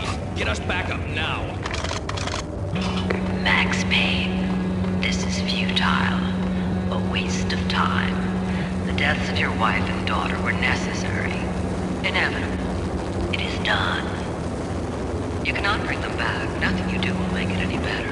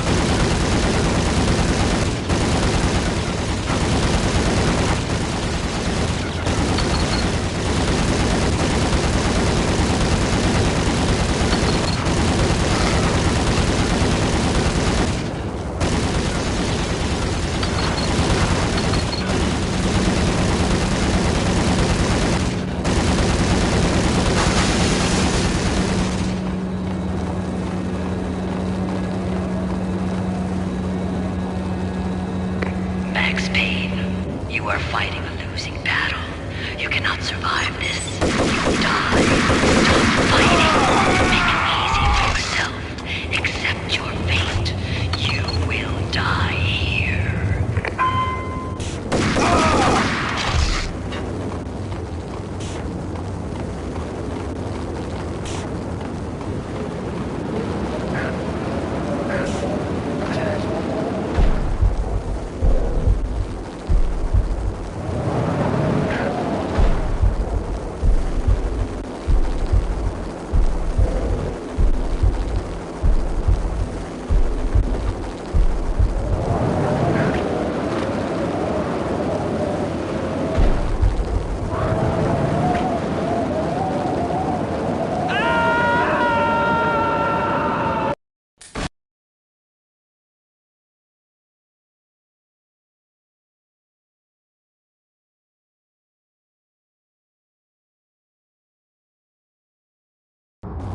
Stop him!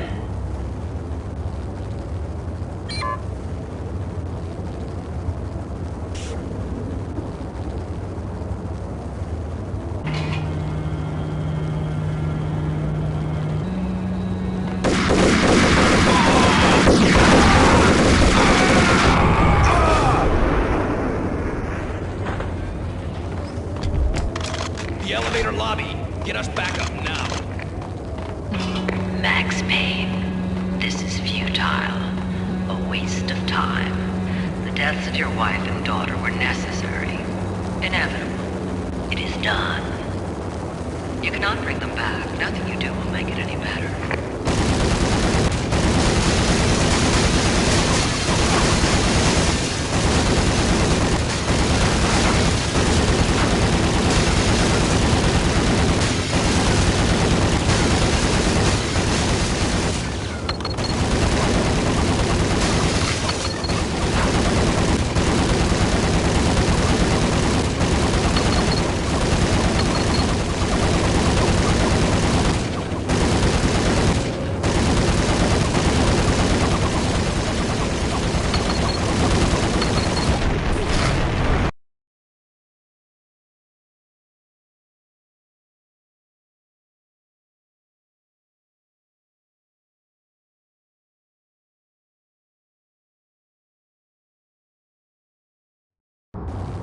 Stop him!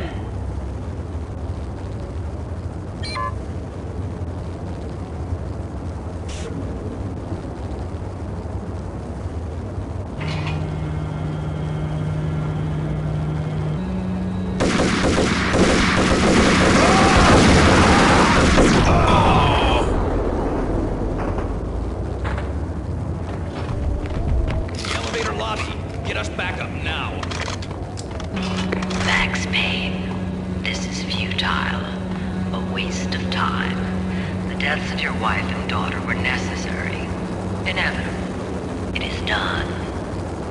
You cannot bring them back. Nothing you do will make it any better.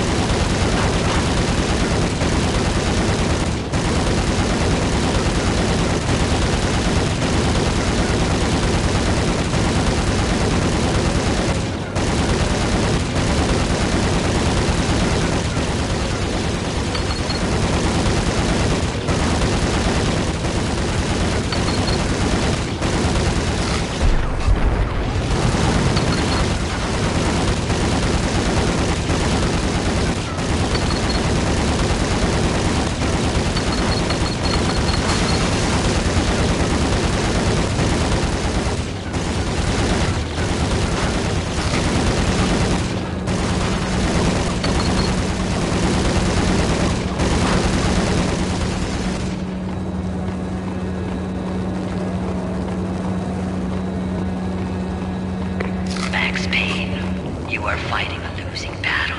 You cannot survive this. You will die. Stop fighting. Make it easy for yourself. Accept your fate. You will die here.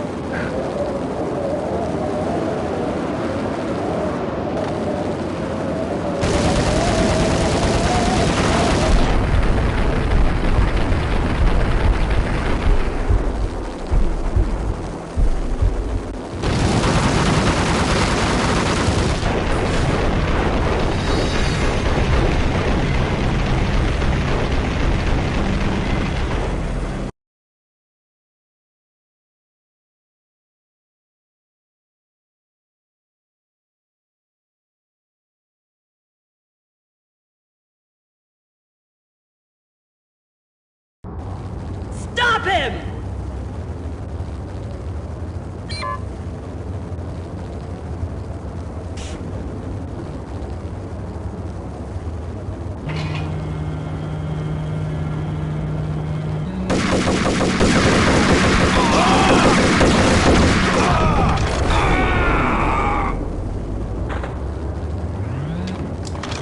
The elevator lobby. Get us back up now. Max Payne, this is futile. A waste of time. The deaths of your wife and daughter were necessary. Inevitable. It is done. You cannot bring them back. Nothing you do will make it any better.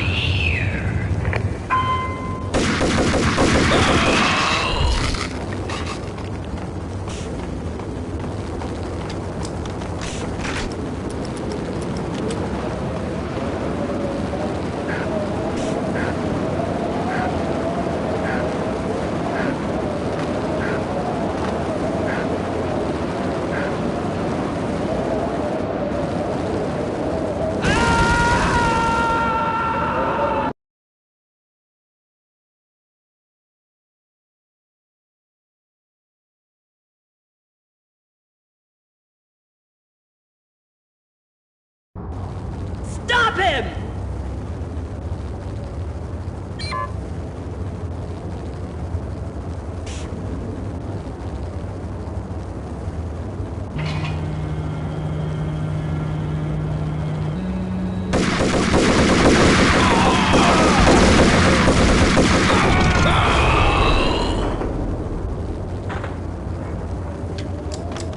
The elevator lobby. Get us back up now. Max Payne, this is futile. A waste of time. The deaths of your wife and daughter were necessary.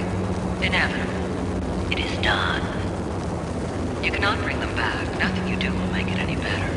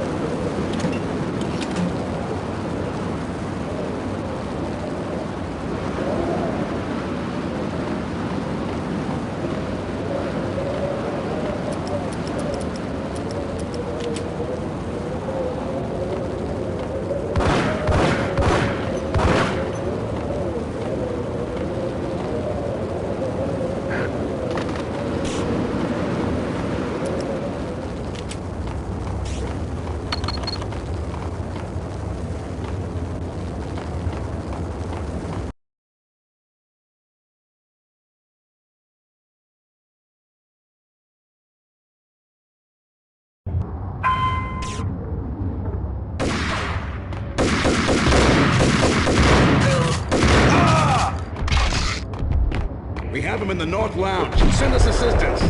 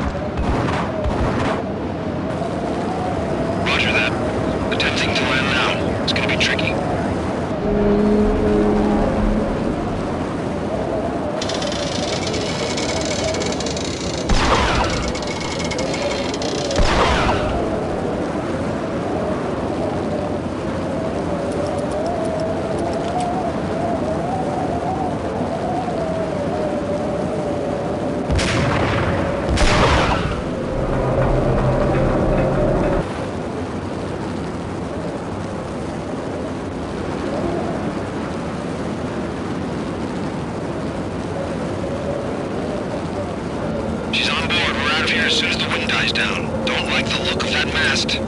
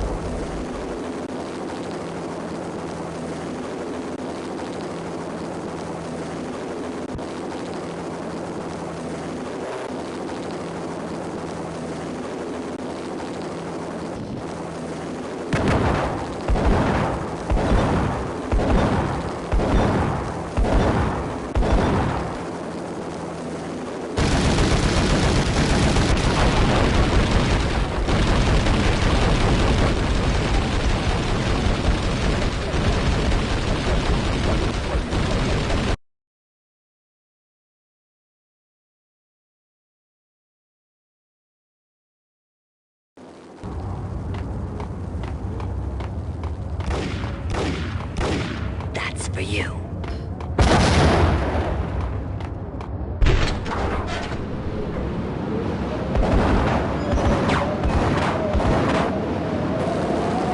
Roger that. Attempting to land now. It's gonna be tricky.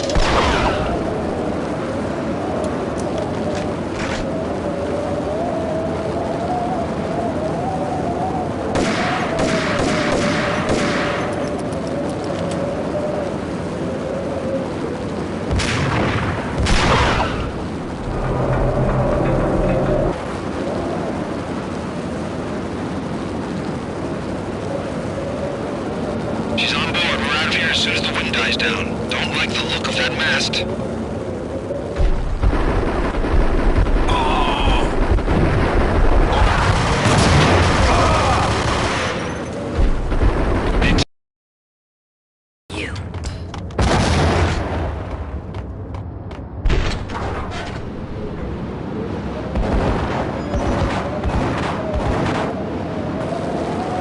Roger that. Attempting to land now. It's gonna be tricky.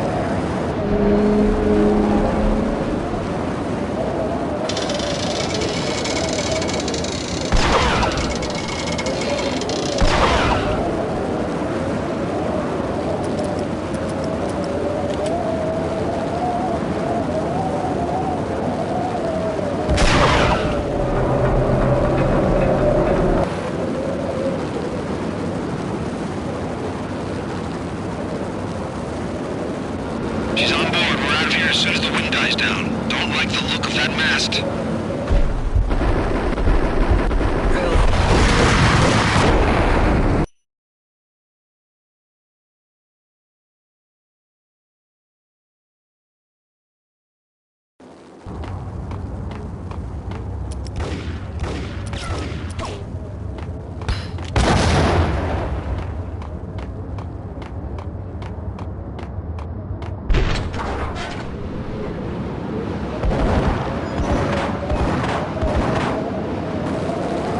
Roger that. Attempting to land now. It's gonna be tricky.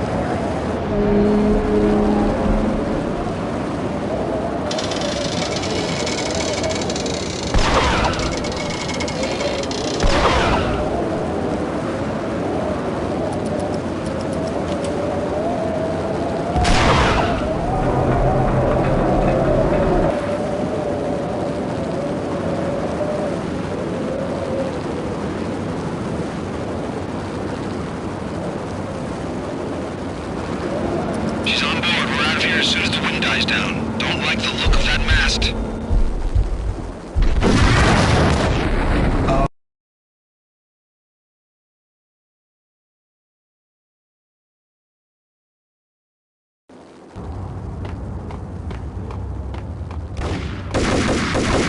That's for you.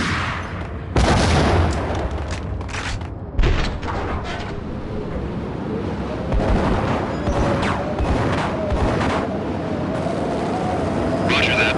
Attempting to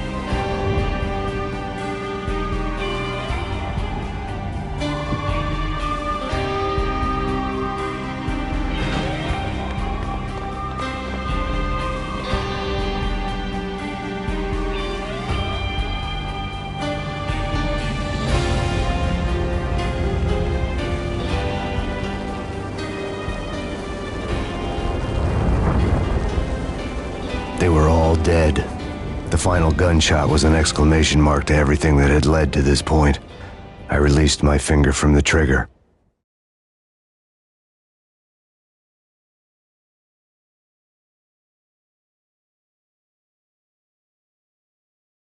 And then it was all over. The storm seemed to lose its frenzy. The ragged clouds gave way to the stars above. Max Payne, this is Deputy Chief Jim Bravura from the NYPD. We've got the building surrounded. Throw down your weapons and lie down with your hands behind your head. A bit closer to heaven.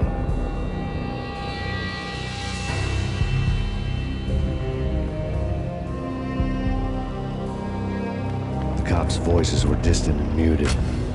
Freeze! NYPD! Hold it right there! My ghosts released me from their haunting. Down below, New York City glittered like diamonds on black velvet.